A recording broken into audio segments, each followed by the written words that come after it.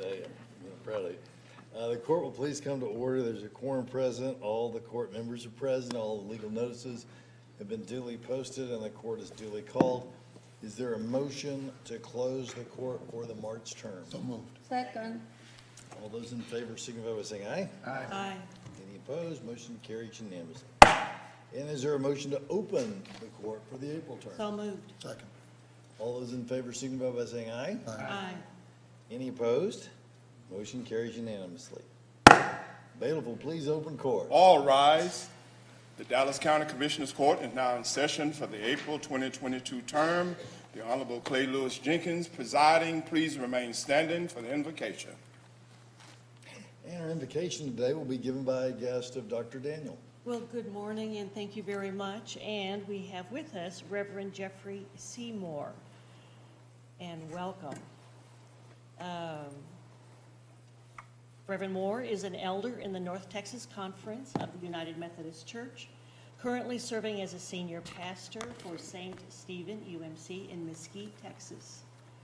With a long history rooted in social justice, St. Stephen works to meet the needs of its surrounding communities by serving as a community food distribution hub, providing space for mental health care professionals, working for affordable housing, advocating for full inclusion and rights for LGBTQIA+ persons, and serving as one of the highest volume blood donor sites in the state in partnership with the American Red Cross of North Texas.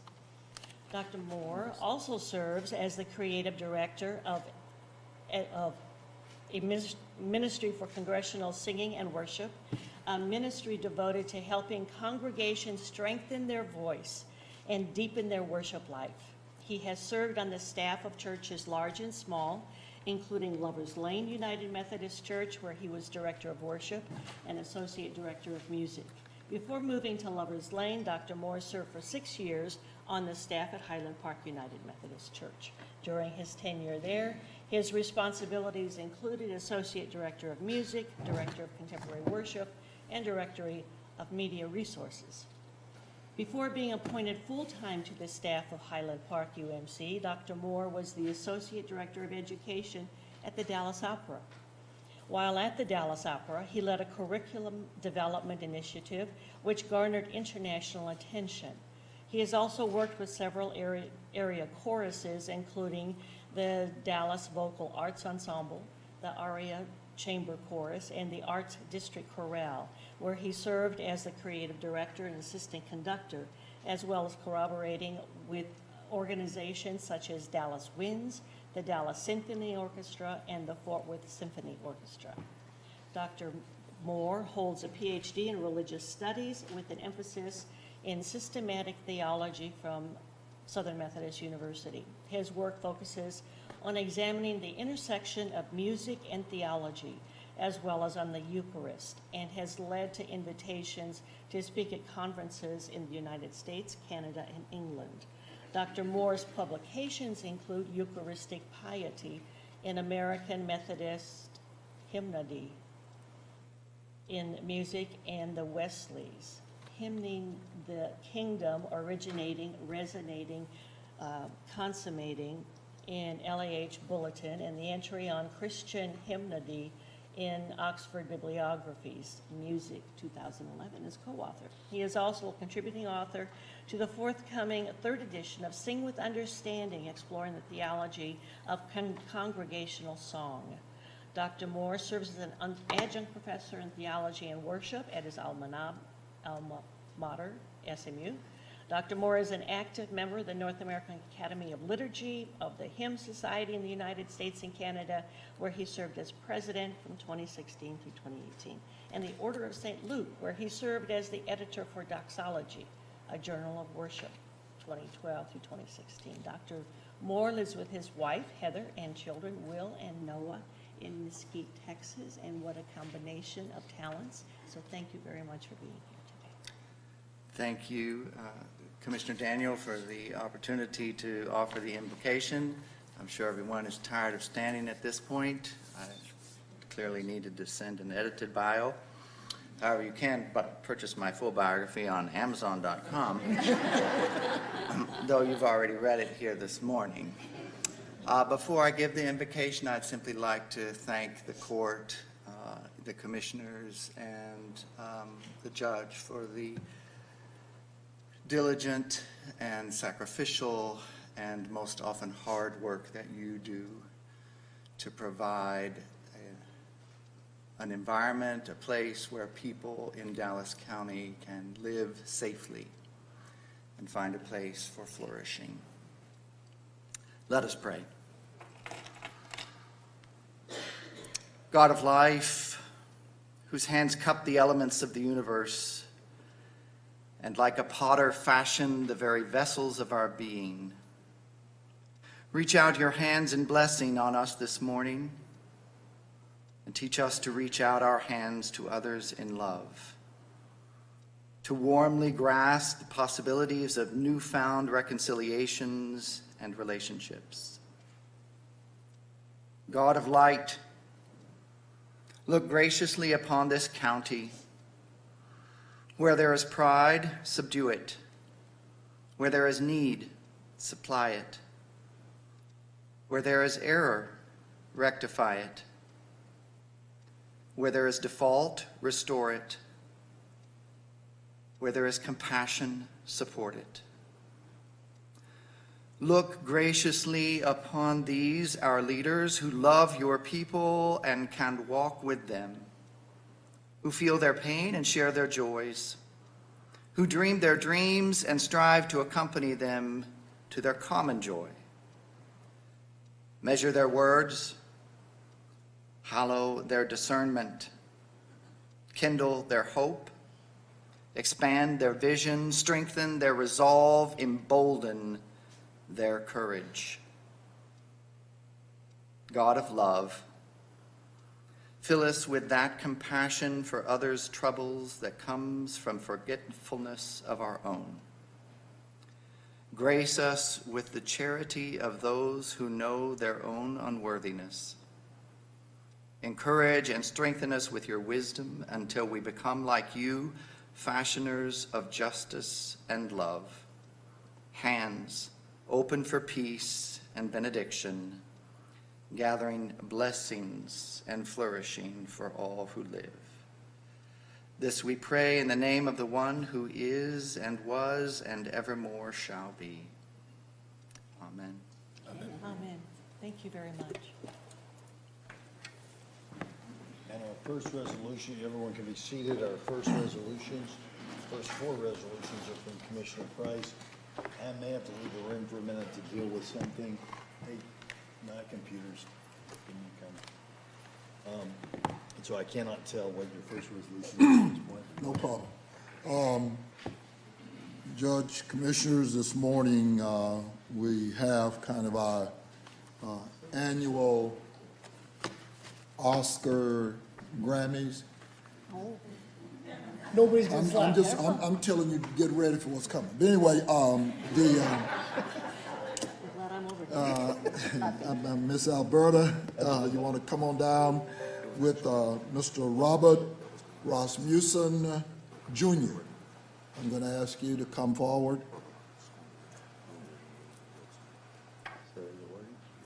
And while I said that with some tongue in cheek, this is the Oscars of those of us who try to manage this county and transportation issues and the intertwining of all that these planners and designers do. And at the end of the day, without them, we really couldn't make it. And whereas Dallas County Commissioners Court takes special notice and acknowledges where an individual and their employer have contributed and provided exceptional service to Dallas County and its project partners under the Major Capital Improvement Program, also known as MCIP. And whereas Dallas County Public Works Department has recognized Robert Rasmussen Jr., a retiree of AT&T, as the 2021 Utility Designer of the Year Award recipient. And whereas Dallas County wishes to express sincere appreciation to Mr. Rasmussen for his support and consistent efforts on Dallas County Public Works projects. And whereas Mr. Rasmussen has been instrumental in resolving several conflicts on the Medical District Drive project in District 4, and whereas Mr. Rasmussen has overseen the reconstruction of several vaults and manholes which were converted to traffic-rated structures during the road widening process, and whereas Robert has been helpful to resolve conflicts and to provide solutions for AT&T cable conduit relocations as well, and whereas Robert has been instrumental in providing updates to the county when construction crews would execute work and in the preventing delays with our contractor and daily operations. And whereas Robert retired from AT&T in December after 29 years of meritorious service, and whereas Dallas County will miss Robert's expertise and wishes him well in his future endeavors. Now, therefore, be it resolved that the Dallas County Commissioners Court hereby recognize and extend sincere appreciation to Robert Rasmussen, Jr., with AT&T as a faithful, valued partner in the county's endeavor to take utilities to the next level and strongly demonstrate a focus on the trust, commitment, and shared vision of partnering, and I so move. And I second. It's got a motion and a second. Is there any unreadiness? Hearing none, all those in favor, let it be known by the usual sound of voting. Aye. Those who are opposed, same sign. Chair is in the affirmative. Ms. Blair? Thank you, Commissioners, and thank you for having us again, Lord, for this occasion. Typically, we do this in February, but again, we want to make sure that everyone could attend, and especially those who did retire just at the end of last year. But I just want to commend Robert for, we really needed him on the Medical District Drive project, and his involvement was very, very, very well spent and managed very well. Lisa Sherrod is here from AT&T as well, so I'll let you guys say a few words. Good morning, everyone. Commissioner Price, all the commissioners, thank you all for having us today. On behalf of the more than 200,000 employees at AT&T, we just want to congratulate Robert. This is really, really quite an accomplishment. Many people don't realize, as a utility, we have to work with municipalities and we have to respond to the community. So a lot of the times we'll have our elected official offices may call, and we have to call on people like Robert and his team, our network team, to be able to respond and plan and design, also enhance, do repairs. And so I just kind of get to do the easier part of facilitating or being the face, but it's really the people like Robert and the people that work with him over the years that do the hard work, that are out in the community, making all of these improvements and always very responsive. So we just want to say congratulations, and we're so proud. And thank you to Judge Jenkins, Commissioner Price, and all the commissioners, and everybody at the staff. Paul Cooper, Alberta, you all have an outstanding team, and we are really, really proud and honored to work with them every day. So thank you. Congratulations, Robert. Thank you. Well, I just, go ahead, Mr. Rasmussen.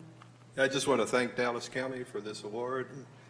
Couldn't have been done as it was a team effort with my counterparts at AT&T and Paul Cooper and his team. So thank you very much for this award. I want you to know that Medical Drive used to be in my district, and I made sure that I did a handoff, and I knew there were going to be some issues. Well, I mean, this is probably one of the hardest projects. It's an emergency project, and Commissioner Price, I mean, he's been in my district for the last, 10 years, and Robert, you're going to heaven. Just to have to deal with, with utilities and elected officials and emergency personnel. This is going to be, Medical District Drive is the connector between I-35 and Harry Hines. It has emergencies, it has, doctors, consumer users. It has every single mode of transportation that you can think of, including bridges. And in the middle of all that, thanks to Robert and a lot of the team members, we saved a tree. So, I mean, if you see why Medical District Drive has a little curve, it's because one tree was saved. And we want to thank the Tree Foundation as well, and all the work that you all do. And I think that's why Commissioner Price called it the Oscars of utilities, is because really it's a marathon when you don't know what's going to happen. And in this case, well, we're a little behind, but nevertheless, the project is moving forward. Robert, we're going to miss you, and I hope it wasn't this project what made you consider retirement. But with that being said, please don't be a stranger, and whenever we do anything wrong, call Alberta. I would just like to say, too, that Commissioner Price had the honors of being able to read the resolution, but that does not mean that the rest of us sitting here who work day in, day out in the projects that are only allowed to go forward through the partnerships with utilities, with AT&T. And so I just wanted to say, okay, so this particular project was not in my district, but I know what it does for the people of Dallas County, and that I appreciate mightily. But then also I know, too, that it may not be you as the individual, but all of us have to work together in order for this whole system to work. So congratulations to you on this Oscar, and to all of the partners that we have here to make sure that we're all supported in this. So congratulations. Thank you. Thank you, Robert.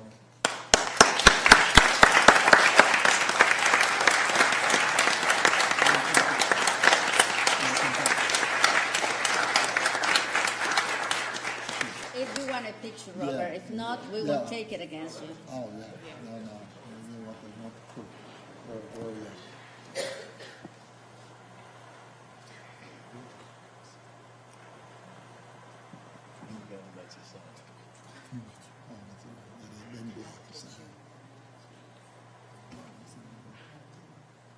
Yeah, thank you.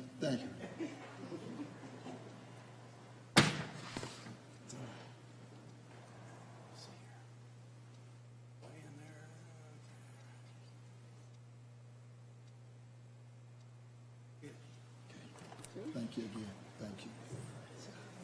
Yeah.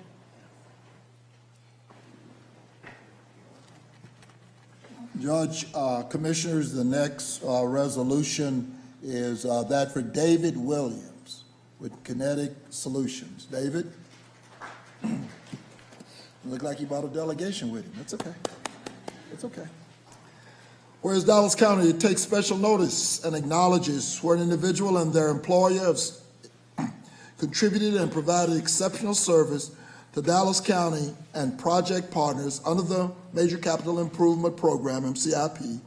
And whereas Dallas County Public Works has recognized David Williams with Kinetic Solutions, LLC as a 2021 Special Utility Partnering Award recipient.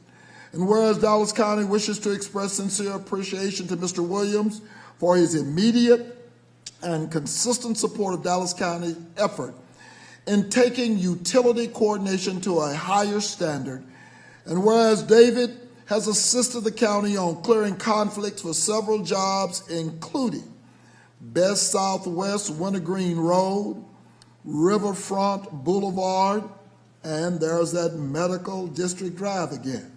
And whereas David has been instrumental for executing Spectrum's relocation on these three projects, and his expeditious efforts in moving Spectrum lines to navigate around paved areas have helped these county projects stay on schedule. And whereas Dallas County appreciates David's willingness to promptly respond to critical situations and support Spectrum's partnering effort, now therefore be it resolved that the Dallas County Commissioners Court does hereby recognize and extend sincere appreciation to Mr. David Williams with Kinetic Solutions, LLC, as a faithful, valued partner in the county's endeavor to take utilities to the next level and strongly demonstrates a focus on trust, commitment, and a shared vision, and I so move. And I second.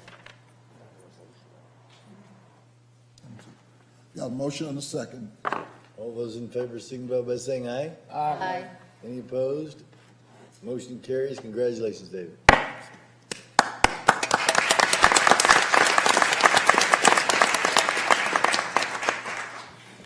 And again, these two gentlemen right here are definitely superstars.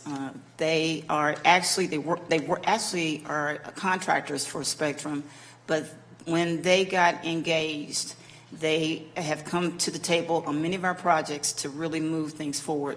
So with that, I'll let you guys go ahead and speak. I just had the honor of working with David, and I really like to give my thanks for you recognizing him, because he does a lot of hard work, and I hope I don't have to follow him, fill in his shoes. So thank you very much for recognizing Identify him. yourself for the record, please. Oh, I'm sorry. I'm Michael Cullenbeck. I work with him with Kinetics, and basically he takes the reins. I just get to draw the lines. Thank you. Thank you. David? Thank you all for recognizing my efforts and my time invested in these projects. I'd just like to thank Dallas County for recommending me for this award, and I'd like to thank Mr. Cullenbeck here, trained me on everything that I know about this job, both small and large scale projects throughout Dallas County. I also like to thank my wife for being here, my personal trainer who keeps me in shape to deal with these jobs. And yeah, I just want to say I'm very happy and very honored to receive this award. Well, I'm going to tell you, Best Southwest Wintergreen hasn't been a easy project. Anytime you deal with the nexus of a number of cities, it's one thing to deal with a city, but when you're dealing with the nexus of several cities and the challenges, you've been nothing short of amazing. So we really appreciate it. So thank you very much. And I want your wife, if she keeps you in shape, I want her to come up here and post up so you can go home. I just wanted to say, though, too, that, you know, we always talk about all of us together and all that kind of stuff, but it is how we help each other. And to have your teacher come and stand up for you, I think is really something that says we don't do anything by ourselves. Yes, ma'am. And that, I mean, each one of us here know that all too well. And to see that what goes on, and, you know, my main contact is with Alberta, but I see the fingerprints of a lot of people. And just want to say congratulations for a job well done, and thank you, thank you, thank you. Y'all want to come forward? Okay. Like that best, man. Oh, wherever Just you in the want middle to. and, Yeah. okay. No, you're fine. No, they're fine. You're fine. Who's doing it? And if you got another picture photo, get it. Somebody else got a camera.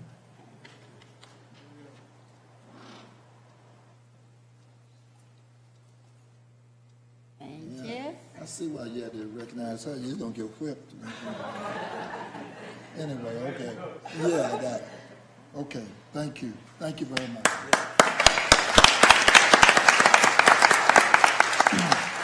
And I'll ask Oscar, I'm going to ask Mr. Jose Puente to come forward. The Dallas Water Utilities. Mr. Puente. Come on, Mr. Puente. Whereas Dallas County Commissioners Court takes special notice and acknowledges where an individual and their employer have contributed and provided exceptional service to Dallas County as its project partners under the Major Capital Improvement Program, MCIP. And whereas Dallas County Public Works Department has recognized Jose Puente, professional engineer with Dallas Water Utilities, DWU, as the 2021 Utility Partner of the Year recipient. And whereas Dallas County wishes to express sincere appreciation to Mr. Puente for his support and consistent effort on Dallas County projects. In particular, there's that Riverfront Boulevard. And whereas Mr. Puente took over the Riverfront project for DWU during the preliminary design phase and the project and has seen it through the 100% phase.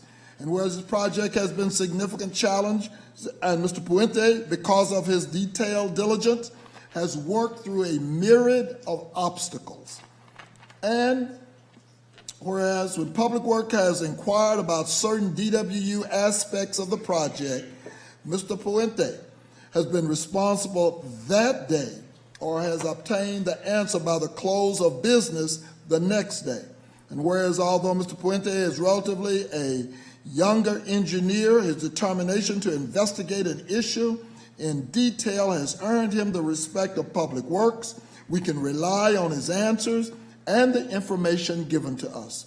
And whereas in addition, Mr. Puente has also been a trusted source for other projects such as the sanitary sewer system around the county's record building.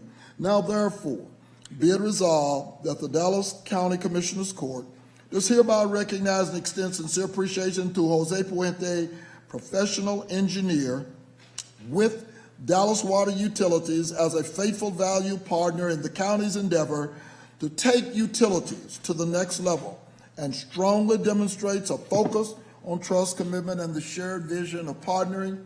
I so move. Second. All those in favor signify by saying aye. Aye. Any opposed? Motion carries unanimously. Congratulations, Mr. Puente. Okay, Ms. Blair. Alberta? One thing I can say about Jose, and it is the truth, you can give him a phone call and probably in 24 hours he has an answer. And we were talking about the records building. One thing is we got, someone contacted us about some conflicts around the records building, and we were able to contact Jose, and Jose had the answer. So again, just want to say this young man we're really proud. He's a young engineer, and we see his future, and we want to definitely send him in the right direction.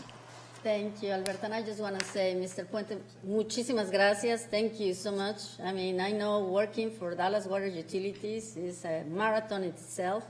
And, but hey, the reason we have some of the best water in the whole region, and I'd venture to say in the state, is because of the fabulous job the city of Dallas does with the water department.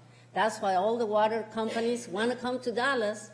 You know, with those incentives, it's because we have the best water, and it's easier to bottle here, you know, already clean by Dallas Water Utilities. You know, and the other thing, Mr. Puente, is, you know, when you talk about the most challenging projects probably in the county is Medical District Drive and Riverfront, and the proud representative of District 4, and we couldn't do it without you. I mean, the reality is utilities are the meat of any project. I mean, you cannot build anything without taking water and utilities, you know, to heart and know exactly where they are and know exactly how they're going to work. And you have been able to work within hours after our calls. And, well, what can I tell you? Riverfront is one of those projects where we all get stuck in traffic and we go, darn, more construction. But let me tell you, we're getting there, and, you know, Alberta, Riverfront, you know, we're just in the last pieces, so we can start enjoying and hopefully have less traffic. I don't know, with the amount of people that is moving into the North Texas region, we'll see. But with that being said, it couldn't happen without, you know, young engineers that love what they do. And Mr. Puente, I mean, you know, you always have space here in Dallas County. Thank you. We're always looking for engineers. Thank you so much for being here, and congratulations. And since there's no one here to represent for Dallas Water Utilities, Les St. John from our utility group wants to say a few words. Yes, Mr. St. John.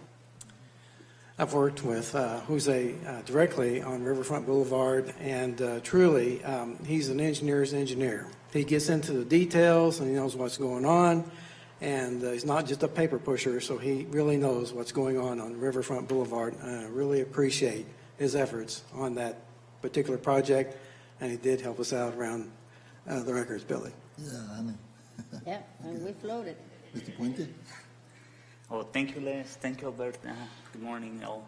I would just want to thank everyone because as a young engineer, just coming out of college, starting with Dallas Water Utilities and then working on relocations projects, I really got to see how the work of an engineer helps the community and then helping our city of Dallas better our infrastructure, help Dallas County with different projects. I just get to see how we can make a better community, a better country, and a better world. So thank you. That's right.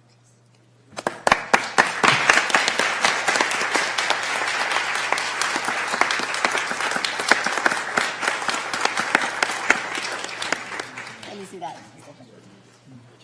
Thank you very much.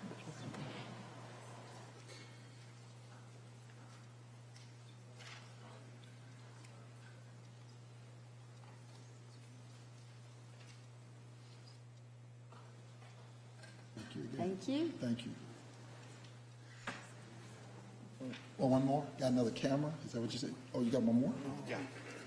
Maher. Maher. Okay. Ghanayem. Okay. Sure. They do? Yes. Oh, they're all my district. No. Probably, I'm sorry, you're exactly. Ghanayem, yeah. Yeah, so I did. That's Mr. Ghanayem. Ghanayem. Ghanayem. Okay, last Oscar. Whereas Dallas County takes special notice when an individual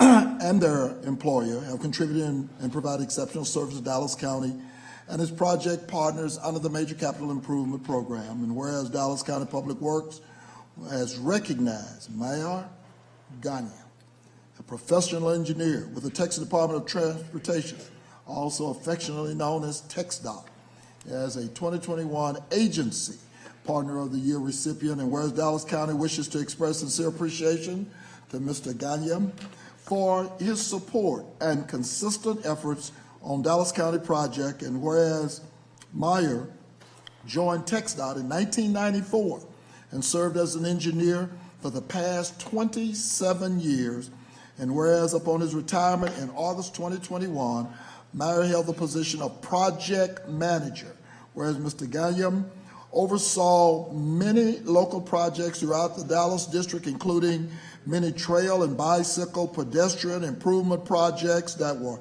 federally funded through the TA's Set Aside and Safe Routes to Schools program. And whereas Maher maintained the character of a true partner throughout his tenure at TxDOT and shared his expertise on TxDOT project coordination with many of the local governments in our region. Now, therefore, be it resolved that the Dallas County Commissioners Court does hereby recognize and extend sincere appreciation to Mr. Maher Ghanayem, project engineer with TxDOT, to take utilities to the next level and strongly demonstrating a focus on trust, commitment, and shared vision of partnering, and I so move. Second. All those in favor signify by saying aye. Aye. Opposed, motion carries unanimously. Congratulations, Mayor. Alberta? Well, needless to say, Maher is definitely a treasure. And when he retired last year, I think the whole region was kind of concerned because he's had his hands on so many projects throughout the region. One of the last ones where he was really taking a lot to get done was the North Haven Bridge over 75. And that project in particular, Maher was definitely there in coordination, working side by side with the City of Dallas, with us, and with other agencies. Again, he retired. We snuck him in after retirement to tell him that he was going to have a meeting, and he showed up to the meeting after retirement, but we gave him the award. So with that, I want to bring him up here. I know he brought his family, so here. Well, thank you, Judge. Thank you, Commissioners. This award really actually demonstrates the working, all the agencies working together, like everybody of you have been saying. It's TxDOT, it's the county, it's the cities that we work with, and also COG, which helped in all the fundings in all the projects. It's, once you see the projects are done, you're just proud of all the interagencies working together. And I do thank you. I'm just thankful for this award and for you guys. And my family, my wife is with me. And Who are those their individuals? significant others are with us. Who are the individuals who are accompanying you? It's my wife, my daughter, my son, my son-in-law, and my son's girlfriend also. Okay. Can they come forward? And I do have THERESA from TxDOT. Excellent. Okay. You all can come forward. Yeah, right y'all now. come forward for this photo op, okay? Hi, my name is Teresita Sarmiento, and I work worked with Maher at TxDOT. And on behalf of TxDOT, I wanted to thank our partners like the county for allowing us to move forward with key projects like the North Haven project, and also to thank Maher for fostering those relationships with all of our partners throughout the Dallas area. So congratulations, Maher, and thank you. Congratulations, Mayor. I just wanted to take a moment, too, at this time, because the bridge on the North Haven Trail, to me, is, I only spent about 9 years on it, but I know that there were a number of other people who spent up to 20 years on making sure that that, in fact, happened, and that bringing together the east and the western part of Dallas County was monumental. And the role that TxDOT played, obviously, because it was that important piece that was right there at the top of the bridge. So I'm so excited that that in fact is going to actually happen. I'm looking forward to meeting Commissioner Koch on the other side, where east meets the west, on an incredible project where it does take so many people partnering and doing their best to make it happen. So congratulations on all that you've done, all that you've contributed, and thank you. Thank you.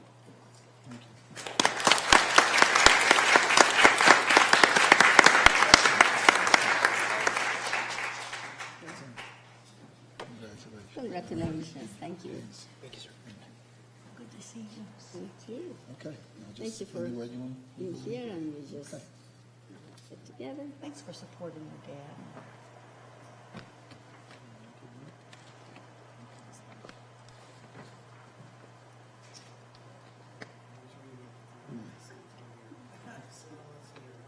I know, Les, you're an engineer, you're not a phone person. Okay. Insurance there, yeah.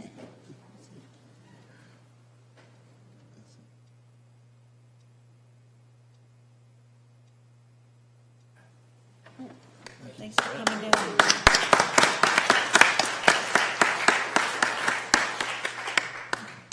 Judge, first of all, I want to always thank the best public works departments, and I think we all agree with that.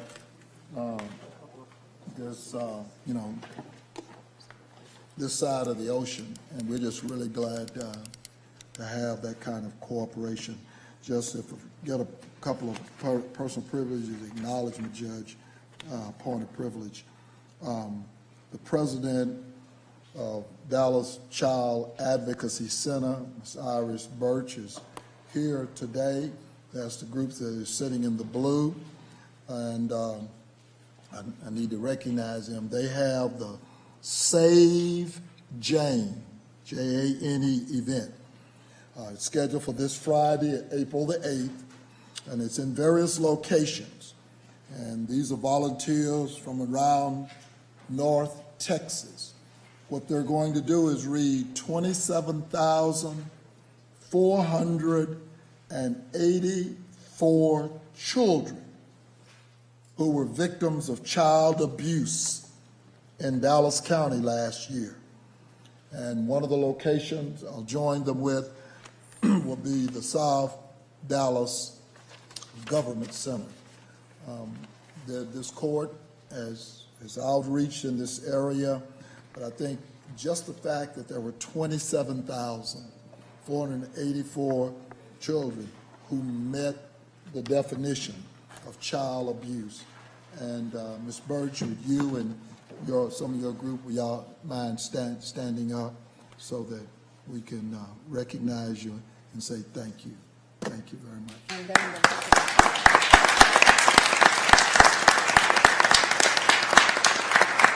And we're going to be at various locations. Where all, I know you're going to be at South Dallas Government Center, but my other colleagues, you're going to be in their districts as well. Thank you. Good morning. Good morning. Thank you so much for this opportunity. We will be in 8 different locations: the Dallas Children's Advocacy Center, North Park Center, the South Dallas location, as well as there are 3 other locations. Oh, the YMCA in South Dallas also. And so if you can come out into any of those locations, it will be a joy for us. We need to have as many people as possible to recognize these names. And when you hear Jane Doe and John Doe, it's not just a child. It is an allegation of sexual abuse. It's an allegation of neglectful supervision. It is an allegation of recognizing a child that suffered from physical abuse. So thank you again for this opportunity. Thank you. Thank you for what you've done to pull this together. And Judge and my colleagues, as you know, I chair and have a couple of co-chairs here, both Commissioners Clark and Daniel, Behavioral Health Leadership Team, and that's part of a region. It's not just Dallas County, it's a region. And lately, we've been doing a lot on mental health because we understand it's been impacting our jail population. We understand as we talk about building this new psychiatric hospital, 200-bed here in Dallas County. Mental health is a challenge. It still has the stigma, unlike those that have physical health. And so a couple of weeks ago, I got to Saturday morning, and you can tell when people are serious when they get up on Saturday morning and hear a presentation about mental health. 7:30, we were all signing on. They had over 100 women in attendance, and so they're here today because they have Delta Sigma Theta Sorority Incorporated. They have Delta Days in Dallas County, and I'm just trying to get her back to work. Honorable Judge Valencia Nash is here with that delegation, and so the ladies in red, I did wear my Muhammad Ali red bow tie. So, but I just want to say thank you. Thank you for taking on that particular project. It still has a stigma in our community. If you have not seen the rate of suicide, it is just, it's almost breathtaking. We thought it was just by coming out of the pandemic. But let me just tell you, and especially, and I'm going to say this, in the African American community, I've charged up our faith-based community with all of those statistics. And while all communities, Hispanic, Asian, Anglo, African American communities, all have issues with this whole issue of suicide. African American men had a 6% increase coming out of the pandemic. 6%. The travesty is we have not charged the committee. We're going into the schools because as young as 12 years of age, everything from hanging to carbon monoxide, gun, you name it. But as young as 12 years of age, 12 years of age. But African American men commit suicide more than any other group between the ages of 20 and 29. Anglos present at a later in life, 50 years of age, 20 to 29. Hell, you don't even know what's going on in the world, but that's where suicide. And so we dealt with this project, and these ladies have taken the throat choke and said, hey, we're going to deal with it, and I just really appreciate that. because if we don't speak to it, I mean, the 12-year-old stuff just really kind of, it's still hard for me to fathom. And so we've asked the committee to, NIDBA, to go into the schools, see what programs they have dealing with mental health, behavioral health.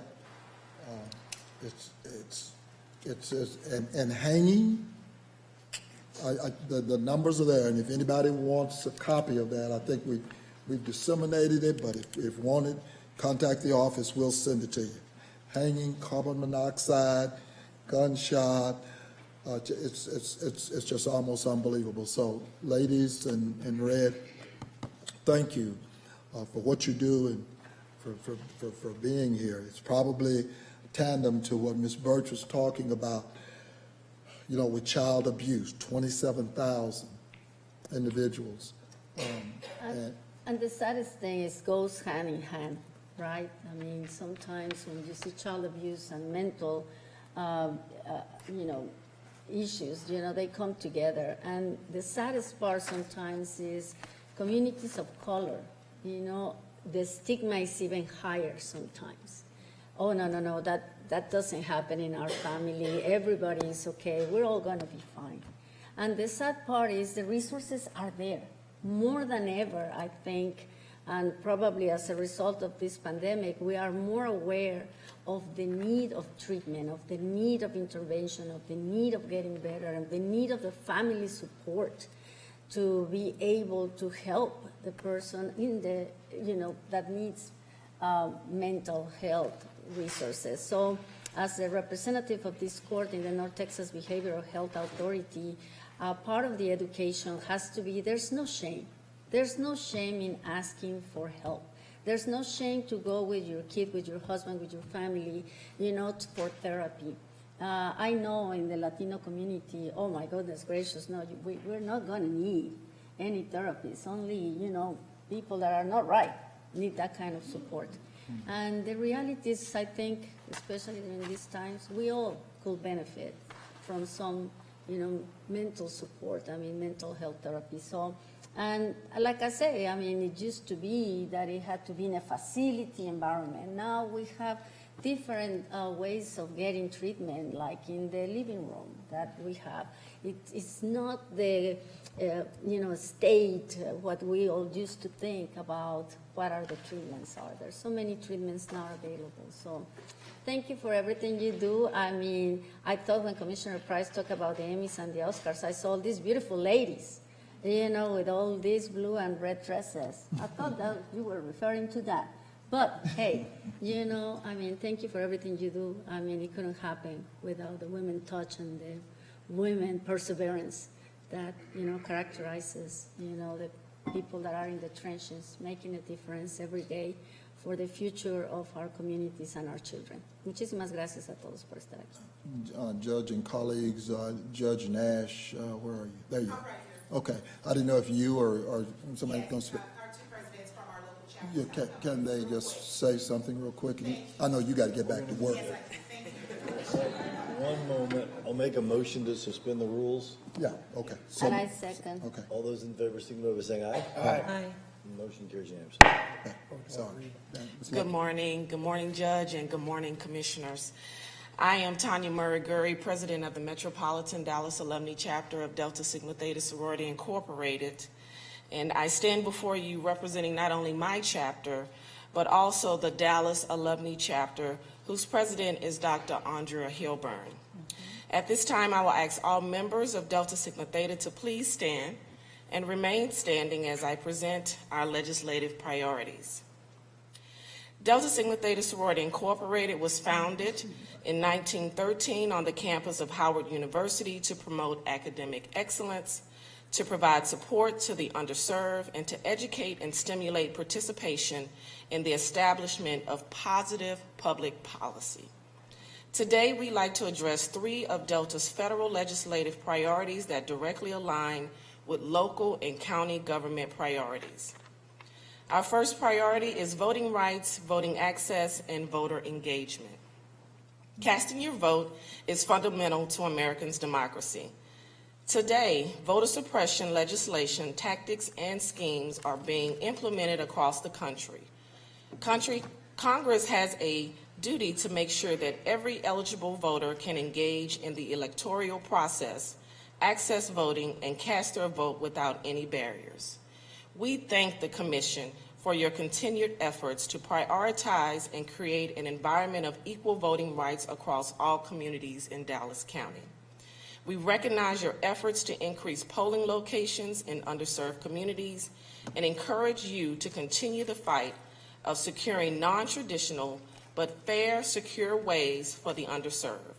We ask that you continue to challenge the process and ask for the necessary corrections or resolutions for why ballots aren't counted or received when they are clearly marked.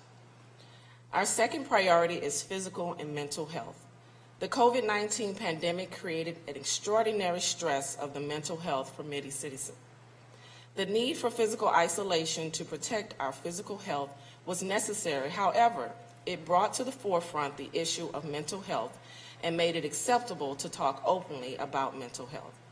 We hope to join you in notifying our members, family, and friends of mental health services and encourage everyone to spread the word. Our last and final priority is rent relief. At the height of the COVID-19 pandemic, citizens and residents of Dallas County and across the country found themselves without jobs and ultimately being threatened with eviction. In an effort to minimize the threat of an even worse economic downturn, the federal government enacted the Rent Relief Program. On a county and local level, we thank you for your development of other similar programs offered to the citizens of Dallas County and ask that you continue this program, holding citizens accountable, but continue to make this program available for those that seek to recover. Now, on behalf of the members of Delta Sigma Theta sorority, we thank you for all that you continue to do to support us and for the work you do for the citizens of Dallas County. Thank you so much. Thank you.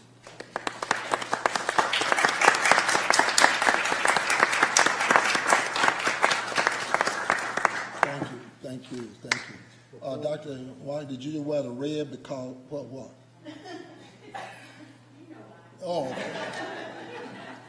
Thank you, Doctor. And before we move to Child Abuse Prevention Month, I want to give people, our employees here and anybody that's listening, some encouragement. I've in the first, whatever it was, 56 years of my life, I never had to talk to anybody about suicide. Over the last 2 years, I've lost count of how many people I've had to talk to about suicide. Some people here in Dallas County, whose supervisors alerted me that it might be good for me to talk to them. You can find the questions to talk to people about suicide by just Googling how to talk to people about suicide. And there's a Mayo Clinic link there that comes up right at the top, and that is, it's really easy. So if you've ever talked to a loved one about drinking and drugging, that can be very difficult, right? They're like, no, I'm not, I don't have a problem, leave me alone, you have a problem, whatever. That's why it takes these interventions where you get everybody that loves them, to talk to them. Or if you've ever talked to someone about a matter of faith, that can sometimes be daunting to talk to your friends about a matter of faith. This has been my experience and the experience of people who've helped with this, that people who are actually considering suicide are very, very, very happy. Not happy is probably not the right word, but very willing to talk to you, about that. One of the things that appears to be happening with people who are considering that is they believe no one cares about them and that the world would be better off without them. It's important for us to remember, because I know I get this a lot.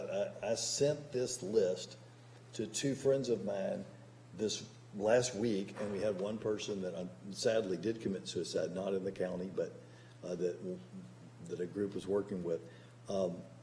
And one concern that I get a lot from people as they're going to make that call is, well, I hate to talk to so-and-so about suicide because that will make so-and-so think about committing suicide. But actually, that's just not true. The psychologist will tell you asking that question does not make people think about committing suicide. You don't really plant that in their mind by doing that. And it's important to listen to your friends and your coworkers and everyone around you. It's not normal. I mean, I'm not trying to cast a pall over people, but it's not healthy for people to say things like the world would be better without me. You know, I wish I was dead. It'd be better off if I killed myself. My family would be better off, you know, if I wasn't around. So when you hear things like that, it's really good to ask those questions.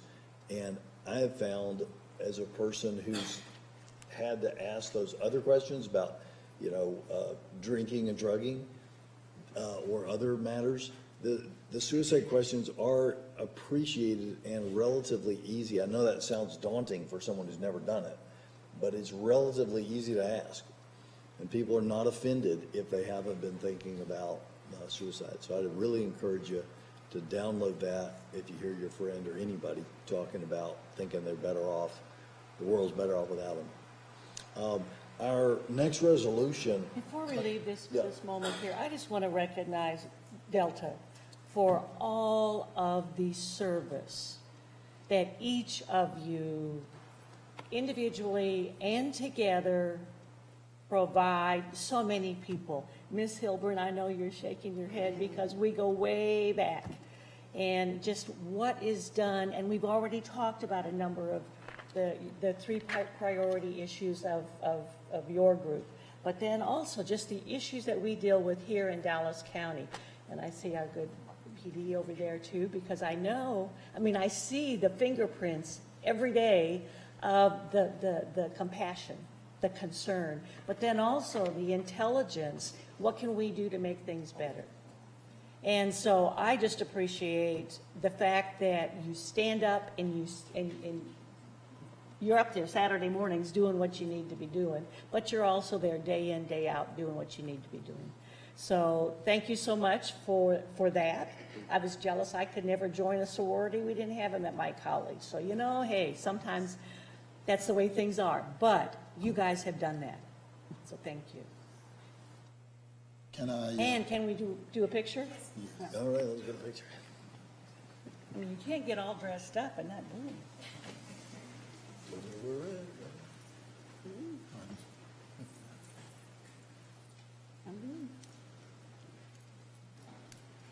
Come on in.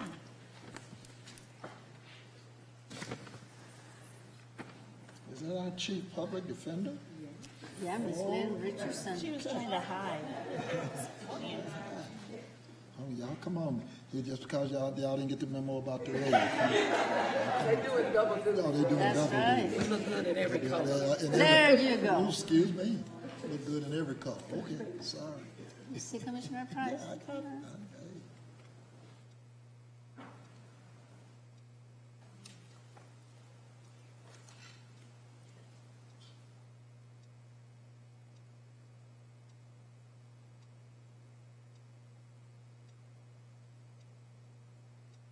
One more. Thank you, ladies. Appreciate you. Never mind.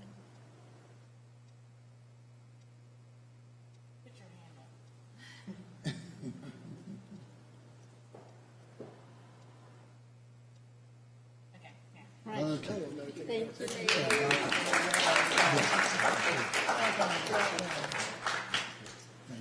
Our next resolution is from Dr. Daniel.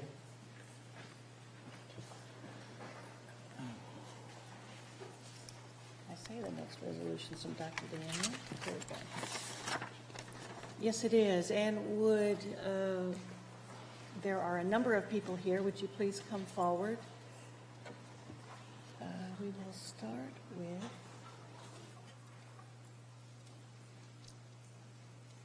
Kathleen Lavelle and people who do put in a lot of hours, a lot of time and effort into the topic that we're going to deal with. So let me read the resolution. Whereas an estimated 199 Texas children, nearly 4 children a week, died from child abuse in fiscal year 2021. Child abuse and neglect are a public health crisis and community problem, and finding solutions depends upon the involvement of citizens throughout the community. Whereas in Dallas County, 6,679 children, 18 children a day, were confirmed victims of child abuse and neglect, and in Texas, 193,903 children, that is 531 children a day, were alleged victims. And 68,517 total Texas children were confirmed child abuse and neglect victims in fiscal year 2021. And whereas in Dallas County, 1,142 children, approximately 3 children a day, and 16,028 Texas children were removed from their homes as a result of abuse in fiscal year 2021. And whereas in Dallas County, 304 children and 5,925 Texas children, as of August 31, 2021, were waiting for adoption. And whereas child abuse and neglect can cause children to have costly social problems, such as low birth weight, emergency room visits, and children in the social welfare, mental health, and juvenile correction systems. 2/3 of children referred to juvenile delinquency court have some involvement in the social services system stemming from allegations of abuse, neglect, or dependency, and for children with 2 or more offenses in juvenile court, the percentage increases to 90% who have some social services involvement. Whereas effective child abuse prevention programs succeed in part because of partnerships created among federal, state, and local officials, medical and social service agencies, nonprofits, private foundations, schools, religious organizations, law enforcement, government agencies, the business community, volunteers, and families. And whereas we recognize that most parents endeavor to be good parents and do not abuse their children, whereas all citizens should become more aware of child abuse and effective prevention programs within the community, and become involved in supporting parents and other caregivers to raise their children in a safe, nurturing environment. Now therefore be it resolved, the Dallas County Commissioners Court does hereby proclaim April 2022 Child Abuse Preventive Month in Dallas County. The Commissioners Court of Dallas County, together with the Child Abuse Preventive Month Committee, call upon all citizens, legislators, other elected officials, community agencies, religious organizations, medical facilities, schools, and businesses to increase their participation in efforts to prevent child abuse and neglect, and advocate for child abuse preventive investment, thereby strengthening the health, safety, and productivity of the citizens in the community in which we live. And I so move. Second. All those in favor signify by saying aye. Aye. Any opposed? Motion carries unanimously. This is an awful testimony to the numbers of kids impacted, the numbers of families impacted. But what I see in the reason why we have particular emphasis put on a month, so that each of us can become more aware that not only is this is an atrocity. This is horrific, and it's not getting any better from what I can see from the numbers. But that there are so many people, agencies, groups of people who are working, who have found some answers to help. And I would very much like to hear from some of these people, starting with Ms. Kathleen Lavelle, and I know that you will give the swell for the group that is here, that is beautiful in blue. Good morning, Judge Jenkins, Commissioners. I'm Kathleen Lavelle, CEO of Dallas CASA, Court-Appointed Special Advocates. When I first joined Dallas CASA as a board member 20 years ago, the agency was serving only 1 out of every 5 Dallas County children in foster care. Today, we are able to accept 100% of court appointments to serve children who are victims of abuse and neglect, and we've been in that position for the last 3 years. And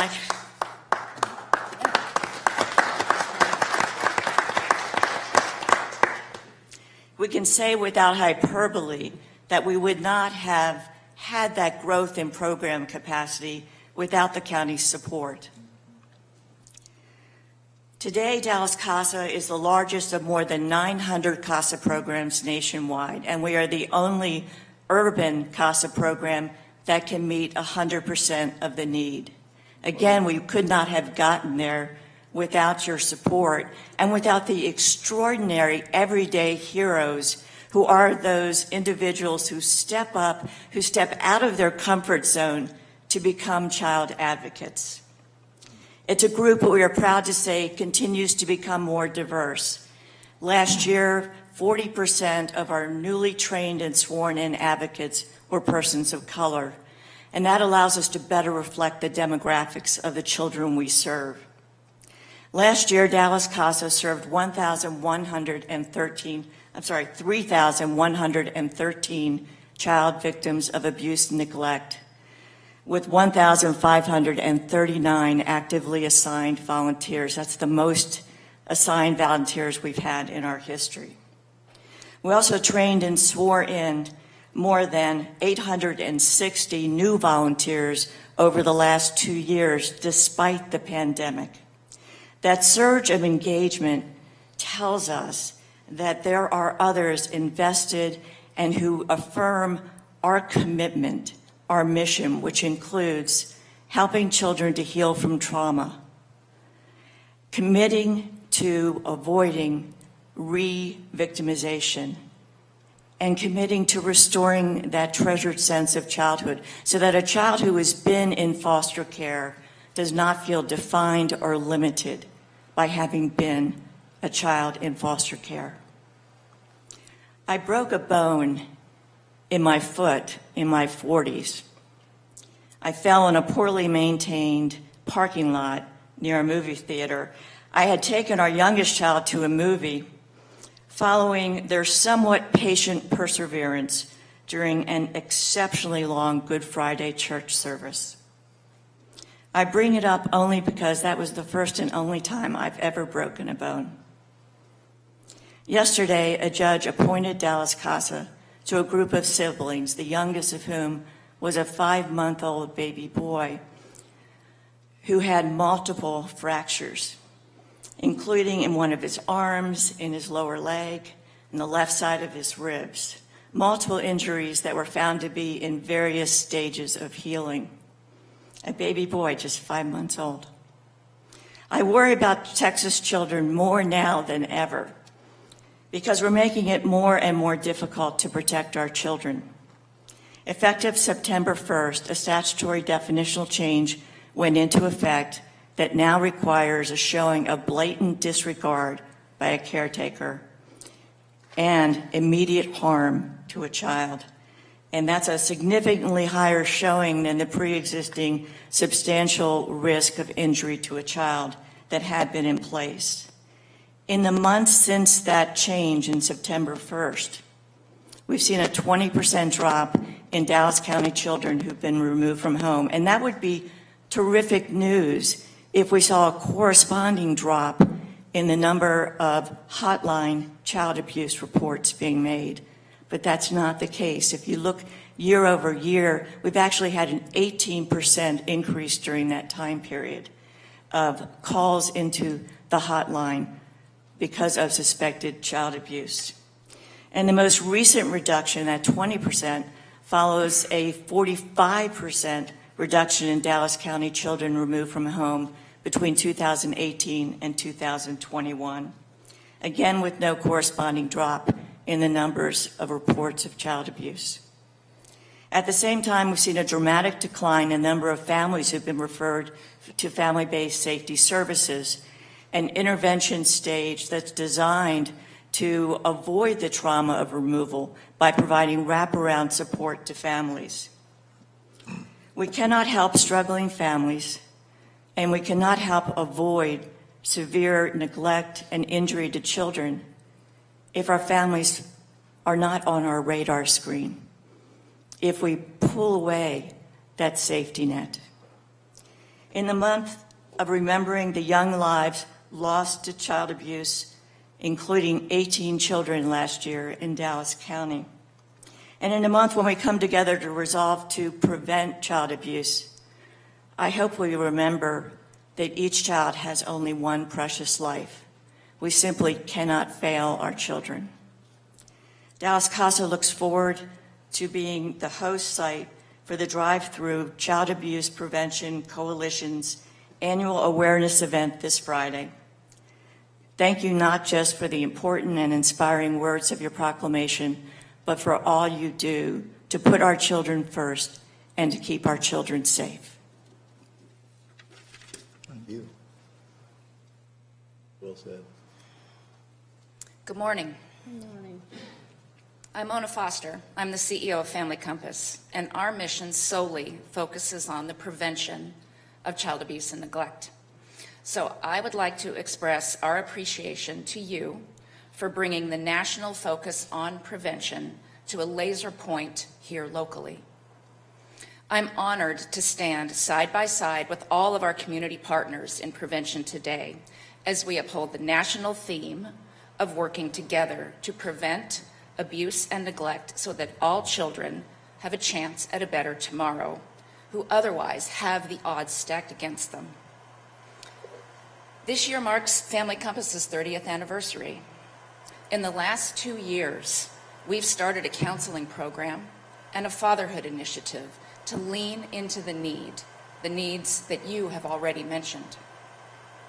In 2021, our agency alone kept 597 children just in our evidence-based programming from entering the child welfare system, which according to the CDC at $831,000 per case to address means that we saved our community over $496 million just last year alone.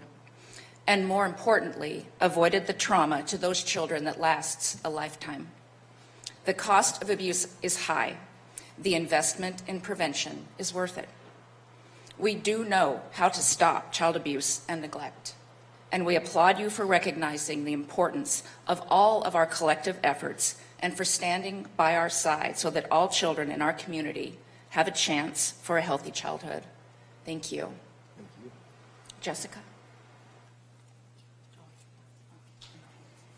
Good morning. I am Kimberly Carter, Regional Director for Region 3E CPS.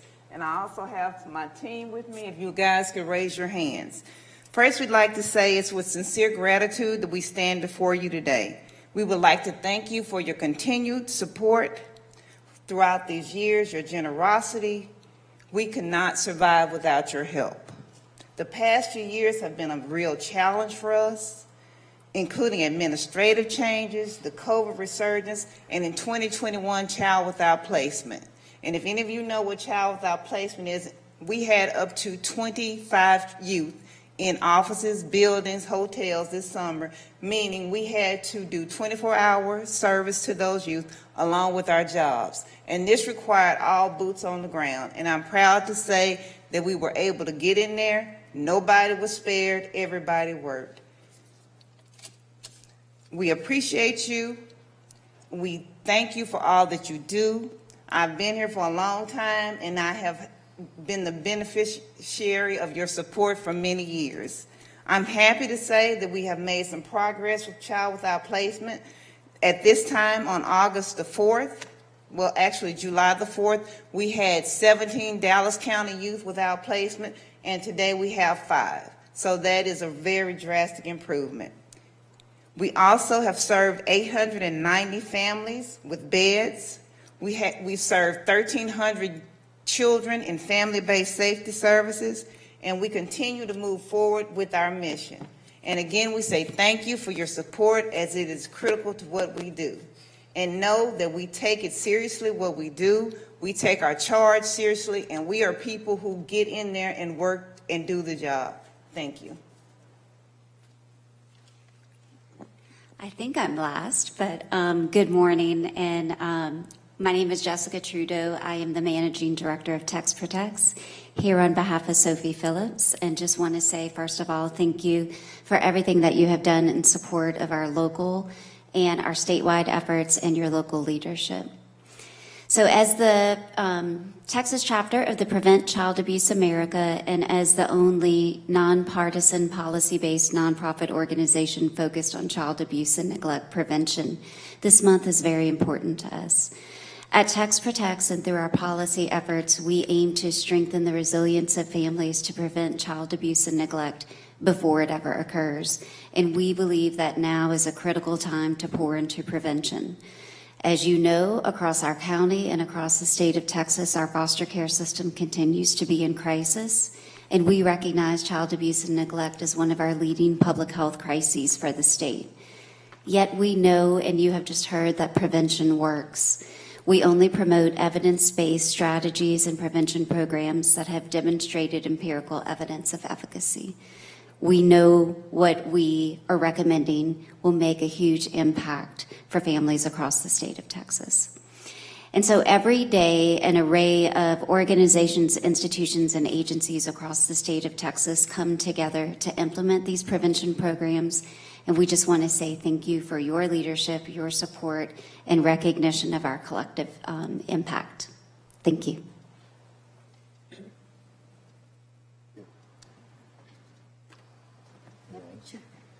Please come forward. And while they're coming, Judge, when we look at, and I know Ms. Richardson will validate this, that explains in our population, as we look at our jail population, you look at the number of domestic abuse has been our number one bookend for the last, 8 months or so. And the domestic violence has been unbelievable. So this dovetails right into that. So thank you. Thank you for your words. Yeah. Thank you for your work. Okay. Y'all can come on. You're gonna have to double up, I think. Yeah. Come on back. And the judge doesn't bite.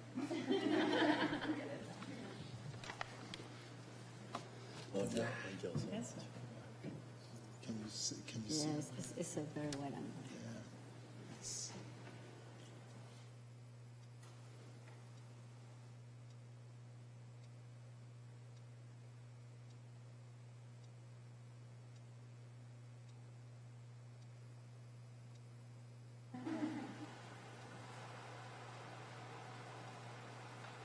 Thank you. Thank you. Thank you so much. Thank you for everything. everything you do. Appreciate it.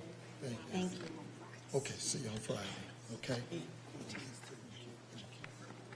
Oh, good. Thank you, sweetheart. All right.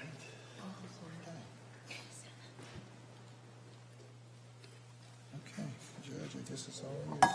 All right, I've got the last resolution today, and it is for our great employees of the month. And if there are any employees of the month here with us today, then please come forward. And for those of you who are at your post, that's why you're the employees of the month, right? So the resolution reads as follows. Whereas for the last 10 years, Dallas County has recognized outstanding employees through our Employee Recognition Program. Each month, select employees are formally recognized by the Commissioners Court at a designated session where their names are written in the record of Dallas County. And whereas the annual program allows elected officials and department directors to publicly salute employees who rise to the challenge of public service and represent the first-class public sector organization we strive to be.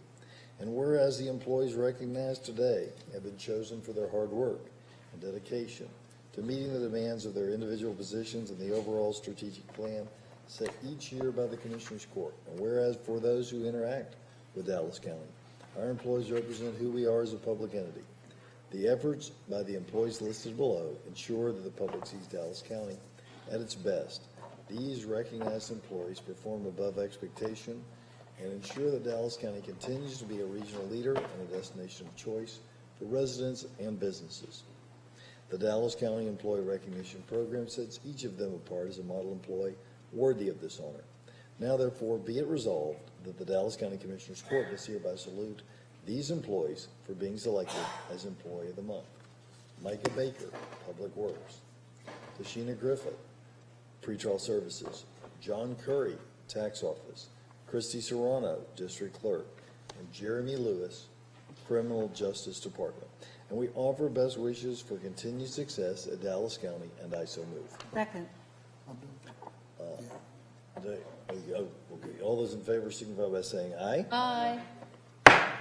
All right, and next I'd like to take a moment of personal privilege to announce the winners of this year's Dallas County Employee March Madness Bracket Challenge. Everybody give me one of these.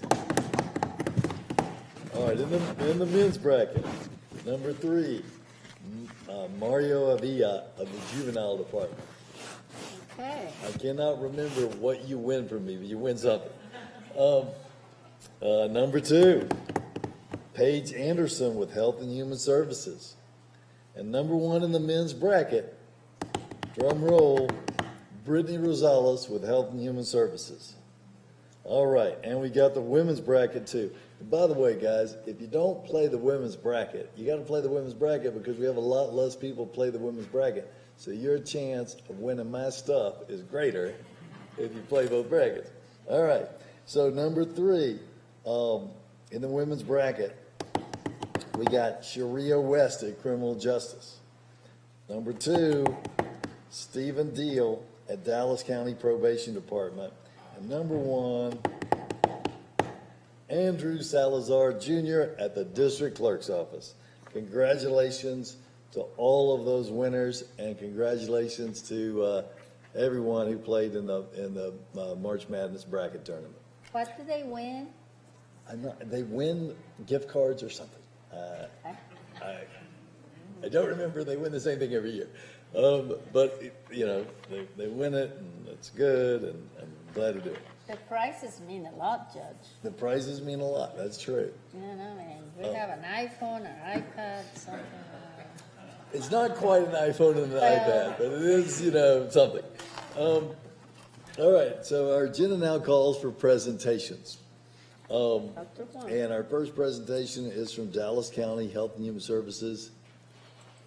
And Bill, I don't want to put you on the spot if you hadn't read it yet, but I haven't had time to read it yet either. And I know the Senate approved the $10 billion package last night. Yeah. So if you know how that will impact our operations, given the scale back that we had to do while Congress wasn't. I don't know specifically, but I know that the lack of funding has limited our contractors' ability to keep it going, so that's good news. Yeah. I know NOMI has been, had committed to still doing their sites through at least mid-April, so that probably will extend it. Yeah. GeneIQ was continuing. But are they doing something more than just testing?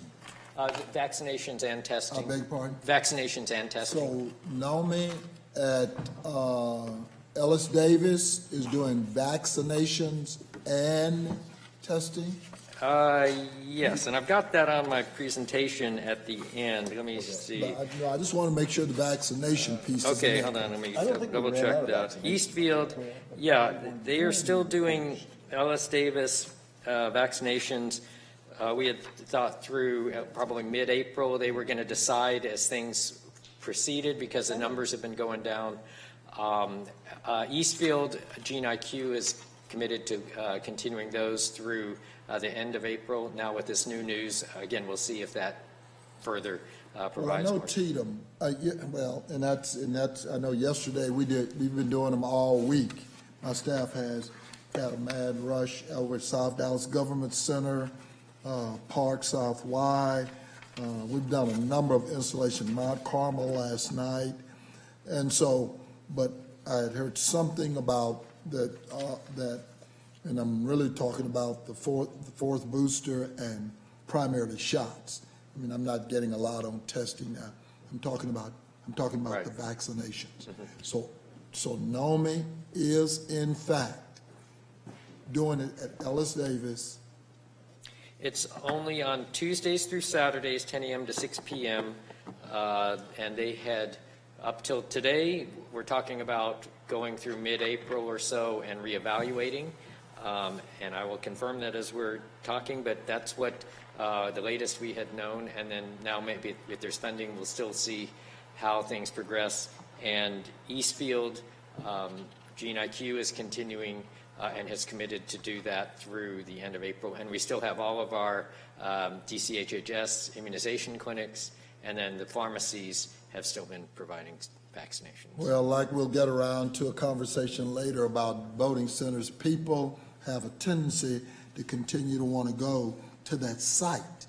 And for a moment, once we terminated the original, we went into testing, and testing only.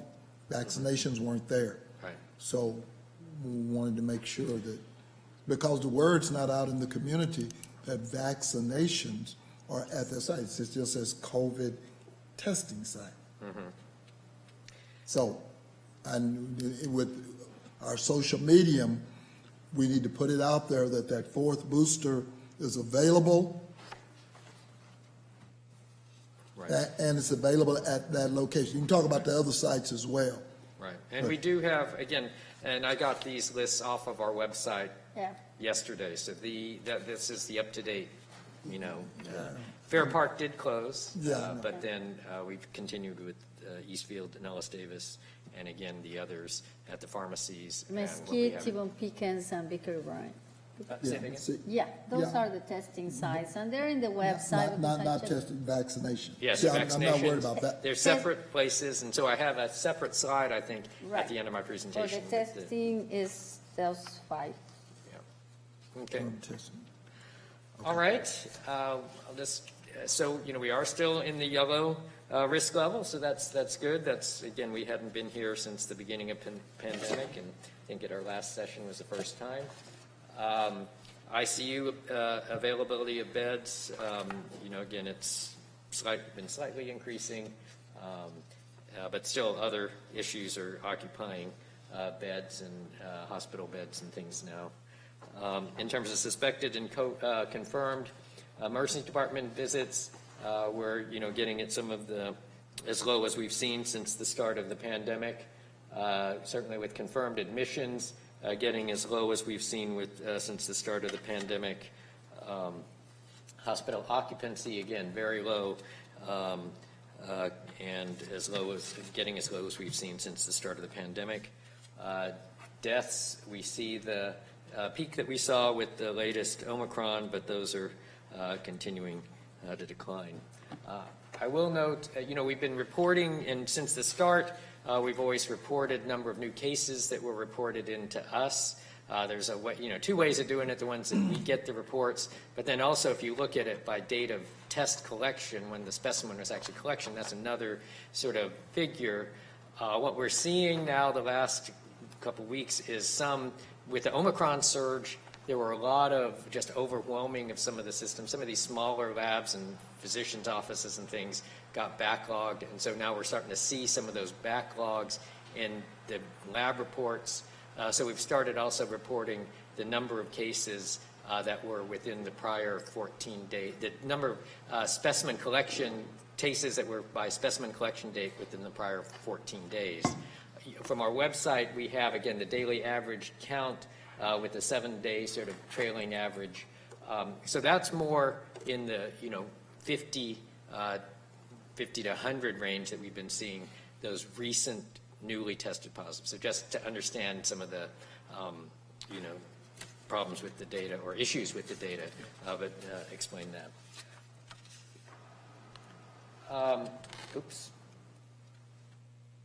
In terms of vaccinations now, we're at about 74% of persons 5 and older have had at least 1 dose. 63% of the 5 and older fully vaccinated. The bad news is that the number of first doses that we're getting per week is down to just about 2,000 per week, which again, that's a number we don't want to see low, and the demand for vaccines has gone down considerably, and so we want to keep that availability. We want to keep pushing that, and are continuing to work on that with our partners. Here's more detail on the vaccination numbers, about 1.8 million vaccinated with at least one dose, 1.56 fully vaccinated, and about 572,000 with booster doses. I think the latest estimate we saw is 600,000 that are eligible for boosters that still haven't received it. So there's a lot of room for getting that booster and getting the vaccination still. So that's still, the first thing, top priority for continuing to keep the numbers down and as we proceed. But is that booster 1 or booster 2? That's any booster. Any booster. Any booster. So you're not. Yeah. And again, again, I'm back to that messaging. It makes a difference because booster 2, you got to have at least a 4 or 5 month variant to be able to get booster 2. That's what I'm asking about these shots and the vaccinations, and that they have access to all the records. Right. And booster 2 just came out, the CDC recommendation, those 50 and older with underlying health conditions or 65 and older would be the top priority. But again, we still have a lot of people that haven't gotten the primary series and the first booster even, which would be the most important. But let's see. In terms of the variants, so this is actually from the state. Don't we have like over 630,000 Dallas County residents who've been double vaxxed but have yet to get their third shot? Right. So, and that's one of those things, folks, that you've heard people talking about, well, should you or shouldn't you get the fourth shot? But there's no question you should get the third shot. So if you hadn't gotten your third shot, please get it. And by the way, it's like if it's Moderna, it's a half dose. So it's about half the symptoms of what you've dealt with, before. And I think, is Pfizer a half dose too? I can't remember. Is Pfizer a half dose as well? No, Pfizer's not. Yeah. So if what is keeping you from getting your third shot is you don't want to have some fever and arm pain, whatever, then just know that you can do the Moderna half dose for your third shot. And you may still have a little bit of discomfort, but anyway, go ahead, Doctor. So, but both are giving the fourth shot, Pfizer and Moderna. I'm sorry. Pfizer and Moderna are both doing the fourth shot. Right. Okay. And are both shots available at every installation? I know the orders have been, I think they've been approved at all of our Dallas County Health and Human Services sites. I believe that then translates to Eastfield. I don't know about the pharmacies, but I think they've been pretty quick to get that available. So. Ellis Davis, I'm going to keep asking, both shots? I can check. I believe with NOMI that shouldn't be a problem. I can try to check on there, confirm that. So,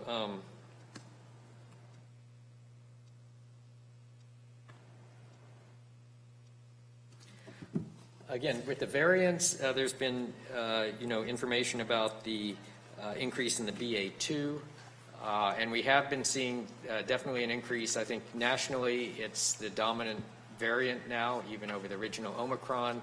We're seeing similar, you can see this is for the state of Texas, so it's getting close to being the dominant variant, but it is in the context of the small numbers of cases that we're seeing. So it's making up a larger percentage of the new cases, but it's with smaller numbers. It does seem to be more easily transmissible even than the original Omicron. It's not thought to cause more severe illness, and it's thought to be still responsive to the vaccine and to protection even from prior infection with Omicron. But it is anticipated there may be a small bump in our cases with the BA2 circulating, but given that it's still small numbers, not thought that it'll be a significant increase at this time. And then, as I mentioned, this is the vaccine sites. We have all of our DCHHS vaccination clinics. and the Dallas College Eastfield campus, Ellis Davis Fieldhouse. And I did get confirmation, NOMI's confirming that they have the fourth dose available at Ellis Davis as well. Both. Yeah, fourth dose. Okay. And then, the other thing is, again, besides these sites, you can go to vaccines.gov, and I find other places where vaccines are available, pharmacies, other sites. And then for testing resources, Eastfield, Ellis Davis, Mesquite ISD Memorial Stadium, T. Boone Pickens, and Vickery Park Branch Library. Just a note on flu. We're now at about 16% positive flu tests as of March 19th. That's definitely a pickup in percent positive than what we've seen, but it's typically this is when flu is starting to decline. We're monitoring that. And if you look at the number of hospitalizations, ICU admissions, and deaths, and the bottom one, that's sort of pediatric and adult deaths in Dallas County this season. You can see, we've had bad seasons where we had like 2017, 2018, 4 pediatric deaths, 79 adult deaths. We're still fortunately low on the numbers from that standpoint for flu. And finally, just some of the other community outreach sites that we have for vaccination clinics. And again, appreciate all of the support from all of your staff and others. These are some of the other pop-up sites and community sites that we have scheduled at this time.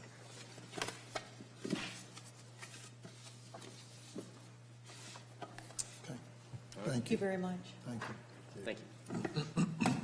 Our next speaker, or next presentation rather, is from Commissioner Price.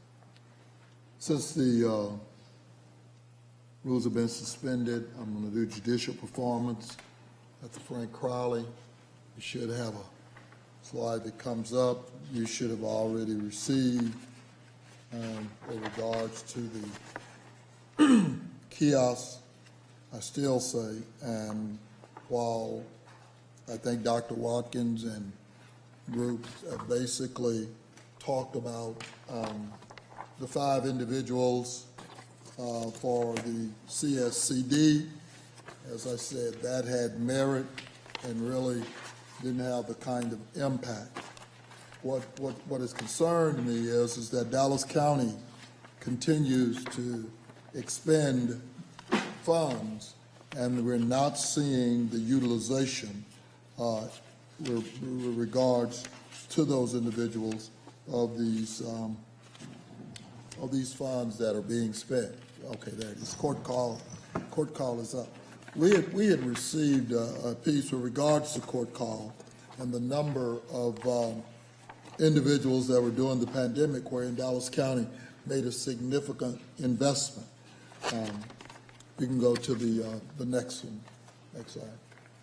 This basically, and I'm not going to bore you with just reading it all over again, but it talks about the number of licenses we've purchased.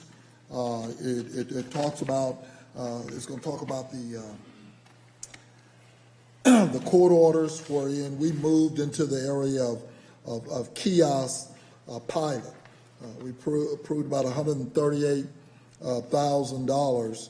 We licensed 8 kiosks to begin with. We had 10 courtroom participating. We had 10 remote visitation license. We had 6 hardened floor stand kiosks. 1 was a wall mounted, and then we had 1 was on the mobile cart.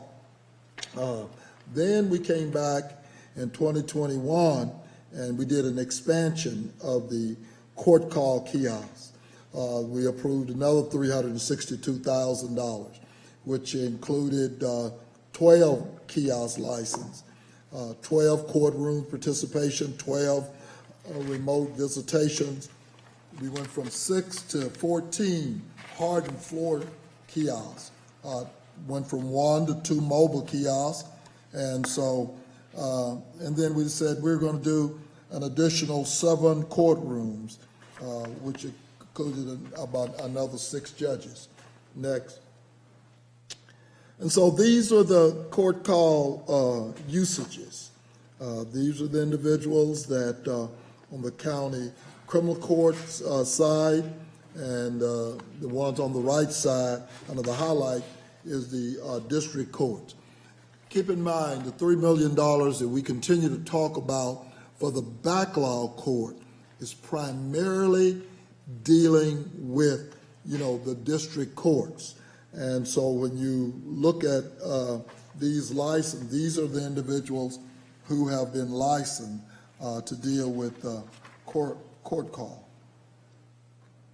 I guess what's concerning me is, and by the way, I did get a memo this morning that one of the judges, and that'll be number 16, Judge Birmingham, has said that he no longer desires to be in the court call process. Well, that all sounds good, and I'm going to talk in a minute about what it's costing us per license and what it's costing us with the number of kiosks that are here. Next. These are individuals both on the county district court, the visiting judge side of the aisle, as well as the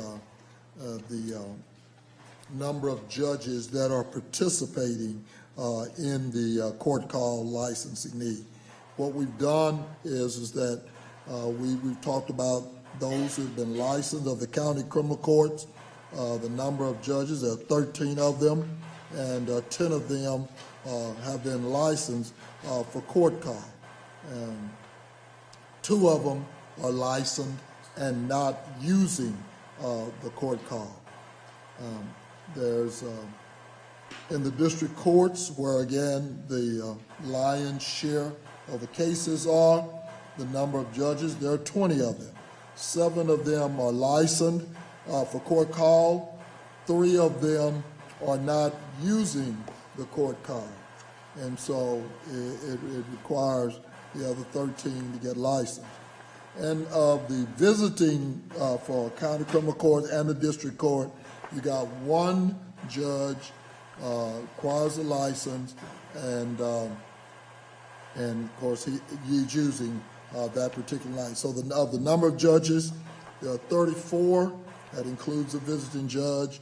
We've got 18 of them that are licensed for court call, and then 5 of them are licensed and not using the court call. Next. So the court call kiosk, it breaks it down by the number that are what we call hardened floor stands, 14 of them, the number that are in storage of 6, and on hold, those are, we're waiting for shipping from the manufacturer, so a total of 22. Wall-mounted kiosks, we have 1. Mobile kiosks, we have 1. So in use, we have 15 kiosks. One's basically not used. 6 of them are in storage, and 2 we're waiting on for from the shipping. This is where those kiosk locations are.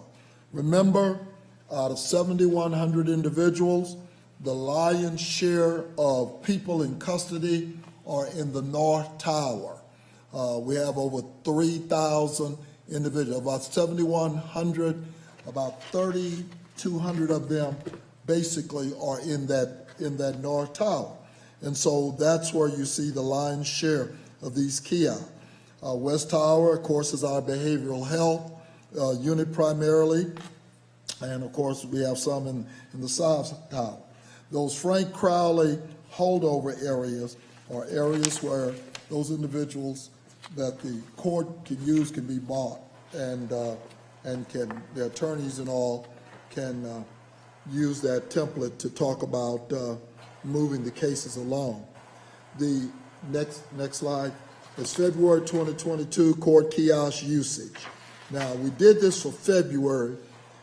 This is the number of cases that are scheduled by each judge And of course, I want to give kudos to Judge Shakita Kelly, because if you'll recall, it was Judge Kelly, long before the pandemic, that talked about utilizing kiosks as a platform to keep moving cases. And when you look at her numbers, it's 273 scheduled DSO actuals, and that's all the courts. She's got 169. Of the 164 actuals, she's got 103. So Judge Kelly is utilizing that particular platform to move her cases, whereas other individuals we see who have these platforms, they're not utilizing.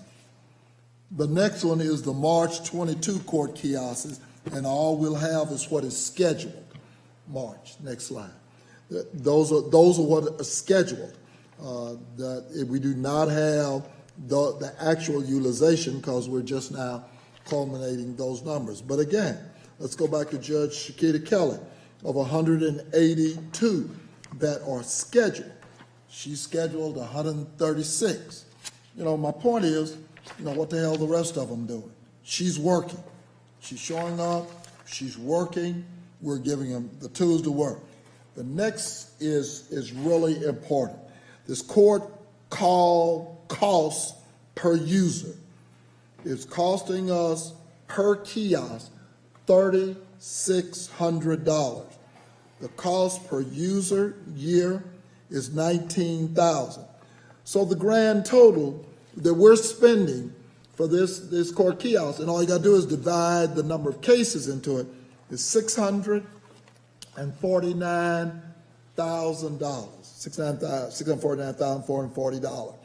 And then you see what it costs us to do the courtroom license, the kiosk license, the access license. This is just the breakdown of what it costs. But at the end of the day, Dallas County is shelling out about almost $650,000 a year for court kiosks. And dadgummit, they're really not being used other than, basically, Judge Kelly. And I'm not going to deal with all these court call license detail, but as I said this morning, that's the next deal. The cost is we've invested all of these dollars in this platform, and we're not seeing utilization. I'm going to say, as I said this morning in a piece that they did in the paper, COVID did not stop at the county lines. Tarrant County does not have 10,000 cases in arrearage. And notwithstanding the fact that Collin County got 2 courts, they're nowhere close to having 10,000 cases in arrearage. At the end of the day, it's about, who's doing the work. And we've given them all the tools in the world to talk about what they needed. And everybody's not using, I get it, the kiosk. They can use Teams, they can use whatever they want to. But at the end of the day, we've invested $650,000 annually in this platform and license. And let's just call it what it is. People are not on their post and they're not working, and we're having to pay for it. This is just on the kiosk side. Says nothing about, I'm going to keep saying, $11 million it's costing us every month for that jail. And pre-pandemic, it was $8,500,000. It's now $11 million. And so at some point in time, and I think, and I know they're listening in, they've had opportunity, they've been invited to come and talk about electronic monitoring and putting another monitor on somebody and just continuing to kick the can down the road does not get rid of cases. It does not dispose of cases.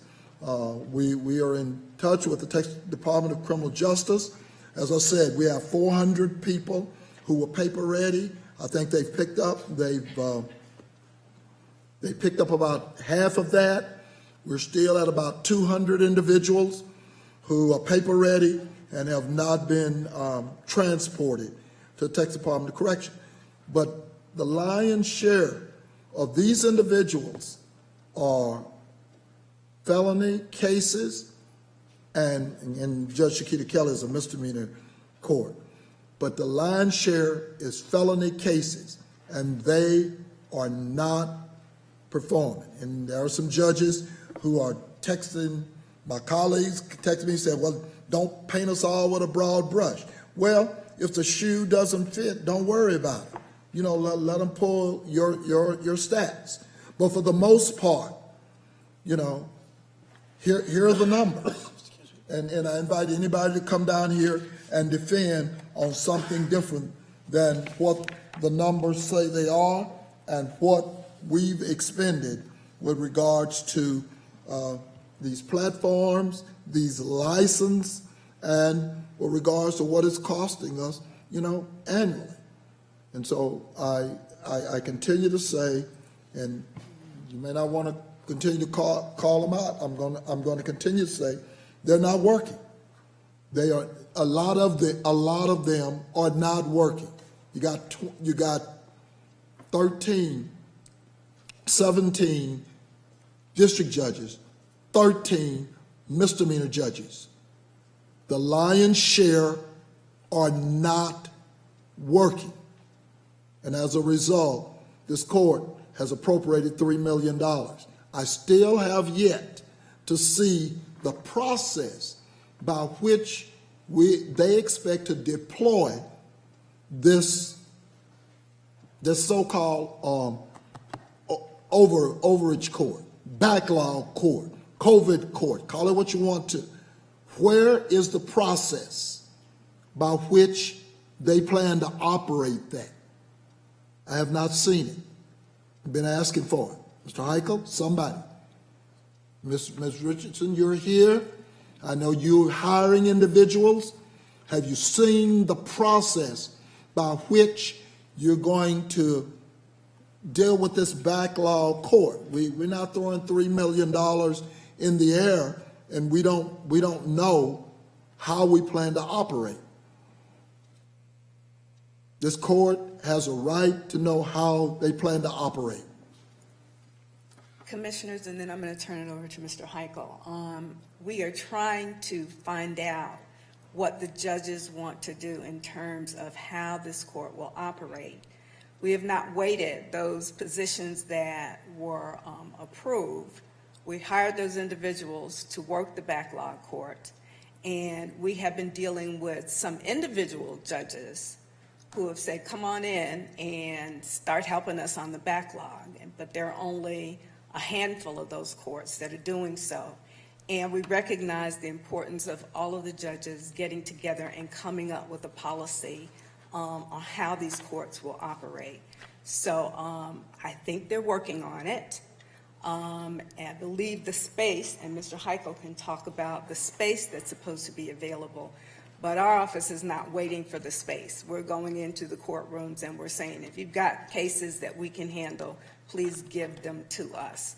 And we're working there, and I can provide those statistics to you, the number of cases we have handled and how many cases we have resolved with our new backlog attorneys. Well, that's going to be important. First of all, process is important.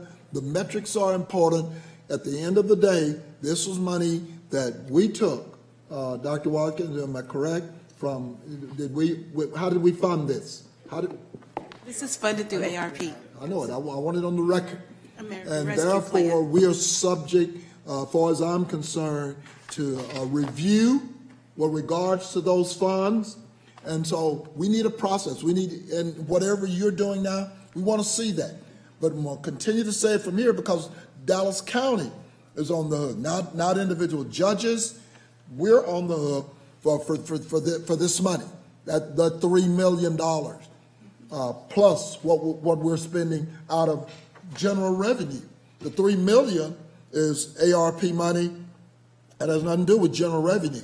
The $649 million, Dr. Watkins, where we've been funding primarily the license and the So I think those is a combination of the records management funds from county clerk and So, general fund. and so in other words, it's taxpayer money? Yes, sir. Okay. My point is that we're spending taxpayer money and we're just seeing the GERB, gerbil wheel just spinning. Mr. Heichel, you got anything different to add? May I- Okay, sure. I'm sorry. One question to Ms. Richardson. Regarding the court call system, has that been helpful in your workflow? Because that's, an important question. At least, you're handling a ton of defendants' cases. Is that something that you wish the judges were using more often? Absolutely. Okay. And again, at the end of the day, whether they're using court call or whether they're in person, you just have to move cases. But it is helpful and it is efficient. And I can't say enough about Judge Kelly, because she is the one that brought this to the county, and she has been faithful to it. And Commissioner, what's not in that $650,000 is the number of individuals we gave to the sheriff's department, those dollars to escort those individuals to the platform. Yeah. So this is, the lawyer's worst nightmare, asking a question you don't know the answer to. How has Judge Kelly's performance been in regards to the other misdemeanor judges? I mean, now I know she's using court call, but regarding resolution of cases. Stellar. Okay. Stellar. Am I correct, Ms. Richardson? That's correct. It's been stellar. She has performed. I mean, she hasn't kicked the can down the road. I just gave you the total numbers, and she's always, 3/4 of all the numbers. Yeah. That's scheduled and keeping and disposing of the cases. And she has a difficult caseload because that's a domestic violence court, and so those cases don't move as quickly as some of the other ones. Of the court call cases, he's trying to be clear. Of the cases, like he says, domestic violence. We just talked about that in here with that. She is disposed of those cases. She's got a different kind of caseload, and she's disposing of them. Well, and there's kind of my secondary question there. I could see where your court call hearings may not be as close to dispositive because, you're not at trial, right? I mean, you're going to be in person for that. You're not, so it's going to be more ancillary motions. But I mean, is she still seeing results by just moving the case along, hearing pieces of the case that may not be the ultimate issue, but, still will help people make their decision more quickly whether they're going to plea or move on to trial? Anecdotally, based on the attorney that we have assigned to that court that handles a lot of cases, it appears so, but we only handle a small portion of those cases. But I can tell you, because we track the number of cases assigned and the dispositions, and usually those domestic violence court cases, we don't require as many cases to be assigned or disposed of because we know they're difficult. But in many instances, they've been exceeding the performance levels that we've seen before. Okay, yeah. No, so I mean, I really appreciate you being fair because it is a small sample set, right? And then as we were talking about it, correlation is not causation. We can have a hardworking judge that's working hard on a particular platform, and it may, but teasing it out a bit, it appears as though that this is an efficient tool to move cases more quickly. And also, there are some judges who have been working even during the pandemic. I'll use Judge Carmen White, for example, as a hard worker. She has been in court, and so she's operating in the courtroom, and they're handling cases and resolving cases on a regular basis. So they're moving there. She's efficient and she's effective, but she has been in the courtroom since the very beginning. So. Yeah. So then what you're saying too, then, that not every case could utilize this? You don't have to utilize it if you don't they can. want to. They don't have to. Right. And that's what Commissioner Cox said. Dispositive is a little different, but my point is, it's another tool in their arsenal, and it's $650,000, not counting the staff that we've appropriated. And what was that, Dr. Watkins? That appropriated for the sheriff's department? It was 8 DSOs and a supervisor. Okay, 8 DSOs and a supervisor, just for escort purposes. Yes. So, I mean, cost approximately? About 800,000. Huh? About 800,000, approximately. 800,000. 800,000? Yes, sir, with the benefits and everything.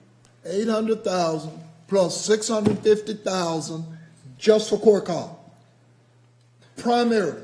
Wait, that's the savings on having to transport into the courts, right? Well, those are the salaries of those, yes. Just to do court call? Yes, sir. Okay, right. And what are the body's savings regarding actually transporting to court? Because we Those metrics we're still trying to work on as far as trying to see if they resulted in jail release. So we're still working on those with pulling from AIS and through the court call with Ms. Craft and her It's fair team. to say, though, if we're transporting to the kiosk, when we transport to the court, it's longer distance, more time, and more individuals, right? Because you're escorting with two, or Right, and we just got those bodies on in January, I believe, so we have about 3 months worth of data, so we need to go back and look at that now and see what the cost savings are. But you're right, we're not transporting them across the street, across the hall, over to Lew Sterrett, from Lew Sterrett to Frank Crowder. There should be some savings in there, we don't know, but it's going to be a hard jump to get to that $800,000 plus the $650,000. We're at But it should be more efficient. But it should be more efficient, is what you're saying. It should be. I mean, and again, you've got basically one court doing it, so. Does it, just because the numbers aren't showing that some courts are not using this particular tool, does that mean that they are not moving their caseload? Yes. A lot of them are not. Is there a correlation between those I'm not numbers? going to put her on. I don't want to put Ms. I don't wanna put her on Richardson that into deal. that No. position. Ms. I'm Richardson, saying that. I want to thank you for what the public defender is doing. I know that we increased the number of positions that you requested, and they are moving with all the courts that are working. At the end of the day, and I appreciate the briefing, I think we see it in the agenda, Commissioner Price, they are elected officials. Yeah. They respond to the public. Our job is to say, hey, guys, here are the tools, and I think we have provided tools. And here's the cost of the them, tool. And this is the cost of the tools. Guys, move it. I think that is the call. Other than that, I think that not knowing exactly what court is doing is... But we do. Jail population, I the know the jail dashboard. population and the sheriff is another, That's whole jail population. issue. But with that being said, I just want to, I think the call to action is we need to start moving. We need to start moving. We need to decrease the job population. This court has given you the tools that you requested to move your cases. Please use them. And that's it. And with that, Ms. Richardson, thank you so much for always being here. And I hate that, we put you in the spot when, this pretty much I didn't put her. not I just want to know what she's doing. Yeah, I didn't. That's she is working. Exactly. So I just didn't want her responding for the rest of them. But I'm saying that they're not working. Well, if I chair jail pop and I look at the numbers in jail pop, I'll look at the numbers I've asked for the numbers for kiosks, for utilization. I know what we've appropriated for the sheriff. So at the end of the day, I'm saying, not her. They're not. We know how many cases they're moving.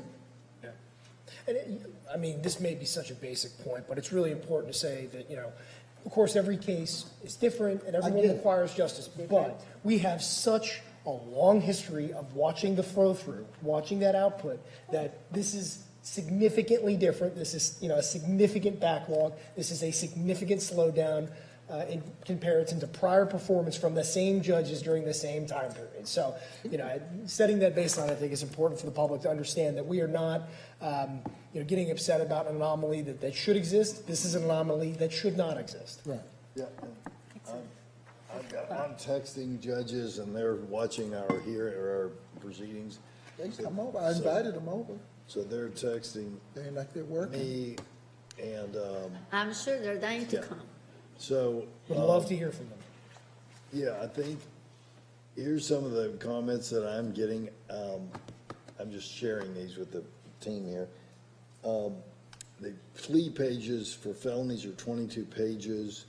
It's really slow, especially for lawyers with low tech knowledge. It's faster to do them in person. These are felony judges. Then I'm asking, okay, but my question is it possible to use court call for some cases and in person for others? You may not want to, but can you? They're saying, yeah, we have more control in the courtroom and lawyers talking to their clients can move things better. On court call, high-stakes felony cases, they say it doesn't work, but they can do that. And they used it with, when people were in quarantine.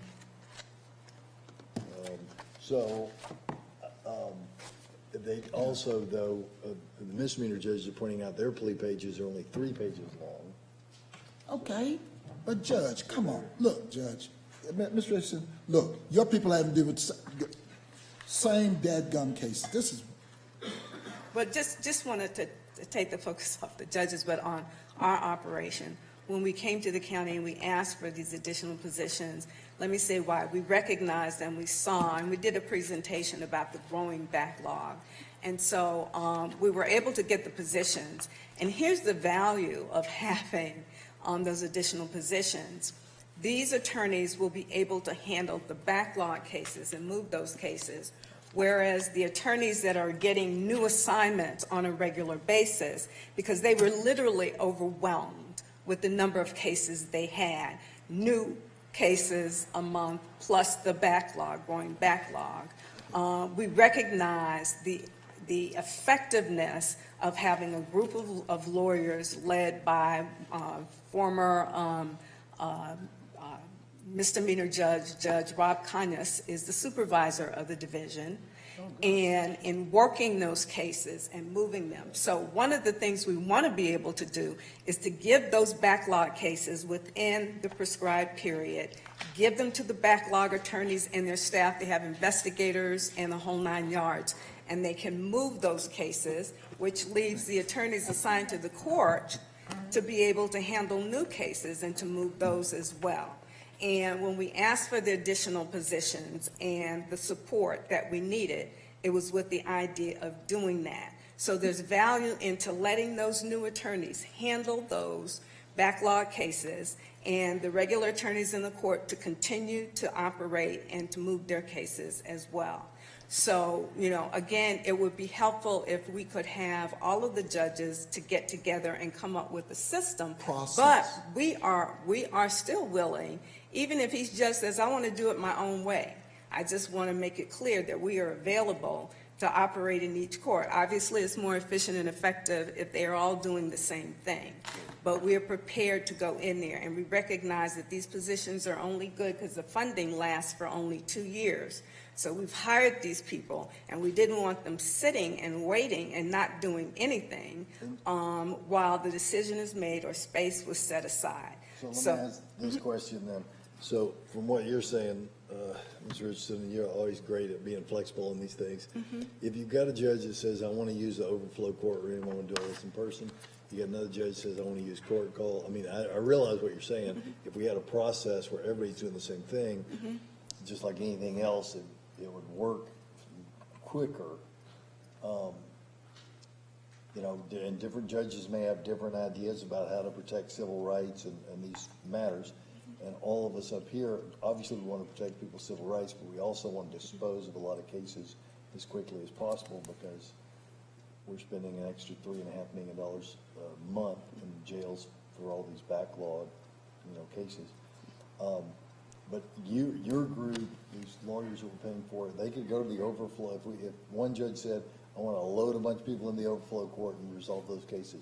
Okay, another judge says, I'm going to use the drug court. I'm going to jam a bunch of people in there and resolve those cases. Another judge says, I want to be on court call. Maybe not ideal, but your group could do it. And which kind of cases? Because there are judges that want not only to give the backlog attorneys trials as well. Right. So these people will be prepared not only to, you know, resolve cases in other ways, but to try cases. So whatever they want us to do, we're available to do. Yeah, and I think trying cases is, I think everybody would agree, but it's key because people are sitting in jail, and if they don't think they can ever get to trial, why would you want to not be near your family in the Dallas County Jail as opposed to taking some deal and going to, you know, Huntsville or some other place? So getting those trials, not only is it justice delayed, justice denied for that accused because they may be innocent, but also for people who are waiting to see the trials are starting so they can take a plea. Well, why don't you text that back? Yeah. Well, I'm saying it. Yeah, I know you're saying it, but I'm just saying justice delayed is justice denied. Text that. Yeah. you know, and you're right, families, people, you know, these are people that are accused. Right. And so, you know, Judge, Yeah, I recognize my mouth is working faster than my fingers, and I know you guys are watching, so consider that text is back. yeah, you're okay. Okay. Thank you, Mr. Okay, Pearson. process. As she's got two. Mr. Heichel, I'm sorry, Commissioner, Mr. Heichel, there was a point that you were going to add before I cut you off, and I apologize for that. No, that's fine, Commissioner. No, I just wanted to say that staff has continued working with the judges to provide them to say, look, tell us what is it you need from Commissioner's Court to do two things. Commissioner Price, you keep talking about this. The 10,000 cases we have in backlog that are out there in bond, and the 5,700 people we have in the jail, where 70% of those have a felony.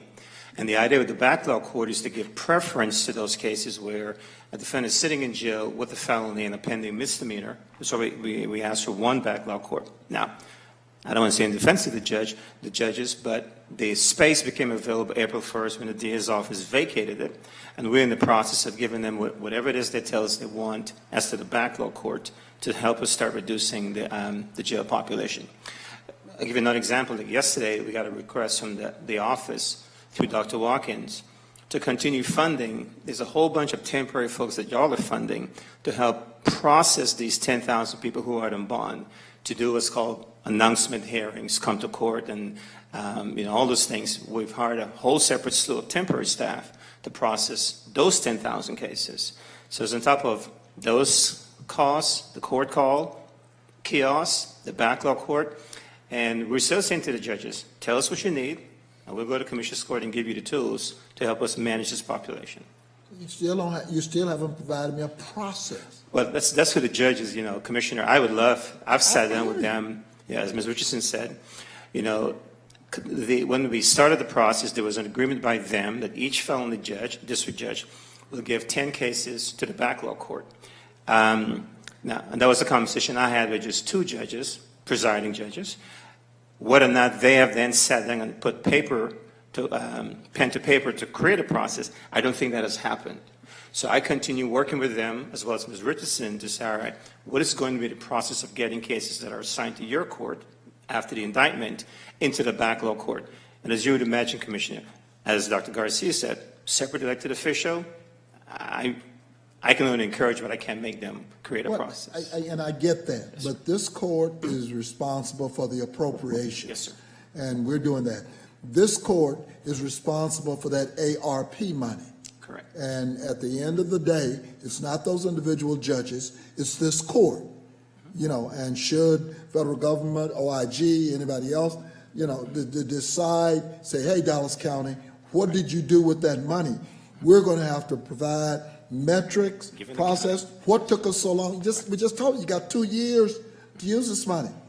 And so we're appropriating, but are we seeing the kind of result? I'm going to continue what I said to Commissioner Koch a few minutes ago. Judge Kelly has got domestic violence cases and moving more than than almost all the rest of them combined. Oh, and one other thing, in defense of the district judges now. When we started the court called Kiosk, there was in the midst of the Dave's lawsuit, just so you know. And the district judges didn't want to get involved with us and the kiosk. I got that. The misdemeanors agreed, and that's why Judge Kelly pioneered the process. How long is that case? How long has it been since we resolved that case? I'm sorry, say again? We have basically resolved that case. They've had the opportunity. Correct. And that's why gradually you're seeing some of the felony judges are coming on board to assist, or rather to utilize the court called kiosk process. And we're working with them to facilitate that process. But you're right, we do have 16 misdemeanor judges, and as you pointed out, Judge Kelly's the one who is by far utilizing the process.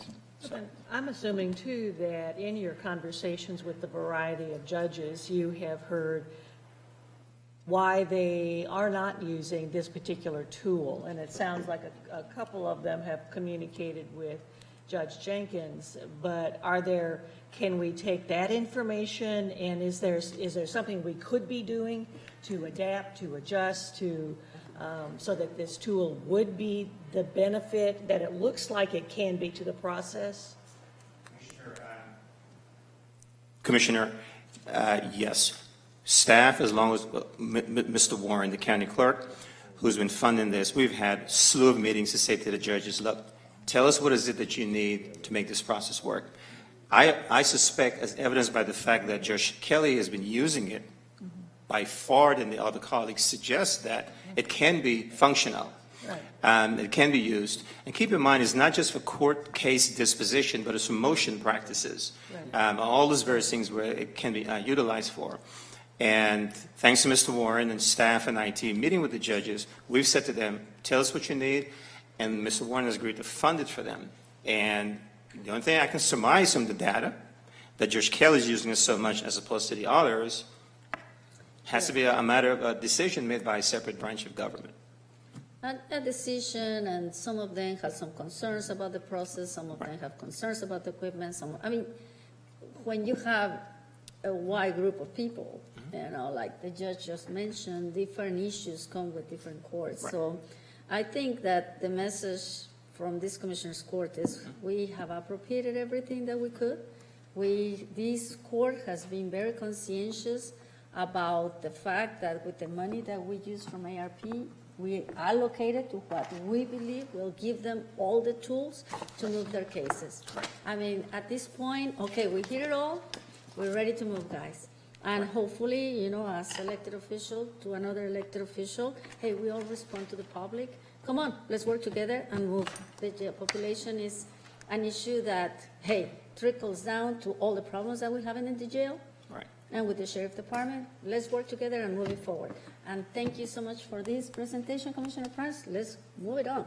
Ms. Kraft, last thing on it, you got any issues with regards to the technology, the deployment? Have you had any concerns expressed that you have not been able to accommodate? No, sir. They actually did recent enhancements and are doing upgrades as of last month. So. Okay. Okay. Okay. I'm gonna keep it because, like I said, I haven't even gotten into the whole issue as a member of the Dallas County Bail Bond Board. I'm gonna get into this whole thing of bonds and insufficiency of bonds and bond forfeitures, which again impacts what's going on. But I'll do that at a future presentation. So keep it running. I wouldn't dare. I did go back in the archives and look, and I don't think this court has basically, over the past 2 years, have missed more than probably 3 presentations, and that's only because we've either gone long or something else with regards to this issue. And there's a museum whose motto is, and I quote, teaching tolerance with objects of intolerance. The Jim Crow Museum of Racist Memorabilia is the nation's largest publicly accessible collection of artifacts of intolerance. The museum contextualizes the dreadful impact of Jim Crow laws and custom. The museum uses objects of intolerance to teach tolerance and promote a more just society. The museum is located on the campus of THERESA State University in Big Rapids, Michigan. Admission is free for all visitors. Here is one of their featured exhibits. It's called Racial Civility and the Presidential Campaign of 2008. A racist wore a t-shirt with a cartoon monkey peeling a banana with Obama in 2008 underneath. He argued that although he knew blacks were sometimes compared to monkeys before and during the Jim Crow period. The T-shirt should not be viewed as racist because the Illinois senator and the cartoon monkey, quote, look so much alike, unquote.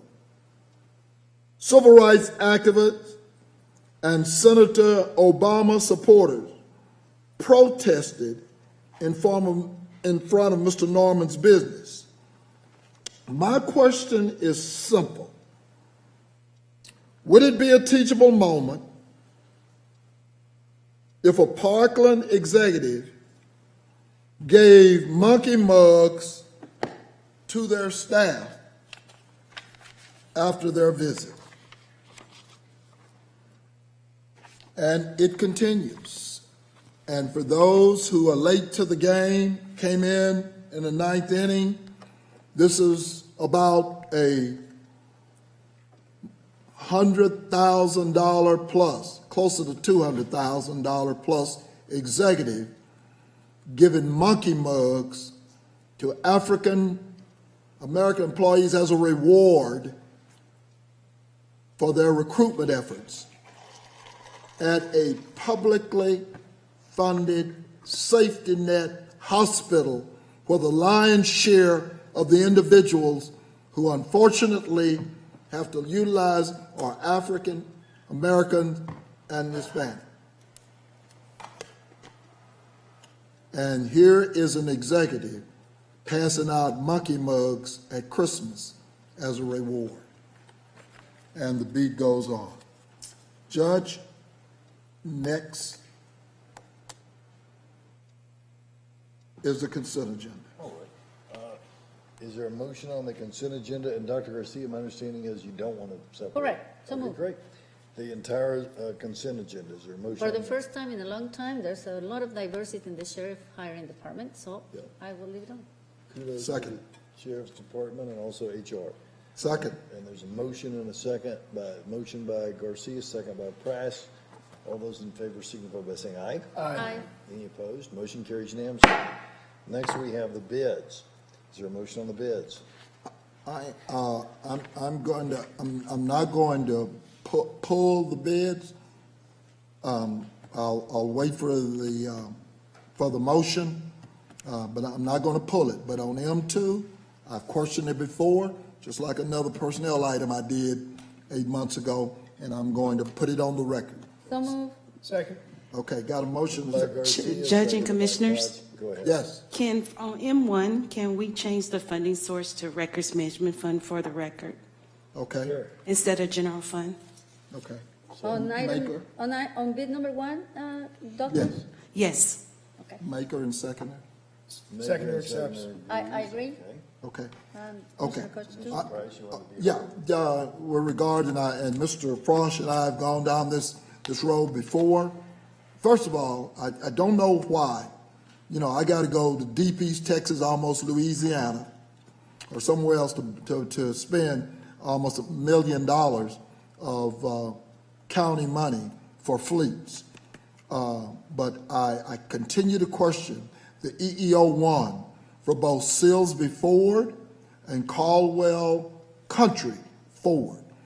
I recognize that these documents are federal documents, and we have to take them on face value. But when I get these, Mr. Crawford, and then I back up and go back and pull the census for those counties, I find it interesting to believe that their EEO-1s are valid in terms of what they purport them to be. I recognize purchasing, Mr. Frost, you don't have anything to say about it. I just want it on the record that for M2, I don't believe it. And I bought this up once before. This is not the first time they bid it. Is that correct? That's correct, Commissioners. And in the document you're referring to, the EO1 is a federal document that they're providing that information to the federal government once a year, which is required by law, and they provide this attestation to the court based on what they submit to the federal government. So you're right, we have no way to validate that. It's submitted by the vendor. And I will talk about why we're using these vendors. working with Mr. Hooper's team, there's very few vendors at this time that are in the fleet business, that want to do fleet business. So we used a cooperative purchasing agreement. I agree, we'd love to use Dallas County vendors if where possible. And we've talked about that not only with Mr. Crawford's team, but obviously with the departments where they're available. So if we had ability to do so, we would. So we used a cooperative that was available. There's very few fleet vendors at this point. We're bringing this forward actually because our other order was canceled, the Dodge Chargers, right? So, yes, sir. Well, and I just want to add, thank you, Mr. Frosch. I mean, and Commissioner, we have discussed these cooperatives for a long time, not only with vehicles, we have discussed it with other goods and services as well. The reality is there's little we can do, to change what they tell us. I mean, they follow federal and state guidelines, and hey, I wish I could tell who's saying the truth and who's not. I have to go with what they present. I wish they had more minority participation. You bet. I wish they have more, diversity in their fleet. You bet. But I have to go with what they present. And I think that's what Mr. Frosch and I are, and all of us have been saying for quite some time. With that being said, these two items are a first and are important. And for me in particular, I mean, you all have heard me for years saying we need green vehicles in Dallas County. Commissioner Daniels presents, the clean air resolution every year. And what have we seen? Very little reduction. Our air in Dallas County continues to be one of the worst airs in the North Texas region. And, just 10 years ago, we didn't have no one green vehicle, not one. Thank you to administration and the leadership of Mr. Bazan as well. We have some now. We're starting to be part of what is environmentally stewards in government. I mean, the fact that we have, the North Dallas Government Center, the South Dallas Government Center, the Oak Cliff Government Center, and the Records Building now who are LEED certified. I mean, hey, only silver is what we can afford, but we're doing our job. The Records Building for the first time is going to have a WELL certification. We have followed some of the PACE guidelines. I mean, when you talk about government, not understanding the importance of our environment, Dallas County is doing their part now, and I'm very proud about these items. We know the chargers are probably going to be discontinued for public safety personnel. I mean, we're doing 20 electric vehicles, for different departments, including the Sheriff's Department and the Marshal's Office. So they're all green vehicles. It's going to be different. It's going to be a challenge. And yes, it's probably going to be a little bit more expensive to maintain some of these vehicles. But I want to thank all of you. I mean, SBE, purchasing, administration, and you all colleagues, because the reality is this couldn't be in front of us if it wasn't because we have taken to heart the importance of starting changing things in government to make a better environment, sustainability, and a better future for Dallas County and the next generations to come. Okay, I appreciate all that. Let me go back to what I'm preaching to the choir. I'm going, you're right. And I'm going to go back to what I said. I'm sending $1 million to East Texas. And are you telling me that the New Car Dealers Association, we reach out to them and there's nobody up here? Have we reached out to that organization with regard to being able to make this acquisition? I'm informing the court that we're utilizing a cooperative purchasing agreement that has been competitively bid, that has more favorable pricing for Dallas County, and they've indicated they have availability of the vehicles, and they'll put us in line for production for these vehicles. If we go out in the market and competitively bid, I would love to do that if we had the time to do so and see if any of the local dealers would do that. There's very few dealers in this region that have fleet dealerships. They really don't deal in that market, especially now because of the chip shortages. So I have not went out personally to every dealership and see if they want to do this purchase. We're using a cooperative purchasing vehicle as allowed by law that's went through a competitive process. If you would like us to go out in the future, we can do that and test the market, but we're using a tool that we've used in the past. And we probably will pay a lot more.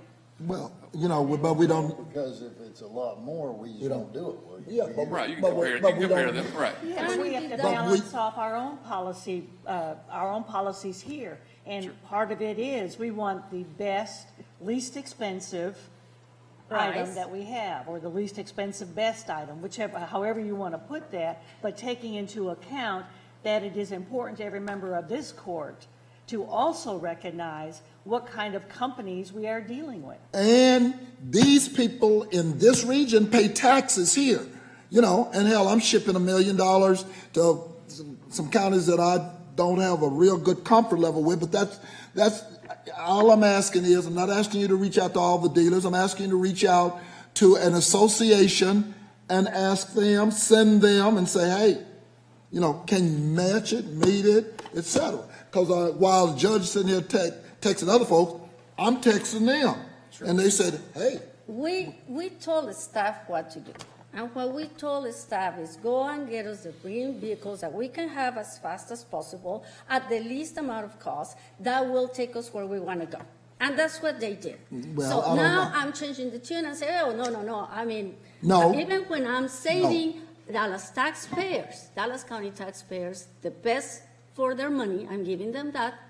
You know, now I want to go ahead and explore other options, even if they cost more money, and we know we are. No, I hear that nonsense all the time. You know, right I now, hear that nonsense all the time. Not buying a big issue. Not buying it. $890,000 versus the court order we rescinded. I guess we didn't rescind it. I guess they couldn't deliver. Is that correct? Exactly. So $1.2 million. So the difference between that and the $1.2 million, you know, like I said. We can delay this as and much I'll as take we it, want and to, I'll, but no, I don't want to delay think it. we have the best, best bid that we could get. I don't want to delay it. I don't want to delay it. I want to put it on the record.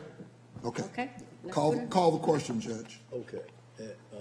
All those now this is for all of M, so this is 1 through 3. Right. With the amendment to 1 as to the source of payment. All those in favor signify by saying aye. Aye. Any opposed? No. Only so I can get it. Only so I can get it too. No problem. Keep moving. Okay. Don't worry about it. All right.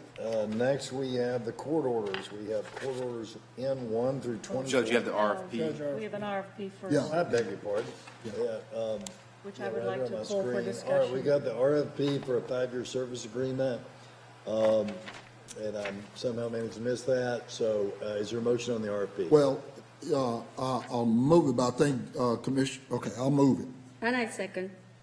We got a motion by Price, a second by Garcia. I know Dr. Daniel wants to be heard on this. Be presentation. Dr. Daniel? Okay. Thank you very much.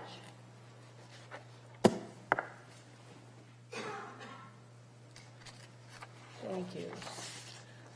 We've just had a number of discussions here where what we say is that how we do business from this court makes a difference. The RFP, as stated, may not be the better option for Dallas County. It may not be in Dallas County's best interest.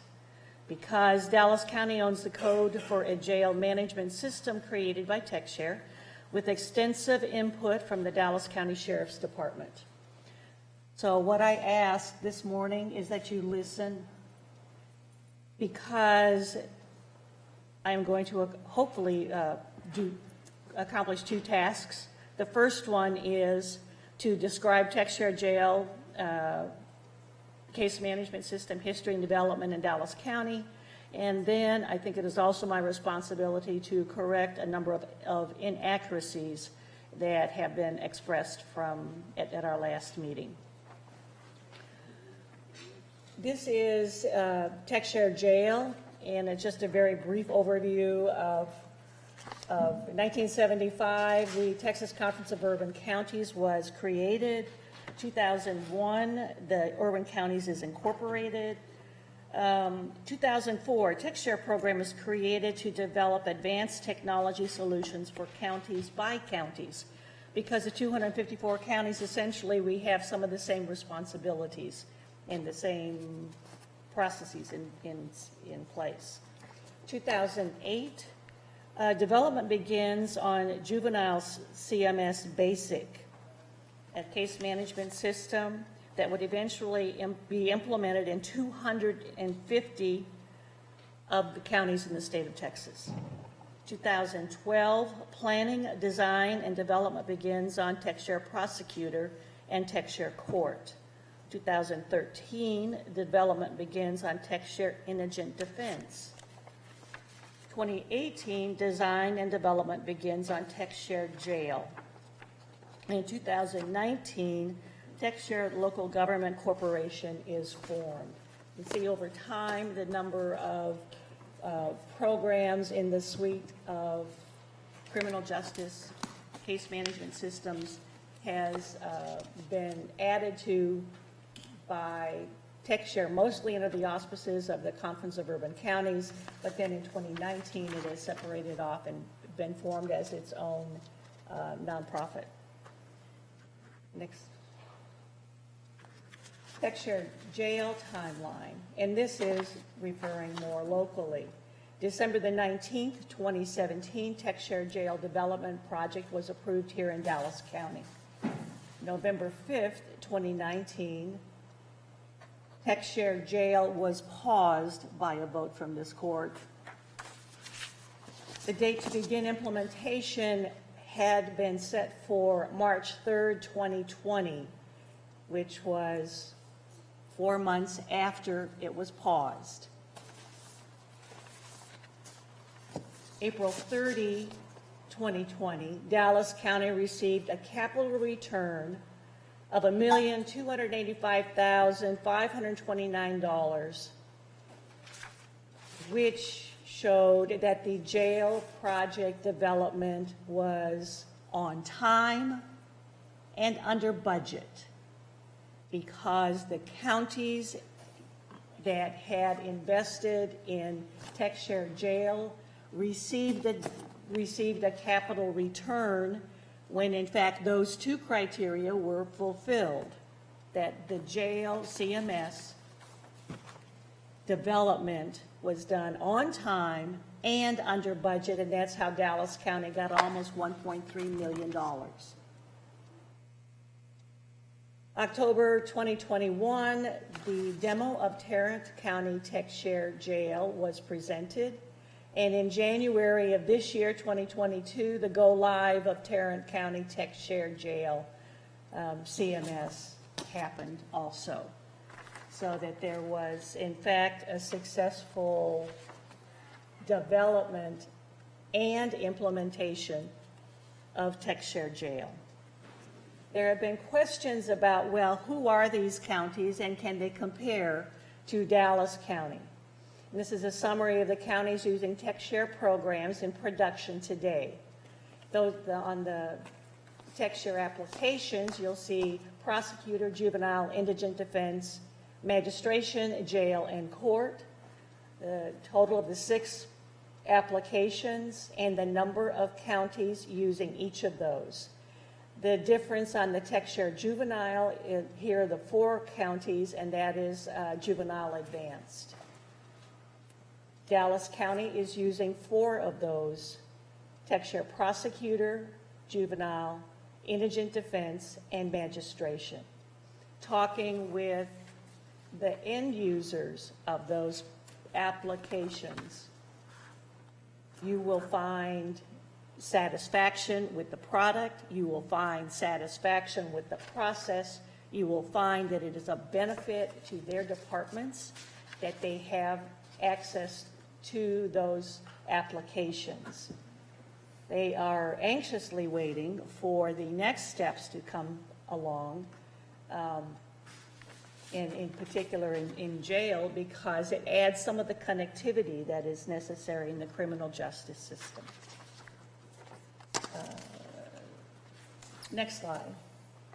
And this is those same TechShare counties, and looking at the size of them in order to have a better understanding of has TechShare been available to larger counties in addition to smaller counties and medium-sized counties, because in working with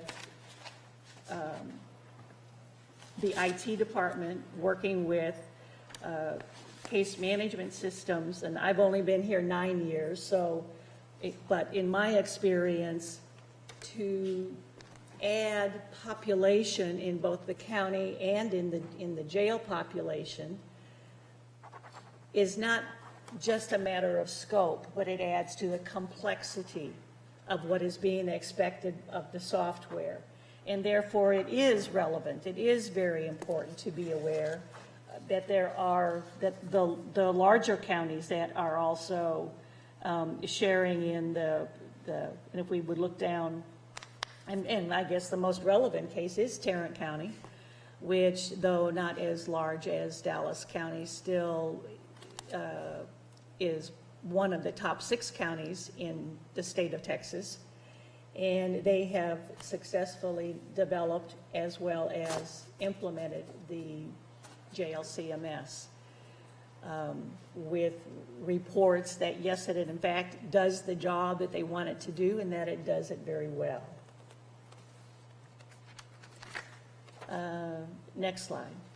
So let's talk a little bit about the RFP that is in front of us today. Is accepting the award of Dallas County's JLCMS to Tyler Technologies. Let's take a little bit of a look at the comparison between the Tyler cost and the TechShare cost.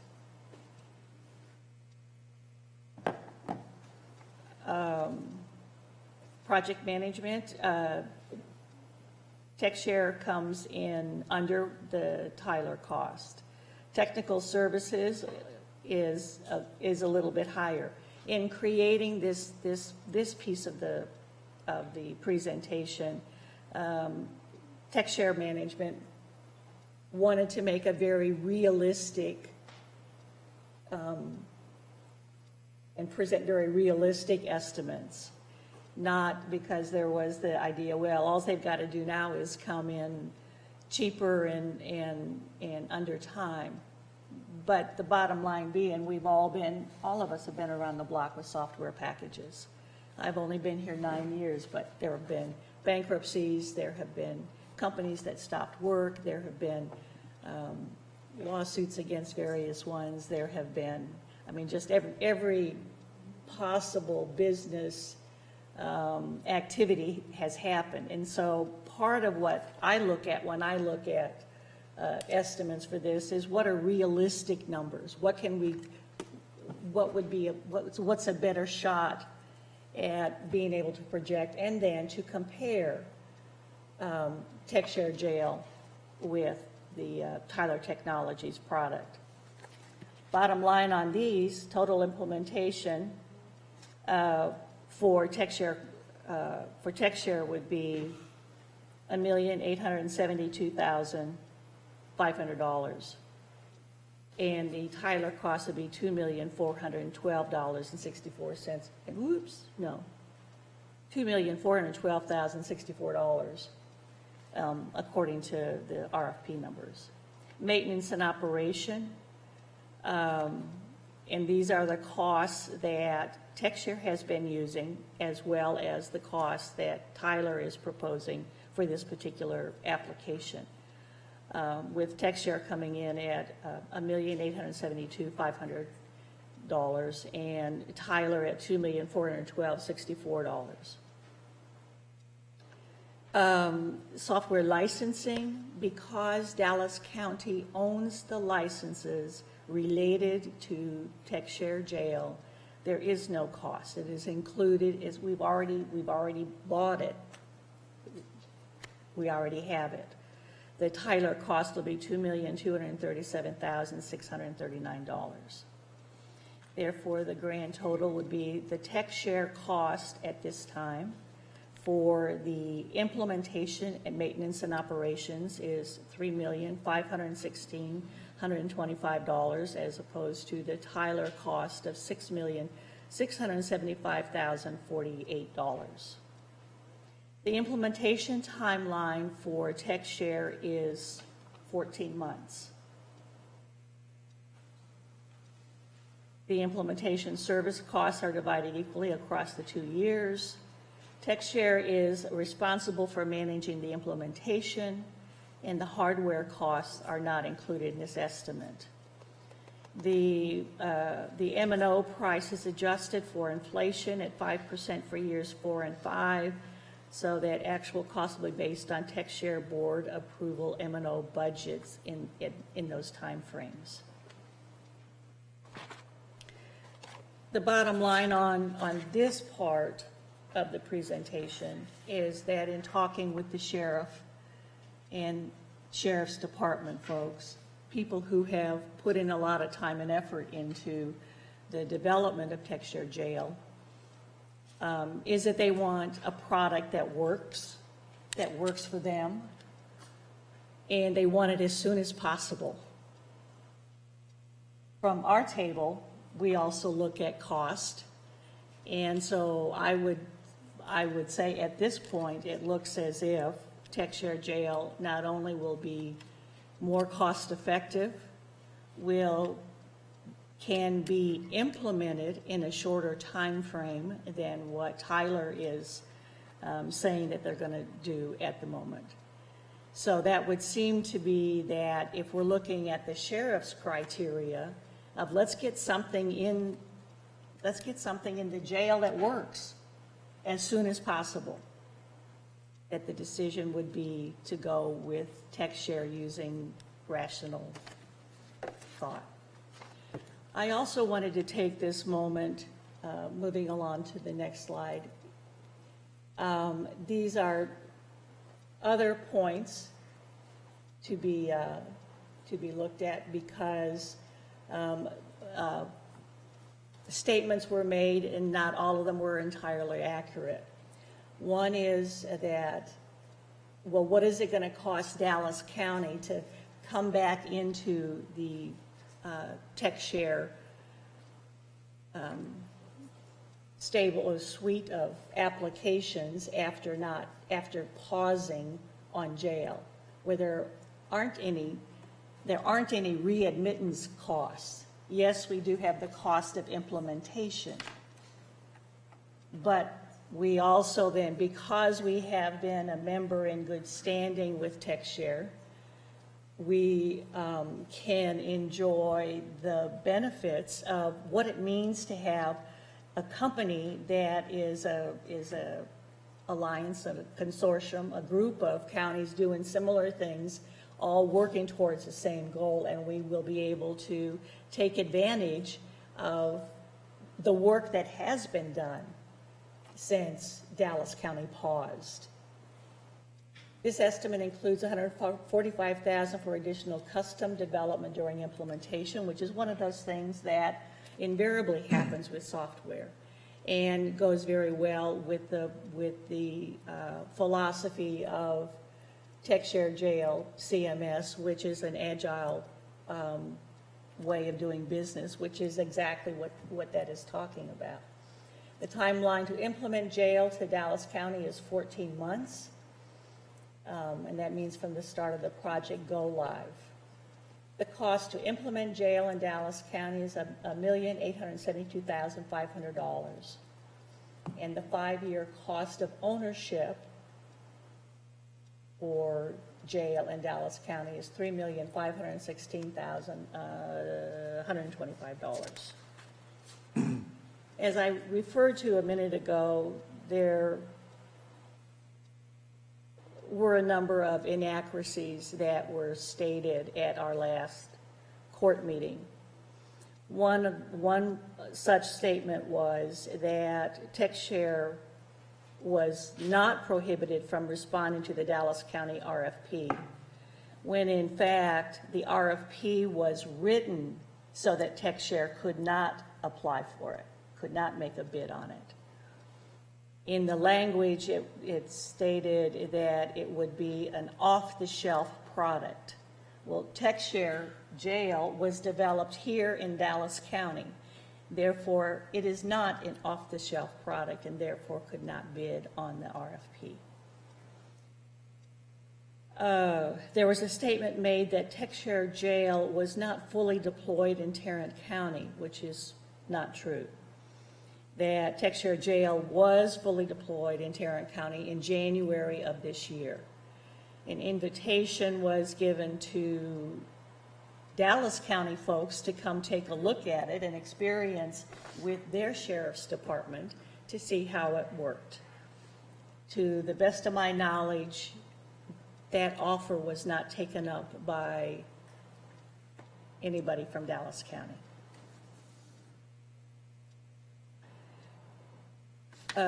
It was stated that Tarrant County has 9 IT people dedicated to supporting TechShare, and the implication was TechShare Jail, and that was inaccurate. Tarrant County ITD has a total of 5 people supporting all TechShare applications, and in Tarrant County, that's prosecutor, magistration, indigent defense, jail, defense portal, law enforcement agency portal.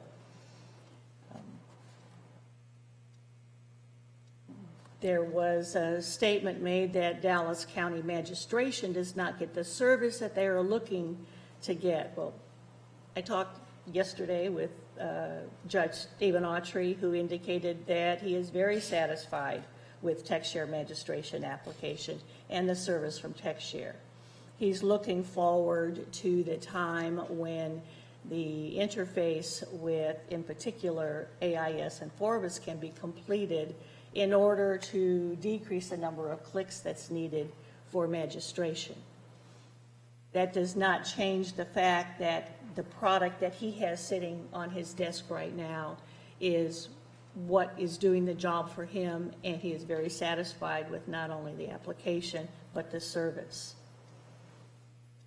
TechShare has several real-time integrations in Dallas County. In fact, at the moment, because both TechShare, as we've already noted, TechShare's got 4 applications in Dallas County, and Tyler Technologies has a variety of applications in Dallas County.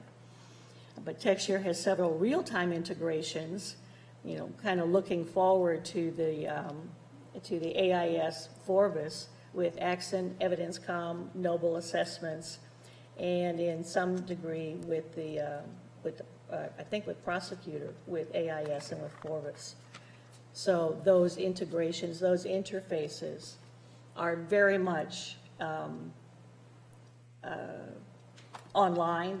They will be coming, and it is just a way that software companies must do business in today's world, and in particular in large urban counties where we cannot always count on the partnering that we have to do, that those partners are going to have the same software that Dallas County does. And a very good example is Dallas County works with the local law enforcement agencies throughout the county. Each of those has its own software, but it's able to interface with what's going on when they come into Dallas County because we have effectively created those interfaces, and it's just a way of the world today. No other, that's just the way it is.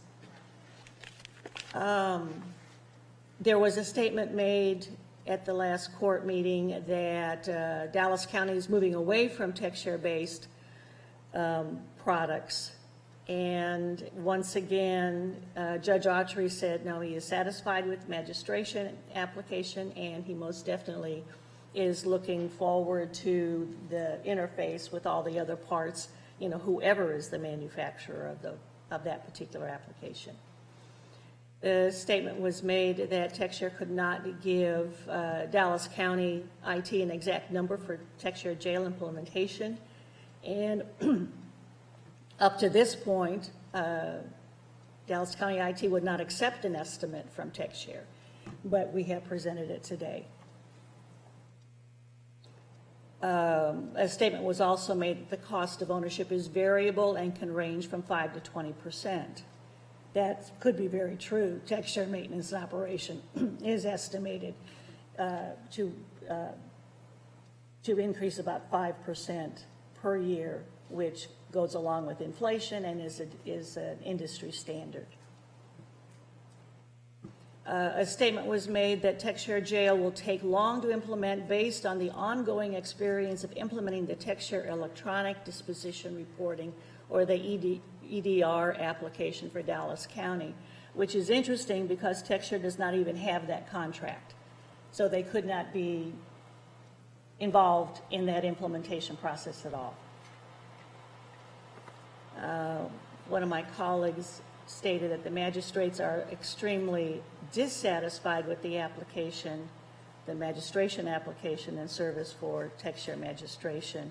And I beg to differ in my conversations. That has not borne out to be true. Also, another one of my colleagues stated that Texture has failed in the implementation of jail in Dallas County for the last 2 years, solely for the reason that the process was paused.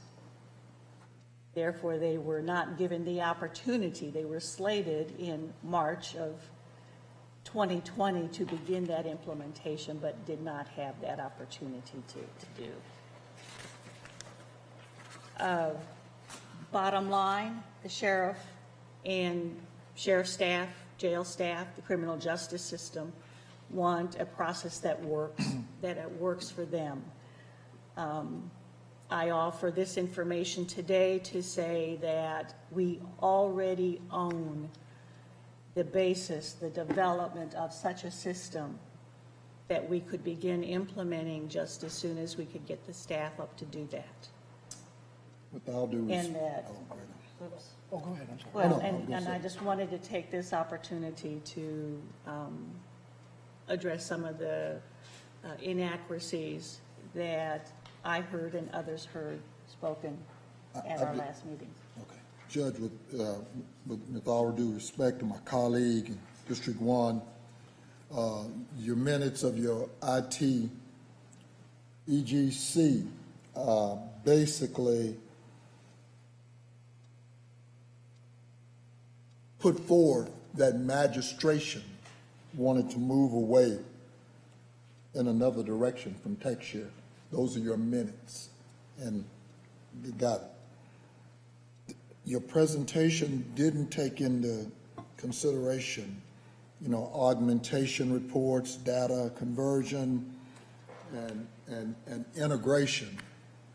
And there are about 20 of those, in our system that we need to deal with. And so, and I can appreciate, your passion for it, but I think the sheriff and her department has basically come to the conclusion that they're ready to move on and move forward. And and so as a result, I did that. And if with none of my colleagues got any question, I'll just call the question. Could I respond just to those two items that you presented? In that there's a difference of opinion in magistration as to what they would foresee as being in the best interest of their particular part of criminal justice. Data conversion has been completed in Tarrant County, successfully completed, and I've talked with a variety of the people in Tarrant County, the users, the one who say, I have to do this every day, and that data conversion has been completed. Anyone in this room who has ever dealt with software also knows that data conversion is one of those incredible, for lack of just problem areas. But Tarrant County has taken this software and successfully is up and running with 40 years of archived data. Commissioner, I just want to put it on the record. I mean, I was the vote that supported this last time because the end user, the sheriff department, wanted it. They say they have tested it. They were very confident that they will have it running by this time. And the end user today says they don't want it anymore. I think they were very clear, and I cannot force into a department anything they don't want to use, anything. As an elected official, my job is to give them the tools. But if they don't want them and they say, I want something else, based on our consultants, based on the IT committee, based on the end user, response, I'm not going to be able to support it. So I cannot force anyone to be in this room, but in my conversations, I know what the Sheriff's Department committed to and the investment they made in this particular product. And all I can say is, as this time, what the sheriff has told me is that she wants the best product at the best price in the shortest length of time. I agree. And that's why I wanted to make this presentation. I agree. Call the question. Yeah. Sorry, I didn't know you. Call the question. Any other comments? Call the question. All those in favor signify by saying aye. Aye. Aye. Any opposed? Aye. Okay. So that motion carries, and that takes us to, yeah, the motion carries 4-1, and that takes us to the court orders. Court orders in 1 through 24 and addendums 25 through 30, pulling 4 until after closed session, and pulling 28 and 30 for separate votes, and we have speakers on. And you're going to pull 32, because I said I'd pull 30. Wait, I'm sorry, Judge, can you do that again? There is no 32. 30. No, it's already, that's what I That's said. already pulled. Okay, It's It's already pulled, pulled. yeah. Pulled, okay. Judge, Okay. don't say fast, could you go over the numbers again, let it be? Sure. what's pulled? This, we need a motion on court orders in 1 through 24 and addendums 25 through 30, pulling 4 until after closed session, pulling 28 and 30 for a separate vote. We have speakers on both 28 and 30. Okay. And I'm not withstanding, I'm pulling for separate vote, but I may be pulling it, period. I'm just going to, once we get through this chat. Regarding 30? 30. Thanks, sir. Yes, sir. So So do I have a I'll motion? we'll make a motion on all the rest of the court orders. All right. Yeah, second. Second Now, motion. but I do want to go to 13, Dr. Wong. You may not know, this contract here, this agenda item 13, provides for dishes, STD, HIV-related work to conduct outreach and testing. The contract term is 6 months, from 3/1 to 8/31. Historically, those have been one-year contract, and there's a clause to extend it, at the quote discretion of the state. But I'm trying to figure out, why are they contracting on a 6-month award? So the original funding for this grant was $2.7 million that we received in January. This was additional funding, $552,000 that we received to increase staffing and strengthen our capacity to address this. And we do anticipate additional funding, maybe another $500,000 will be coming for this. So these are additional funds to supplement our original work. I understand, but usually these contracts are 1 year, and this is a 6-month contract. Again, it sounds like there's additional funding that became available, that they made available to us to supplement our original award. It's not consistent with, okay. Even when we've had additional funds, but, okay. I got some concern, but I want you to at least reach out to them and ask when that, like I said, that's historically an annual contract, why. I understand getting supplemental funds, that's not new.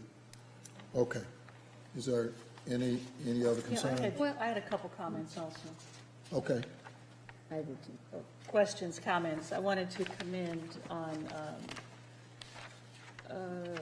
item number 2, which is approve an engagement and with AECOM Technical Services for the development of environment and sustainability plan for Dallas County. And thank you, administration, thank you, staff, for moving this forward. You know that I've done quite a bit of work on the air monitors and what's going on with clean air in Dallas County. So particularly appreciate this, considering we get little support from other areas. And now that we are moving forward and have a more emphasis on electric transportation, there is a statewide organization that is called Tex Extra, which is focusing in particular on that. And I'll be involved with that also. So please keep me apprised of how this is going, because it's exciting stuff. It's good stuff. And just following that, I mean, I completely agree with Commissioner Daniels, and I want to thank her also for her participation. A lot of the green initiatives of Dallas County is something that we need to be in the forefront.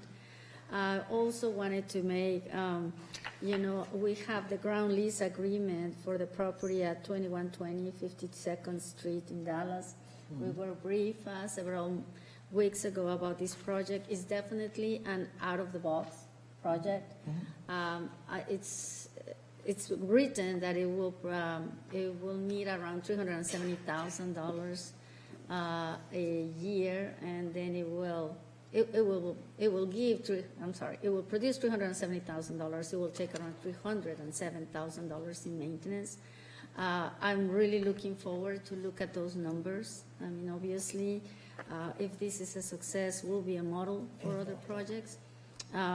Again, while I still have a few concerns, I am excited that we're doing something different. Yeah. Hey, you know, it's only 67 units and only 16 we can use at this point, but I look forward to see how this, you know, develops in this project for mental health, transitional housing, and affordable housing. So with that, I also want to say that, you know, I like to see a lot of the information and technology led training, so that is going to be good.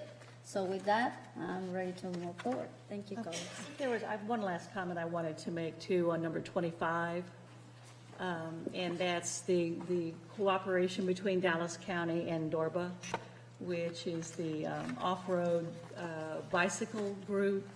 And by working with them, we not only increase the number of miles of trail available to walkers, riders, cyclists, but they also bring a cadre of volunteers.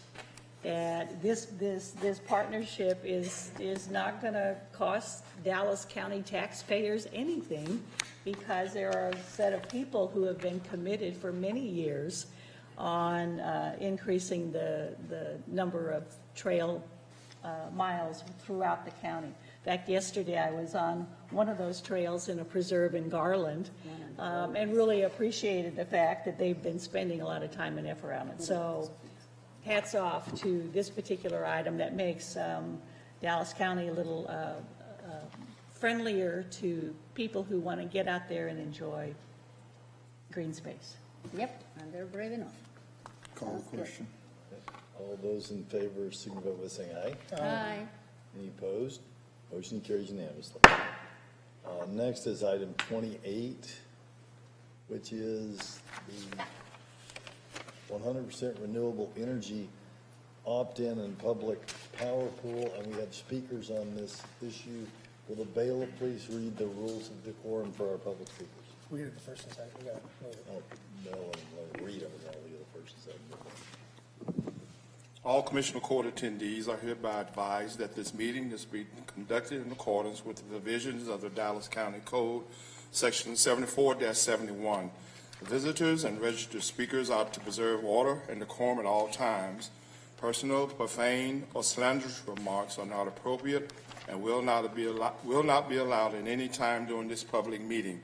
Any and all applause is to be kept brief in observance of time constraints. Disruptive visitors and unregistered speakers may be removed and are subject to the penalties provided in the State of Texas Penal Code, Sections 38.13, 42.01, and 42.05. Registered individual speakers are limited to a maximum of 3 minutes. The maximum discussion on any one topic is limited to 30 minutes. Thank you. And our speaker on this is Brandon Fowler. If Brandon's here, this may run more than 3 minutes. Let me ask him some questions to bring you all up to speed. I serve on the P3 board, and you know what we've seen, and it's in the briefing, is after the winter storms, we were set to go out on a procurement, very low energy rates, and we've paid very low energy rates for the last several years. After the winter storms of February of last year, the price of wholesale energy has gone up dramatically. It's still lower than it was 5 or 6 years ago, but it has gone up. So whether we go with a 100% renewable option or we go with a conventional option, we will see an increase in the likelihood as we go out to market. What we are proposing is to, in this order, is to go out for a completely green energy solution. We would not be bound to buy that solution if the target prices exceeded 10% of our lowest conventional contract. So in other words, if conventional is $1 and this came in at $1.11, we wouldn't buy it. If it came in at $1.10 or 9 or 8 or 4, then we would be buying it if we go this route. And this is Brandon Fowler, who's our energy buyer, and he joins us today from, where is it, Maine? Where are you at, Brandon? I'm in Vermont. Vermont, that's right. Joins us from Vermont. So, Brandon, could you take us through this proposal? Certainly. As you pointed out, we're in a very raucous market condition. There was some international events that have now cropped up. There's monetary inflation. We're seeing that kind of inflation in energy products in general. But to this case, and with regard to the renewables, we are in discussion with renewable generators and wholesale dealers, as well as the retail electric providers, to put together a deal that will reflect the policy choices of Dallas County. Specifically, it's what is called a sleeved PPA, a power purchase agreement. That is standard in the industry. The purpose of the sleeve is so that Dallas County would have but one counterpart on the other side of the deal, as opposed to multiple counterparts. As a part of Public Power Pool, we have a lot of strength in the market, which permits us to originate the contract to protect our members' rights. And so having one counterpart on this PPA method is going to preserve that. So we are looking at both wind and solar. There's a scenario where there would be an element of conventional energy that could then be covered with renewable energy credits. Those are the things we're looking at right now. The way our process works, we have a 60-day period where we have to post a price that we cannot exceed. That price is for member consideration. We're getting to the end of that. And so by April 16th, we will be able to be active in the market and begin to get pricing and to test that market and report back to Dallas County and the other members. That's where we are in our process right now. But there certainly is plenty of renewable energy out there. In the planning queue, it's dominated by renewables. There's a virtual glut upcoming of renewable energy, and that's what we're hoping to exploit in this process that we're in right now, the discussions we're in right now. So let me pause there and see if that is making sense. Any questions for Brendan or Ann, readiness for your vote?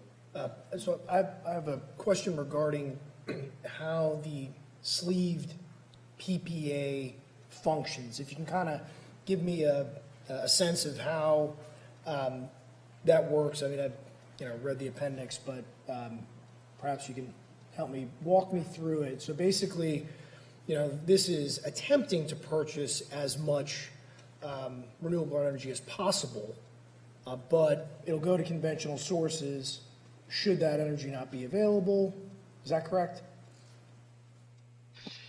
That remains one of the negotiable points in this, whether the contract would be with a specific asset with unit contingency, it's called.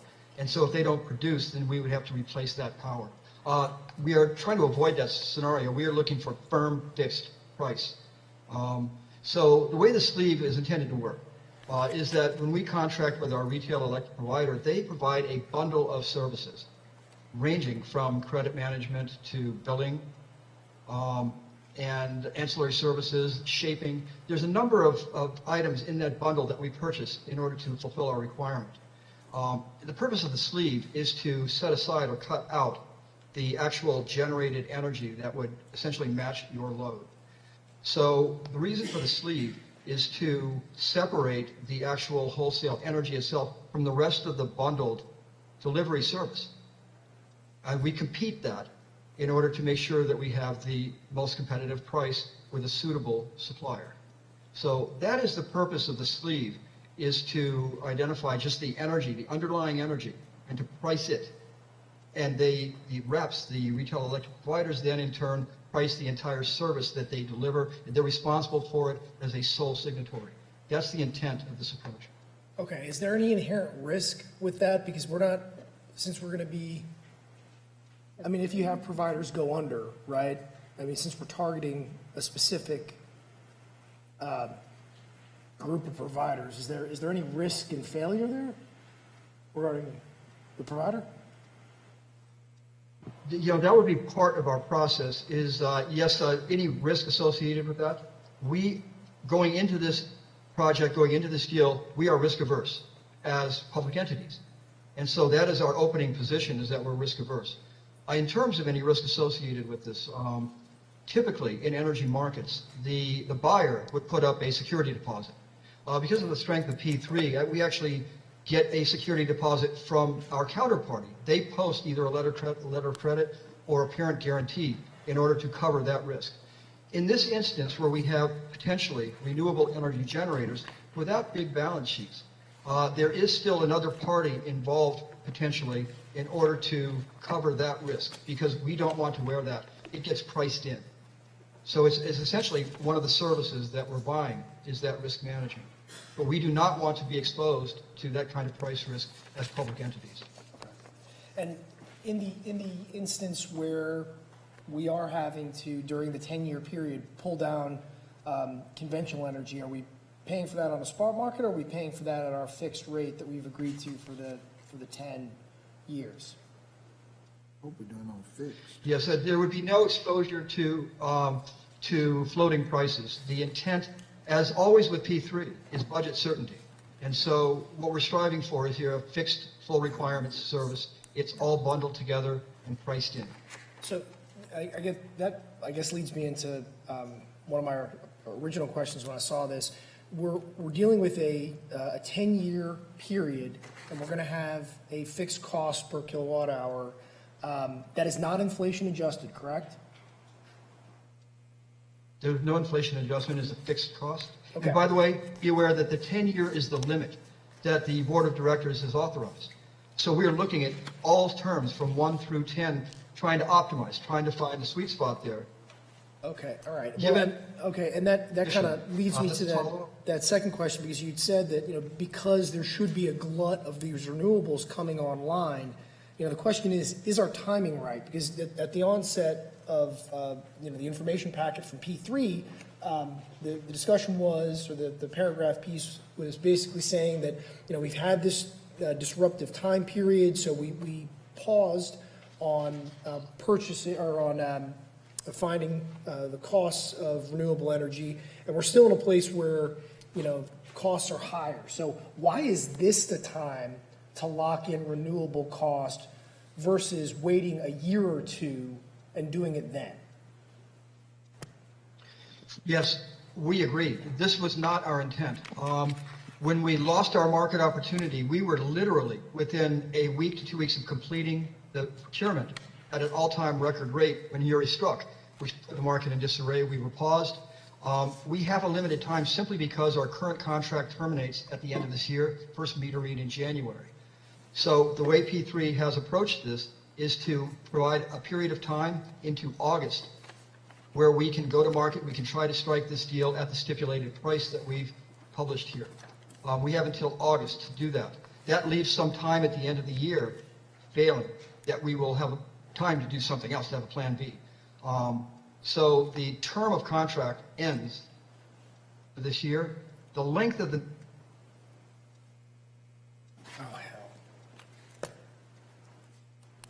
more appropriate given the situation in the market today. But right now, that is yet to be determined as we go through further pricing rounds. But the forcing function is simply that our contract will terminate at the end of the year, and we have to act prior to that. In any case, Mr. Fowler, I mean, a conventional buy will be an 18.8, according to the briefing, % increase, while going to the whole green energy buy could, mean an increase only of an 11.3%. At the end of the day, we're looking at an increase in the price. Oh, yeah. In today's market, as we see it right now, yes. Now, having said that, the fundamentals are fairly favorable. We go into the summertime with excess generation at record levels. Whether the gas market can continue this bull run is to be determined. But right now, yes, we are looking at a rate increase. Right. One of the reasons that we are focused so much, though, on the green product, and be aware that we're actually reviewing this for the entire P3 group, because there is a potential for a potential discount because of a glut of green energy out there and the number of asset developers that would like to hedge their position as we would like to hedge our position. That is yet to be tested. We're in discussions right now. But yes, a rate increase is in the cards in this market. But the point of doing it now, if just following Commissioner Koch's question, is that we have a window of the increase being less than with regular, and buying regular energy. And P3 in the past has been a really good buy for Dallas County taxpayers. The competition is what we're really focused on right now, to make sure we have adequate competition to ensure the best price, but we're all facing the same market condition. P3 as a group, it is really the end of the year. We have to do something. So again, we've carved out this period of time until August in order to try to strike this deal. And again, keep you informed, keep Judge Jenkins informed throughout as to where we are on the pricing exercises so that you're informed. But no, this is a very difficult situation, and there's truly a scenario where we would have to make a choice to go short and take a pretty stout rate in order to preserve our options in the future. Again, yet to be determined as we go through the pricing rounds with the various reps. Thank you, Judge. Thank you. Mr. Fowler, I guess part of the problem that I'm having is that we have the kind of take it or leave it deal right now, right? We have to opt into 100% renewable right now, and there is a degree of uncertainty whether or not the glut now theory works out. I guess we have the insurance that we're not going to go over 10% of the conventional market, but I guess my biggest fear is the savings risk that we lock in a particular rate for renewables now, where if we waited a year or two and found either a mixed solution or just a conventional solution, we could end up getting better pricing when the glut fully exists and we have a chance to take advantage of that. Is there any validity to that fear, or is that can that find itself causing us problems? No, we face here is buyer's remorse.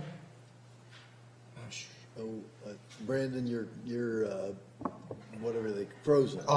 We would be concerned that that's exactly what would occur. That is why in our analysis we are going to be looking at those shorter term options. That analysis includes market fundamentals and how much is actually coming online and things of that nature. So yes, we share that view, but I can only tell you right now today we're authorized up to 10 years, and we will examine all of the various term lengths in order to try and to find the optimal term length. And yes, we are mindful that this is a developing situation at a rate that is unknown. Further, this very summer, there's more renewables and now batteries coming online. And so the effect on the grid this summer is also of great interest to us to see how that performs. So again, we share that view, and as we look at term, and as we make recommendations about term, that would be given full consideration. So if we commit to this, we're committing to 10 years, and the only way that it gets to a 3 or 5 year is if P3 says that we're only going to go with this deal at a 3 or 5 year, right? In other words, please, you're shaking your head there. Please tell me how I have that wrong regarding. Sorry, I shake my head simply because Dallas County was the largest of the members that wanted to go 100% green, and we recognized immediately that the ideal term for green may not match up with the rest of P3 buying conventional energy. And so you have the option of 1 through 10 years, but you're going to have the voice in that. This is not the whole P3 group with the green product. So we want the ideal term that you want. We'll bring you the results of the various scenarios and try to execute that. So you're driving. Any further questions or in readiness? Not of Mr. Fowler. I was going to ask Dr. Watkins if she had any. Dr. Watkins, did you have any analysis of this? No, sir, I haven't. Okay. I just saw it on the agenda. You saw it on the agenda? Yes. This was not presented to you earlier? No, sir. Yeah, and there's no known, we don't know yet what the cost of this will be because we have to go out for bid. Well, I mean, it's reasonable to say that the market exists. People are getting pricing right now, and we should be able to see some comparative pricing. Some benchmark or some guesses in the briefing itself. Yeah, there are, but I mean, the variance there is really, really high. I mean, and you know, that's the most troubling thing is that, you know, we're locking in at 4 cents. What happens in 3 years if we're down, you know, 2.5, and we locked in pretty high? And that's the challenge in trying to time a market. You know, when we went out, when we were trying to go out for bid the week before the power grid ERCOT collapsed, you know, it seemed it was historically low numbers. We would have never guessed, you know, that a year later there'd be a war in Ukraine, there'd be increases on the price of LNG and crude to the extent that it is. And then what happens next year will probably not be something that's foreseeable. One thing to keep in mind, and you may not have been here for this, but I've served on that P3 board now for 10 years, and even at these numbers that we are at now, and even assuming that the numbers are what Brandon put in the guesses, that would be lower than what other entities around us, large cities that may be in our county, are paying for energy through their contracts. And it's far lower than where we were even, 5, 6 years ago, right, Brandon? Indeed, yes. So we've continually saved on energy. It's been a good 10 years because the trend lines have been down in price. This is a significant bump up, but it's nowhere near a bump up to where we were 5 or 6 years ago, certainly not 10 years ago. So what you're saying is that even though the volatility of factors way beyond our scope, right, that still we're better off here. But I guess I question the length of the contract, you know.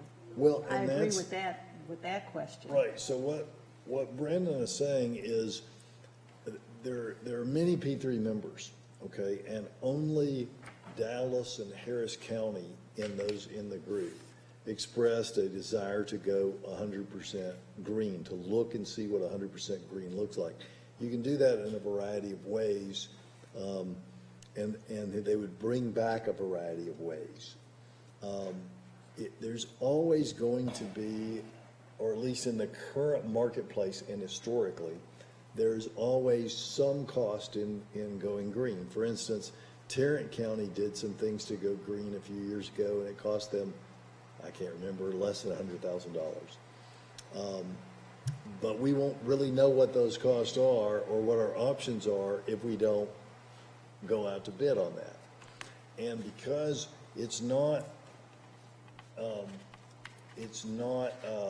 50 counties that want to go green, we have control over it. So when we come back to you and we say, it looks like and I'm making this part up, it looks like our best deal is a 3-year deal. It looks like our best way to do it is A, B, C. That's going to be a decision that another county can't outvote us on. We're going to have the ability to control our own destiny there. Yes. Mr. Fowler, is there anything magical about the April 15th deadline? Is it possible that we could move that deadline back to April 20th and get a little bit more information on this? That's above my pay grade. I think that would be a board decision. We have entertained that before. That has occurred before.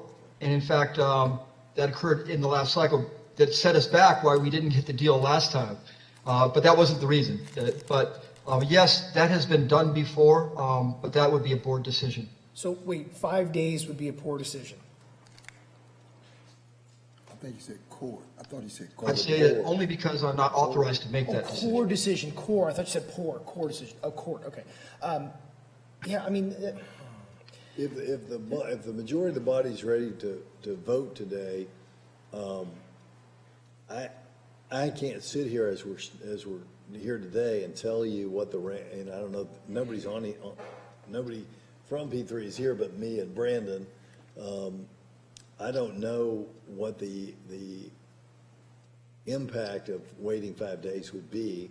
So we can try to get you more information, but unless somebody can maybe get Quinn somebody in my office, if you can get Quinn on the phone to join us, or if he's maybe listening. not to be contrary in this regard, but you just said, it's Dallas and Harris County and we have control over it, right? We have control over, yes, but you gotta understand, this whole procurement for all of this energy is going out from P3. There's Quinn. So, if you've been listening, you're on mute. You're on mute, buddy. Good afternoon, Judge, Commissioners. Yes, I've been listening in. So the question. He needs to identify himself for the record, Yeah, Judge. My David, could you name is identify David yourself? Quinn. I'm the Program Manager for Public Power Pool. Great. So the question has been raised by Commissioner Koch. Would there be a harm in delaying the deadline to April the 20th? We have another meeting on April the 19th, and I think he wants more information before then. Well, in particular, to have budget review it, because this was given to the court. This is an addendum on a Friday.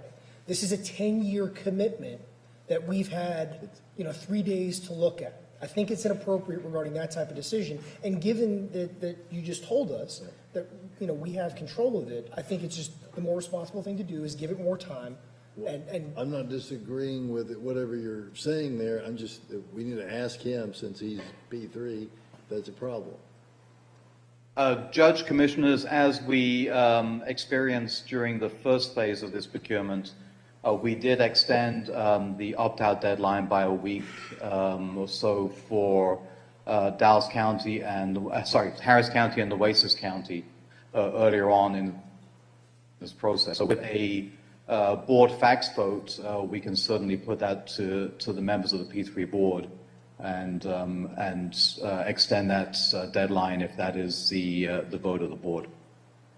But the question is, the question before us is, what does the extension to the 20th do? Regardless of who you put it to.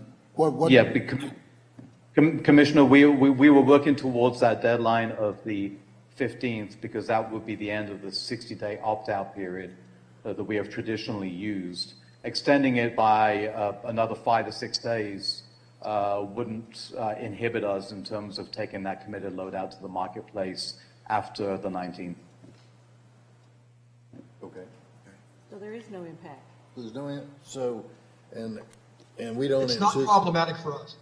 It's not problematic. It would be a short delay of 5 to 6 days before we're ready to enter the marketplace. If there's no other objection, then I would ask that we pull this for 2 weeks and get all the data. This came pretty fast. It's a big, long commitment, and I just want to make sure we get it right because I'm open to. Well, and based on your desire to pull, and they're telling us that there's no, emergency to get it done by the 15th. The item is pulled by Commissioner Koch and will be on our 19th agenda. All right, our next item is Number 30, request to approve, oh, and David and Brandon, so, thank you so much. Don't need you anymore today. If Commissioner Koch has some questions or whatever, we can get him his answers. And we can contact them also. for Yeah, further everybody can questions. contact them. Y'all can send them more, whatever their questions are. All right, request to approve a modification of Dallas County-wide polling place program is 30. Is there a motion on 30?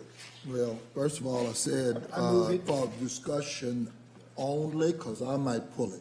I understand, but I just need a motion. Okay, Second. okay. So there's a motion by Koch. Is there a second? Second by Garcia for the purpose of discussion. All right, so go ahead. Good morning. As you know, I appeared before the Commissioners Court 2 weeks ago on March 22nd and discussed our challenges with recruiting poll workers in the March primary.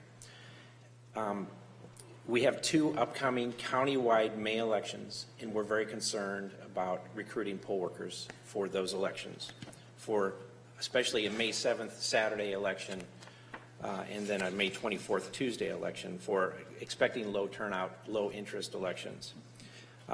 We're concerned because there's a general shortage of labor in every industry. There's concerns about, some of our poll workers have concerns about SB 1 and its effects. We're concerned because of the large number of polling places. I've mentioned that compared to other counties, Tarrant and Harris, for instance, we have twice the number of polling places per capita that they do, or per registered voter. And then also even compared to Dallas County in previous elections. In 2019, for instance, we had 340 polling places, and right now we're sitting at 469. In light of these challenges, I offered several solutions, including increased poll worker pay, and you wisely, I believe, 2 weeks ago approved a pay increase for our judges, as well as paying judges and clerks for going to training, and so I think that will help. I also considered utilizing county staff. We take a look at the emergency plan that we had in place previously from 2018, and it doesn't have a lot of incentive for our poll worker, for our county staff to join in, and so we're working with county administrative staff to modify that and with the HR department to bring another proposal to you shortly. And we're also looking to consolidate underutilized vote centers. That was one of my suggestions, and in response to that, you directed me to explore options. So we spent the last 2 weeks doing so. We began by considering what criteria to use when contemplating the consolidation of vote centers and came up with the following criteria. We identified locations that fell within half a mile, 0.5 miles from another location. We reviewed the projected turnout for the May 7th election based off of our historic turnout, et cetera. We evaluated ADA accessibility at each of the identified locations. We considered voters' access to private transportation and gauged the distance from identified locations to public transportation routes. After doing so, we identified 110 potential locations to consolidate. We reviewed the plan with our attorneys and with the Secretary of State's office, and neither of them found any substantive problems, but they did have some procedural issues, potential issues, that they wanted to bring to our attention. And what were those procedural issues? That there was when these were formed. Under the election code. Yeah, under the election code, section 43007, the countywide polling place program. Right. It provides, when you establish a program, that there's a certain procedure that they would like you to go through, and they recommend, including the formation of a vote center advisory committee, et cetera, which was all done, and you're well aware of what it took place in 2019. So the question is, the statute's fairly silent on ongoing, whether or not that is required. And so there's some procedural questions. When we talked to the Secretary of State's office and presented those issues, the Secretary of State's office didn't have concern, because we talked about Did they put that in writing? They did not put that in writing. Okay, so, but the code is in writing. And with regards to that, and this is what the constituents, the voters expected, that we put it in writing, and so now you want to depopulate, and you're just saying, all of a sudden, it doesn't mean anything. They don't have any concerns. I'm simply presenting you our activities over the last 2 weeks in following your directives. Did you write the Secretary of State's office? We talked to the Secretary of State's office. Did you write that? You know, this is in writing. Did you write the Secretary of State's office? I think I answered already no. Okay, so you didn't write them. Okay. Who did you speak to at the Secretary of State's office? Christina Adkins, legal counsel. So after applying these criteria, we formulated a conservative plan to reduce the current number of vote centers. And we did so first to the Democratic and Republican parties. And we did it by looking at an interactive map, which you guys had access to also, and reviewing these mostly pairs of locations that were within 6 blocks of each other. Sometimes it'd be triplets. And we looked at projected turnout and all those criteria we kind of talked about, and made a decision between the parties. They gave their opinions. Yes, we should close this one that has a projected turnout of 15, and we should keep this other one open that has a projected turnout of 150. And so then we did that with the parties, and then we had 2 different meetings with the participating jurisdictions in the May 7th election, including What jurisdictions were those? all of the participating jurisdictions. City of Dallas? And the City of Dallas. Who So the City of Dallas was on top of, was in addition to the participating jurisdictions, because they are not participating in this election. Come again? The City of Dallas is not participating in this Right. election, but because there's so many locations within the City of Dallas, we thought it was wise to include them. And who did you? Billy Ray. Who? The City Secretary, Billy Ray. And one thing that may ease people's concern here, and I don't want to let you keep going, but it's my understanding that the thought right now is that if polls were shrunk, they'd be shrunk for the 7th, which it's hard to find people to work on these nonpartisan deals, and they'd stay shrunk potentially, unless they're not, for the 24th. But then all the polls would be back open, including these 68 that we're closing, for November. That's correct. So we're just talking. I'm going to play that kind of whiplash. Okay. But anyway. But that may alleviate some concerns for people, like if they're thinking November. Well, you know, what bothers me, Judge, you know, you want to talk about November. November is a partisan election. Yeah. And but he is saying that he conferred with the parties for a nonpartisan election. Right. Okay, so the citizens, again, the code, when it was envisioned, talked to citizens, helped to establish it. So the citizens probably have an expectation, or at least, you know, you would reach out, you know, to citizens, because, you know, how many members make up the VCAT? Commissioner, I'll answer that question in a second. I just want to point out something. The reason we included the parties is because the May 24th election is in fact a partisan election. I get that, but you still, the city election, you know, you still haven't reached out in terms of you know, those community. The same thing that set it up, you have not reached back. So I can, if I can continue, I'll go ahead and talk about that. But to follow up on what Commissioner Price is saying, wasn't there a meeting last night of the Citizen Advisory Committee? Right. Yeah, but the CAC, I said VSAC, not CAC. Right. Yeah, a big difference, number one. No, I understand And number two, you know, I'm not so sure about that meeting last night. And my people have told me, because I don't know where we did legally, that the CAC, unlike the VCAC, is a different committee and falls under all the TOMA laws. And so, you know, I'm not so sure where you had a legal meeting last night or not. Because TOMA TOMA applies. And again, I've got a ton of questions, because then the posting, we didn't post it down here. The law is real clear on how you have to post TOMA. If you ask the DA, he will tell you, and you don't get a chance to skip and do what you want to do. So, you know, so they had a gathering last night, but that was not a meeting under TOMA that was compliant.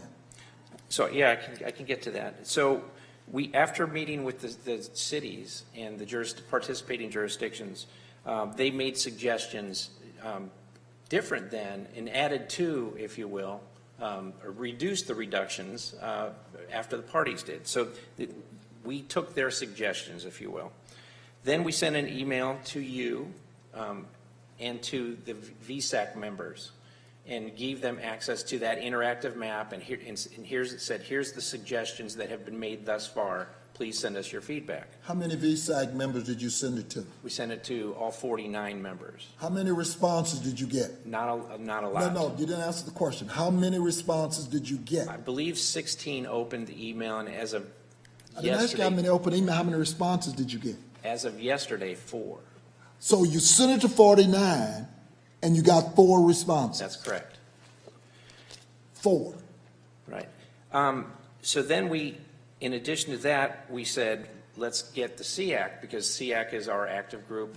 Let's put a meeting together for them. And so we met with them last night to get their feedback. Did you post that meeting? Yes, Where did you post it? on the county's internet site. Okay, did you post it where traditionally the law requires us to post it? That's the role of the county clerk's office. This is the county government, and it's right out there. Did you post it there? Did I post it? No. Okay. Did they post it? I believe they posted it Monday morning. No, they did not. Yeah, Monday morning they did. They posted it Monday It was morning? not timely. It was not, There is okay, a then time, there's a don't. time issue, isn't there? It wasn't timely. Did not post it timely. That's Therefore, the meeting was an illegal meeting under TOMA. And that's correct. And so That's even correct. that's correct. And so Well, then I will, why are we talking about anything else? well, If you if had I a can legal finish, meeting? I'll explain. So if, regardless of the posting, Not regardless. regardless of TOMA is a state law. regardless of the posting, the meeting last night wouldn't have been a legal meeting anyway, because we didn't have a quorum, in-person quorum. So the feedback from that meeting was not an official act of SEAC. It was an opinion, individual opinions of that group, in which we took the opinions of all those folks. I don't want to talk about this. You know, just as I'm saying, you're going to have a meeting, and the meeting is not legal, and then you know that. So, you know.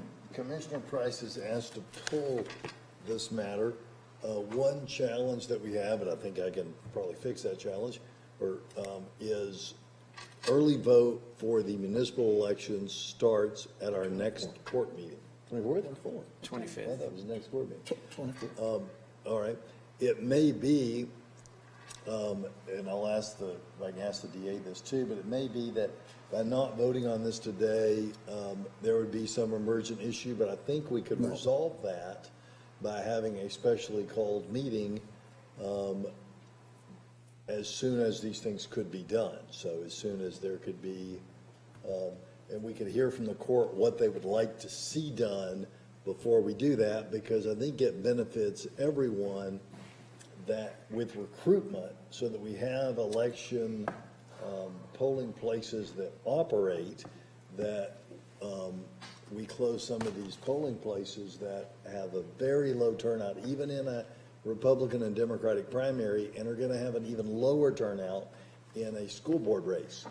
And of course, it may not be the will of the court to do that, but what does the court need to, if you're going to pull it, and I'm going to set a special meeting for just as soon as 3 days, as soon as we can get all these things done, what does the court want to see done? I hear Commissioner Price saying he wants to see a SEAC meeting where there's a quorum and a VSAC meeting. Is that right? Yes, I want to see VSAC. I mean, he just told you he reached out to 49 individuals and he heard from 4. The VSAC, just so the court knows, I think we should all know this or remember it, but the VSAC, I don't believe was ever formally constituted by this court. It was an ad hoc committee with your input, all of your inputs, that the former and my input and other people's input, that the former elections administrator put together. No. VSAC was set up primarily because. Did we ever vote on it? I mean, I'm not arguing that we shouldn't hear their words, but I don't know that we ever actually did that. But it was in. What is the timeline that we have, Mr. Scarpello? Let's start there. Because, I mean, we are in a rush of time. I understand where Commissioner Price is coming, and definitely that's why we have CAC, and that's why we form the voting group, to give us advice. And obviously because they do a great job communicating with all the different precinct chairs, judges, etc. So what do you recommend, Mr. Scarpello? You hear, our concerns. As an elected official, I've been getting emails from, as you know, because you've seen some of them, I have joined the conversation with you, with concerns about these locations being closed, which one will take their place, why are they being closed? So what do you recommend us? So I think it's an excellent question. Can you pull the mic? Sure. I think it's an excellent question. And given the time frame that we had, we did as much as we could with that time because, frankly, we're out of time. We need to make a decision or not. And I don't think we have any time left. So that's why we went to as many avenues as possible to try to pull together a VSAC meeting at this point with those 49 members is nearly impossible. And we see that just from the response that we got from the email, right? And so if we don't act today, I think that we end up with 469. And I just don't think that there's time left. There's too many things left to do in preparation for this election for us to delay this decision. And this, what you're presenting today is a reduction of 68 locations, right? We still have 400. It was initially 68 but as of even this morning, I can tell you this. This is a consensus decision. Every single person who's weighed in, we've listened to that and we've agreed with their decision. Whether it's the parties, the cities, or the SEAC members last night, or VSAC, or even this morning. All SEAC members last night didn't agree with that.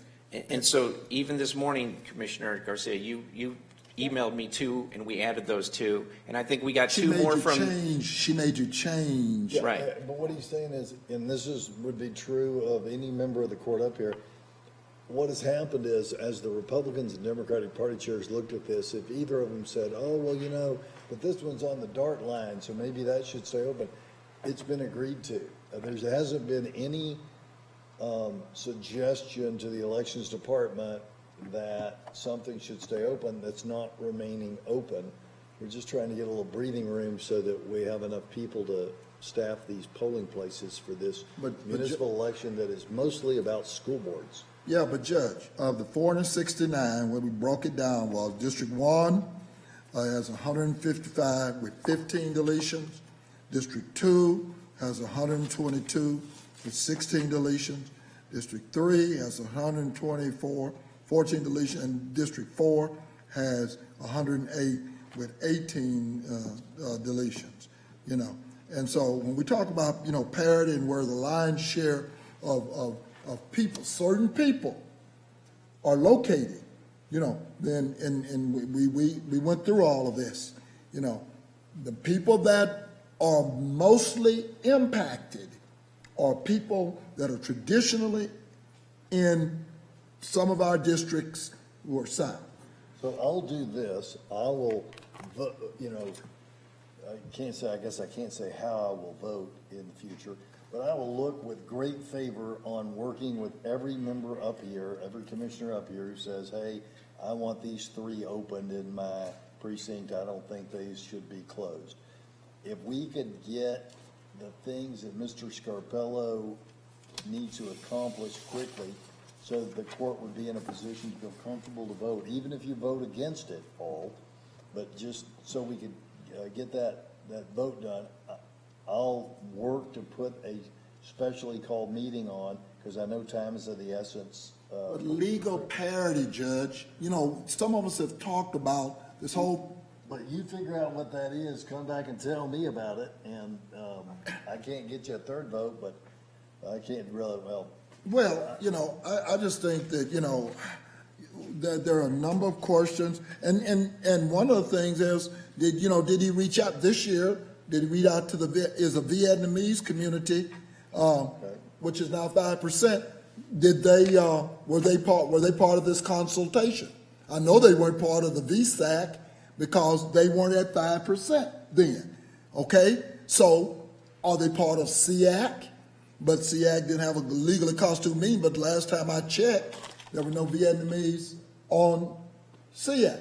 So there's not unlike the Republican and Democratic Party, there's not like a chairman of Vietnamese population, obviously, but perhaps the Vietnamese paper or radio, we could reach out to them. And we do have a contact of a couple organizations. They can represent the Vietnamese community, at least Groups in my that part Dr. of town. Daniel suggests. And the elections department has a good list of some of the organizations. We've been working with them for. I know at least 2 organizations we can work with the Vietnamese Somebody community. out there, since I'm not a very good note taker, let's take notes on this. It sounds like what we're hearing from the commissioners is they want a Texas Open Meeting Act compliant SEAC and VSAC meeting, and reaching out to Vietnamese community leaders that Dr. Daniel will give you, and Vietnamese periodicals or blogs or papers or what have you. For Is my there part, anything else? for my part, I'm fine with closing the 16 in District 2, because we need them closed. We don't have enough people to man these spots. So, I mean, if there's any interest in the body amending this right now and allowing me to get some greater efficiency in District 2, I want to close 16 of mine. And for the record, Judge, Would there be an objection? I don't think there would be. Would there, Commissioner Price, if we did what Commissioner Koch is asking and dealt with the other 3 districts and whenever I do the special call meeting? What he's saying is. I want to get those closed today so He wants people to can get his anticipate and closed get them. today. Yeah, I mean, you know. Well, I mean, if Commissioner Koch wants to close his. You know, I think that in District 4, I mean, we had a very good discussion. We have talked to some of the cities already. I mean, as far as District 4, we have organized a plan as well with some of I wouldn't oppose a public hearing, but I think District 4 is also going into that direction. I mean, if Commissioner Daniels and Commissioner Price have their list ready for you or they want to work on it, I'm open to that too. So and I Judge, think for the we can- record, can I just mention that with the changes, modifications from last night and this morning, it's now sitting at 61. Okay. And so I think we have added 4 more in District 4. So let me ask that then. So Commissioner Garcia, and understanding that when SEAC and VSAC meet, the people who live in District 4 would go to those meetings, but, and it doesn't matter to me what your answer to this is. Do you want to go ahead and whatever yours are with your additions on there, join in an order with Commissioner Koch to get those done now so they can know what to recruit for in your district, or do you want to wait with Commissioner Price? I would like to move right now just because that will give me a good idea of how many people we have to recruit. That's 2 It'll for an be amended easier. order. I see Russ has Now, heartburn. if in the public hearing with Commissioner Price, something comes out, I will be ready to add as needed. Judge? Can we do that, Judge?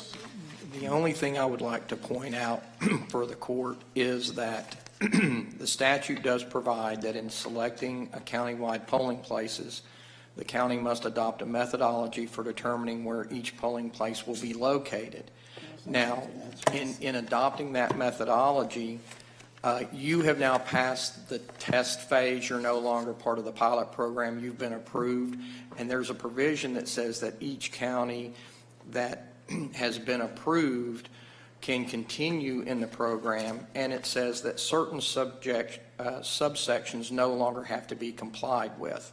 Now, one of those that is not excluded is the provision F that I just read, which says in selecting countywide polling places, a county must adopt a methodology for determining where each polling place will be located.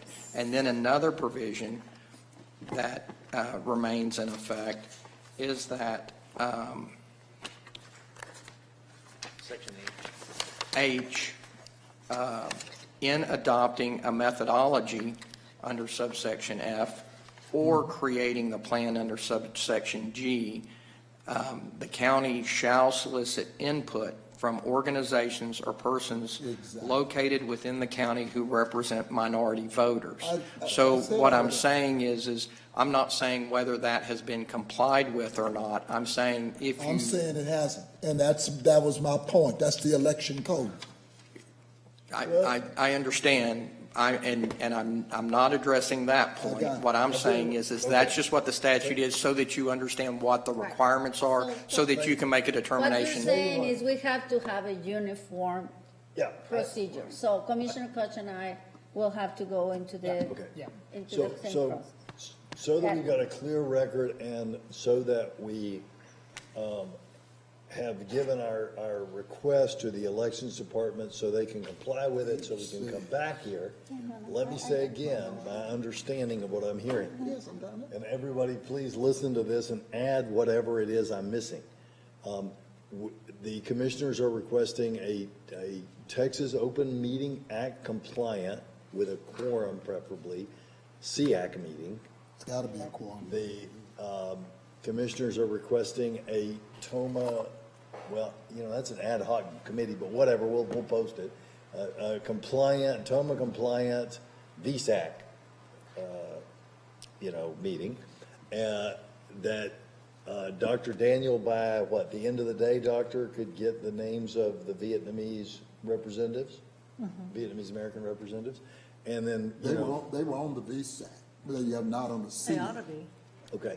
And then we'll also reach out to periodicals, some maybe HHS. You have never mind, you have a media person, right? Great.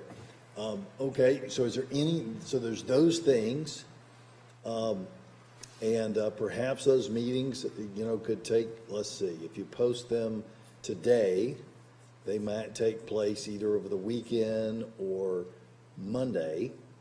And I don't need to wait 3 days after your meeting to post this emergency meeting. We'll just have it sometime next week, and I'll work with all your schedules. Well, let's hammer it out now. Okay, we'll do that. Would it give us enough time, would it give you enough time to have those two meetings, talk to the Vietnamese leaders she's going to give you, and the media, and if we were to set that meeting for Wednesday, the 13th, would that give you enough time? We'll do the best we can. Well, no, if Thursday, whatever it is that gets this done, I just picked that number, I just picked that day because this day's half over, and that gives you a full week. Yeah. I can do Wednesday at 9 on the 13th. Okay. Yeah. Well, but you still got to be compliant. Well, we would be compliant because we'll post with 72 hours. He then will have to do his VSAC meetings either on the weekend or Monday, or I'm sorry, VSAC and SEAC meetings on the weekend, on Monday or Tuesday. Right. So we'll know the solutions, and preferably on Monday if you're not going to do it on the weekend. I understand why people wouldn't want to give up their weekend to come to that meeting, but that way, if the meeting's obviously at 7 o'clock at night on Tuesday, there's really no way to get a report to the commissioners before they have to come back in here and vote on this on Wednesday. So is that doable? Next Monday, yes. Yeah. Okay. Well, so we'll do the Vietnam. Okay, go ahead. No, I'm talking. I just wanted to add one more thing to the record as far as the open meeting provision.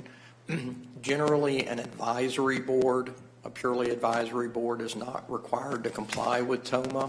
However, the bylaws of SEAC specifically state they will operate and comply with TOMA, and therefore they must comply with TOMA. So I just wanted to make that on the record. we're gonna pretend like that the court has actually voted on that board, and we're gonna just do a TOMA. And we're gonna make sure to get that done in enough time so that somebody sticks a piece of paper on the bulletin board and puts it online. Also, while we're, and I completely agree with everything we have discussed, also, Mr. Scarpello, we should start getting ready to also convene BSAC, May and June after the election. I agree. So we can, put the process and comply with Secretary of State. And that was going to be one of my final points is for VSAC, what we want to do is right after the May elections, have them convene and meet over a period of months, and maybe by the end of the year have something, a more formulated plan for the future. I totally agree with that. And not for now, because we're jammed up on time, but we'll pull that VSAC, we'll put that on the court's agenda and actually have the court adopt those people or change them. Somebody may have died, somebody may have moved to Collin County, who knows? But we will get that done. But for now, whoever was on Tony's list is on this ad hoc. And last but not least, regardless of how the meeting goes next week, the reality is we have 400, locations that we have to staff. Right. So if I were, I'm free of ask, but if I were staffing right now, after hearing from Dr. Garcia and Commissioner Koch, the last thing I would probably staff is the ones that sound like they're going to be closed in their districts. But, that's up to the people that are staffing. Judge, in all likelihood, there's going to be some that have to close anyway because there's not going to be staff there at all. But you know what, I keep hearing that, but if he uses that court order wherein we can use county public. Okay, I'm all for that. We're gonna,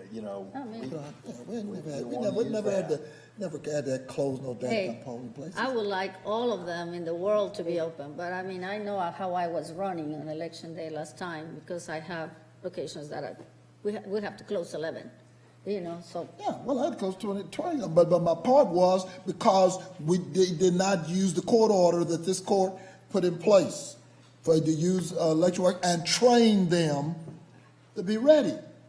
We've always trained people to be ready for the elections. So, Could we get the about updated money. list? Yes, I have it right here. Thank you, Mr. Scarpello. Let's move on. we have speakers, if any, now, they may not want to speak. Thank since you. where we are, but if there's any speakers that want to speak, let me see what I've got. Please do. You've been here all morning. Last page, should have already. Oh, I've got one here that's unclear. Marty Epstein, I don't know if that's on, is Marty Epstein on polling places? Marty Epstein, only if you're on polling places? Yeah, that's just.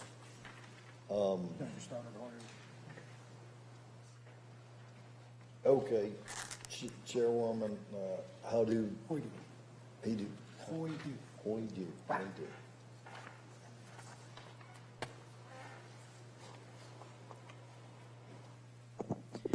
Thank you, Judge. Thank you, Commissioners. I'm Jennifer Stoddard-Hoydu, and I'm the Dallas County Republican Party Chairwoman.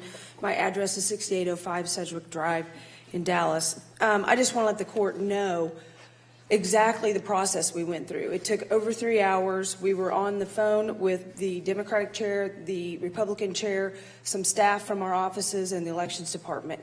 And we analyzed every single location, and there were really none that we just agreed to. We looked at where it was, the proximity to the other polling place, the ability to travel there easily, whether or not there was a creek that separated them, how you would have to travel to get there, whether it was an area where people used public transportation more than they did private transportation. And there was not one polling place that was suggested for consolidation that the parties did not agree to. So if one party wanted one kept open, the other party said, great, keep it. And we did that for every single location.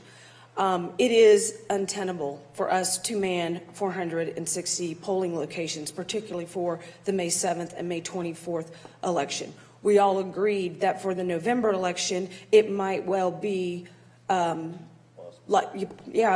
might be better to keep them all open. But for the May 7th and the May 24th election, the only objection I could see to doing that is to create on purpose chaos, because we are not going to be able to get 1,000 workers into 460 locations for a Saturday election. So I know that the cooperation between the parties on this was extraordinary.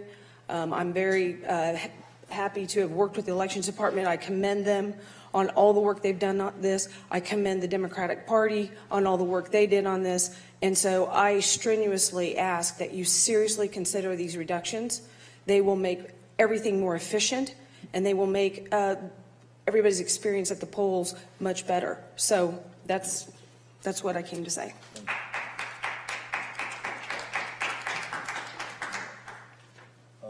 And that's our only, we're going to hear from other public speakers if you're here for that, but the way that works is we hear from that at the end of our meeting, which is, I guess, right now, come to think of it. So this matter is going to be set for let's just all look at our calendars real fast, please. Wednesday the 13th? Yeah, RWP Leadership Orientation and Training.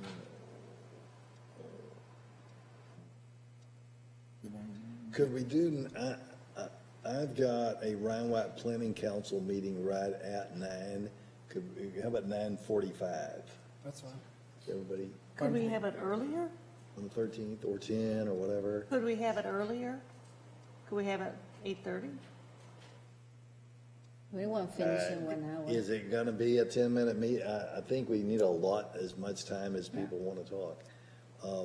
I have I could just get them started, thank them for their service, get here by 9:45. I have a 10 o'clock meeting, though. Oh, you have a 10 o'clock meeting. How about if I get them started and somehow get here at 9:30? But I don't know if that gives everybody enough time. We've spent an hour on this today, and what about 1 o'clock in the afternoon? okay. Yeah. 1 o'clock in the afternoon. Now, there's a NITBA board meeting that same Yes. day. Yeah, but it starts at 12, Judge. I will be there from 12 to 1. I don't believe we're going to have a very long agenda. I think I can do it here. So 1 o'clock or 1:15? I think Did you- 1:15 will give us enough time. I will try to make Does it here. 1:15 work for everyone? I don't know. Yes. We can make it work. Okay, 1:15. So we are posting the special call meeting on the issue of Court Order 30 for 1:15 on Wednesday, the 13th of April. Thanks, everyone.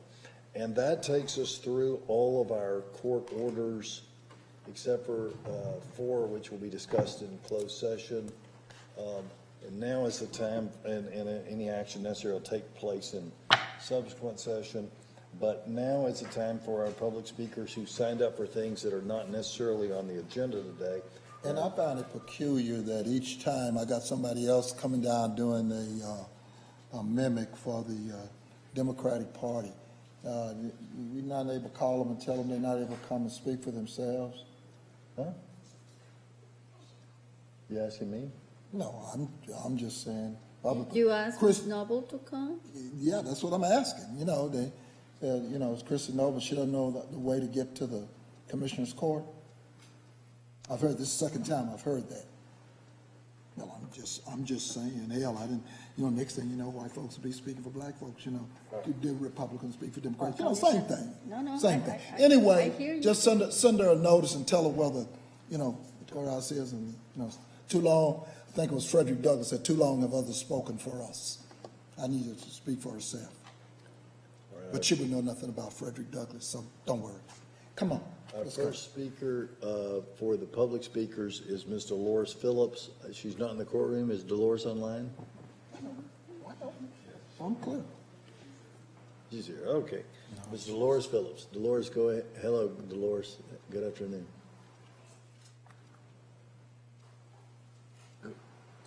Go Hello? ahead. Yes, go ahead, Dolores. Dolores Phillips, P.O. Box 530-236, Grand Prairie, Texas 75053. 2 months ago, Honorable Jenkins, you said that you were going to have someone get back with me with the stolen exhibits that were in sealed envelopes in DC 2106299. In those stolen exhibits were a total of 15 CDs. 12 CDs was in one CD sealed envelope that was in the custody of the court. Some of those CDs were FBI files, unclassified, dating back to 2008, where my education was being sabotaged at DCCCD, each school that I attended. That's true for all schools that I attended. On March the 17th, I just received a certified copy after requesting all cases that I filed in county court in George Allen building. That's district court, and that's also county court. On the March 17th certification of the courts filed in district court, what is missing is DC 2109080. This is the fourth occupational petition that I filed for occupational license in 2021, a total of 6 in 2021. I was eligible for the occupational license the first time I filed it. I allege that I'm blacklisted in your courts for speaking the truth of an ongoing open quid pro quo. I've contacted the DA's office, the Sheriff's Department, Dallas Police Department to ask for an investigation as to who, how, and why someone would feel so brazen to go in the court. I believe it's bigger than the court. I'm not blaming anyone in the court. Who was so brazen that didn't fear reprimand to steal FBI files, DPD audio, DPD 911 video, and all of this shows an ongoing cover-up. So then when I was downtown, everybody kept pointing in two directions with the same hand. So what I did was I left downtown, I drove to FBI, and I asked, could I make a complaint? Could I see someone? They said they were closed and I could do it online. I could call. So I did both. Intake complaint, and I also did an online complaint, and I also did the same thing at United States Department of Justice to find out who stole my exhibits, because I want my exhibits. They were medical records, MRIs pertaining to my back. It was MRIs for my stomach, for my neck. And let me say this for the record. When you're looking at those, that presentation, that it should be up. Dolores, Please I'm sorry, understand. you're out of time, Dolores. Thank you for your words today, and we'll see you next time. Thank you. Our next speaker is Mr. James Simmons. Mr. James Simmons. There he is. Hi, James. Go ahead and state your name and tell us what you want to tell us. Muted. You're muted. Or maybe you're not. Just say something. He's saying something, just okay. He's muted. So you need to unmute. All right, there we go. There you go. All right, thank you, Commissioners, for your time. Judge Jenkins, Commissioner Price. Really picked a good day to show up. Seems I have some information that might shed some light on some of the issues that the Commission raised today. Like I said, my name is James Simmons. I have a background of almost 25 years in high technical litigated property claims and fraud investigations. And I come before this Commission to share some information that's come to my attention. I'm only able to bring this information before the court and this Commission now as the FBI has completed its investigation as of September 21st, 2021, with a referral to two other federal agencies, including U.S. Health and Human Services. A little background: in 2018, I had to sue in family court in order to enforce the education rights of my son in Texas, and I had been paying the mother child support directly after checks were returned and accounts closed by the Texas Attorney General's Office of Child Support. I was told I had to reopen the account. Upon the account being reopened, I noticed all my payments were being reported as late to the credit agencies. I contacted the Texas OAG, who stated that they hold all payments until after the third Sunday of the month before applying them to accounts. I brought it to their attention that falsely reporting to credit agencies is a violation of the Fair Credit Reporting Act and punishable by up to $1,000 per occurrence. If you look under US 42D, child support section, or section 658, there are several tiers that provide additional grant money if the efforts, for the efforts of collection. It's my suspicion that Texas OAG is falsely reporting to get access to those additional funds. I tried to clear the false delinquent credit by paying my child support twice that month and was hit with a $51.80 penalty. Texas OAG states that the Fair Credit Reporting Act does not apply to states, and they have sovereign immunity from false reporting to federal agencies.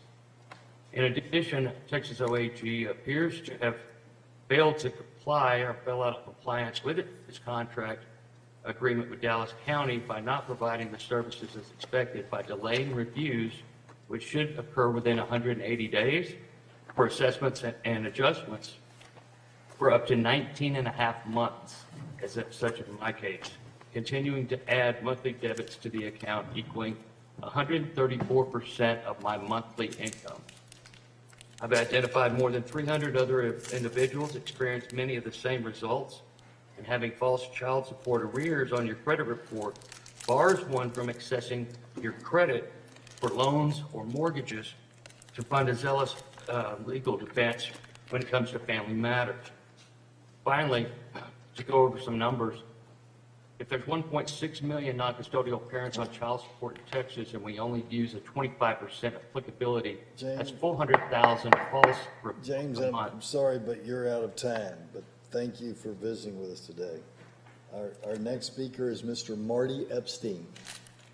Mr. Marty Epstein, Mr. Marty Epstein. And if I didn't say, forgive me if I did not say to our speakers, there is a 3-minute time limit for our public speakers at the end of the meeting who are on things that are not related to the court orders that day. So Mr. Marty Epstein, does anybody see him? No. Marty Epstein, Marty Epstein? Okay. Our next speaker is Miss Allie Raskin.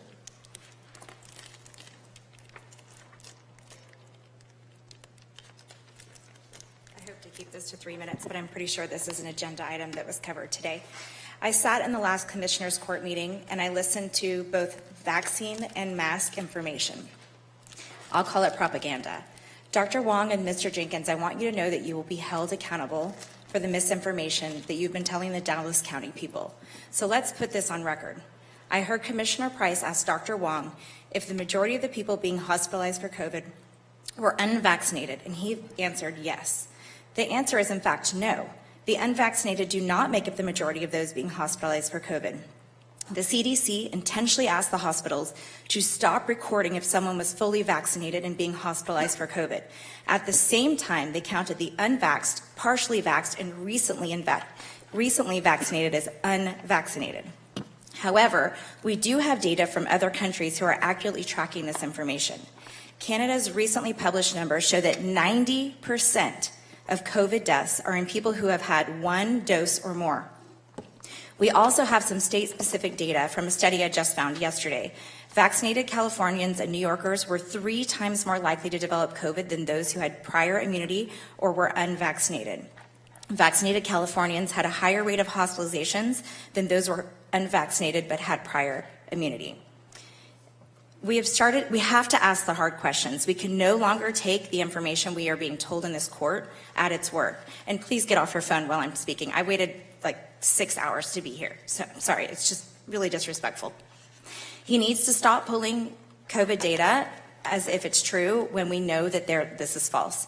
Israel has the highest vaccination rates some of the highest vaccination rates in the world. They also have the highest number of cases and deaths right now. Since the vaccine program started, there has been an 84% increase in deaths of people 25 to 44 years old. I'm going to repeat that, 84% increase in excess deaths. This population had a death rate of COVID of less than 0%. The excess death since the vaccine program started in ages 18 to 64 is up 40% as confirmed by the life insurance industry. There were no excess deaths in 2020 prior to this vaccine being launched. The only difference between 2020 and 2021 is the COVID-19 vaccine. This death rate is higher than any war or natural disaster.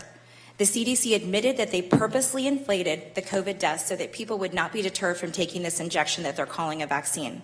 Now let's talk about the children. Major new study shows that 63% of children have had serious heart problems since the vaccination, post-vaccination. And when FOIA'd, the CDC last week said it could not provide a single instance of a confirmed COVID-19 death in a child younger than 16 years old. Dr. Wong, I also heard you say in the last Commissioners Court meeting that there's no downside to wearing a mask. You are either...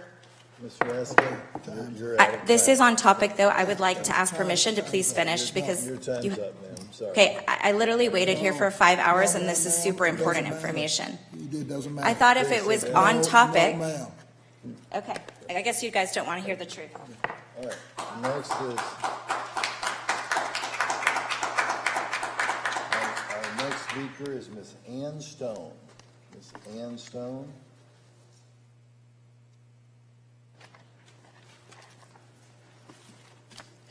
At the last Commissioners Court meeting, there was endless talk of the Ukraine situation. Ma'am, give your name and your address for the record. I'll give my name. Your address and name for the record. Ann Stone, 1456 Wagoner Drive. At the last Commissioners Court meeting, there was endless talk of the Ukraine situation.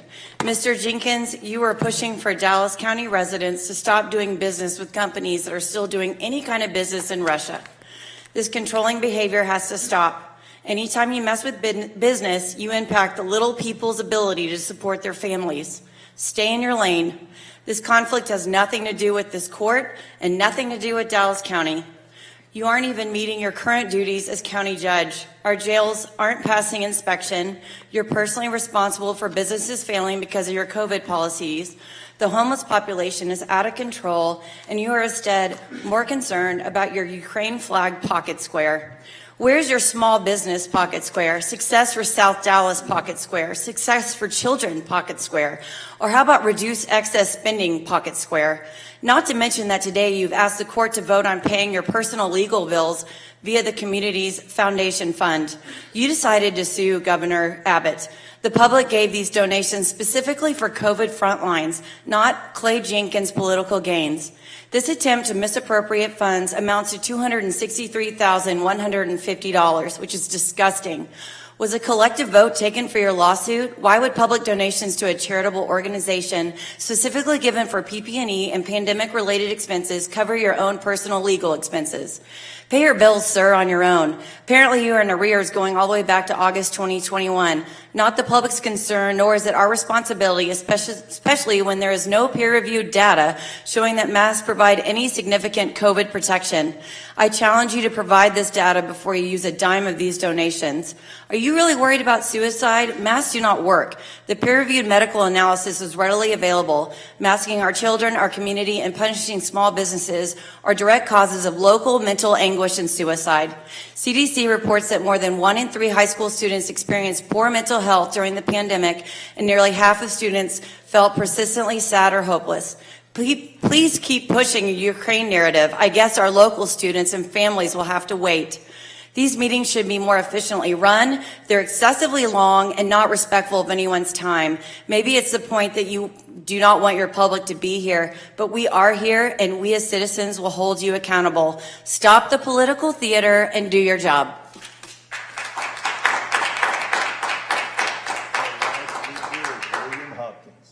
William, come on down.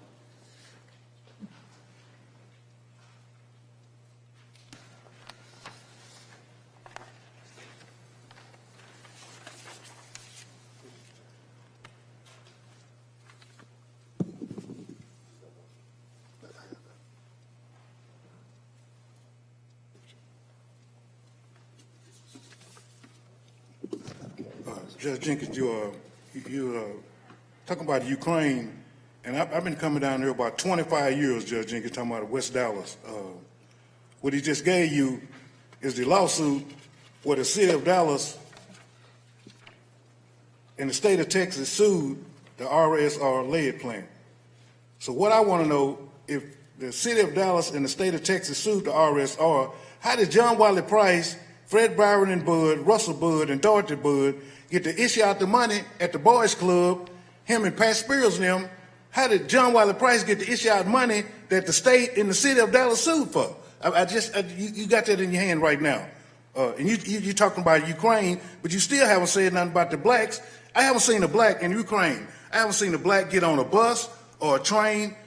And I've been asking, where's the blacks in Ukraine? Yeah, everybody loved Ukraine. The mayor of Dallas, he was talking about people not doing business with Russia because of the Ukraine. But I haven't seen a black get on a train or a bus in Ukraine. I'm trying to find out where's the blacks, and why ain't somebody says nothing about the blacks? Gabriel Bates, I wrote this here down. I got this off the media, Judge Jenkins. This kid was named Martin Williams. It was in Illinois. It was at a dollar store. He got robbed and somebody got shot. They got this kid and took him to the police station and told him, we're going to take you to McDonald's. Is you hungry? We're going to take you to McDonald's, and then we're going to let you go home with your mama. And they arrested this kid, but his family had a film where he had played in a game at the same time of this robbery in Illinois, and they let him go. I tell you the same thing about Gabriel Bates. They McDonald's, I'm trying to find out, do they have some money invested in the Dallas juvenile? Do they have money invested in the prisons where they can lock up people? And how many times I asked you, but you was with that Brian Lockhart. You wasn't going to the juvenile. This is what John Wiley Price said. You were never there when you was with that Brian Lockhart thing.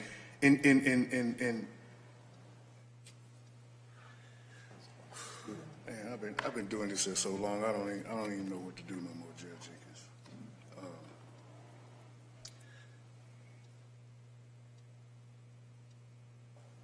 They locked Gabriel up so long, man. He needs some help, Judge Jenkins.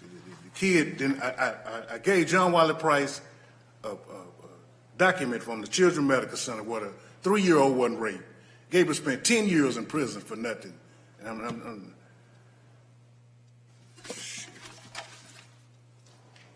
Thank you, Mr. Hopkins. That concludes our public speakers. We will now recess for our closed session as authorized by Chapter 551 of the Government Code as previously posted. Any action as a result of the closed session will take place in a subsequent open session. We'll begin our closed session momentarily. So members of the public, if you are, we thank you for your visiting today, but closed session will need you and any staff that's not on the first matter to leave the room. Thank you.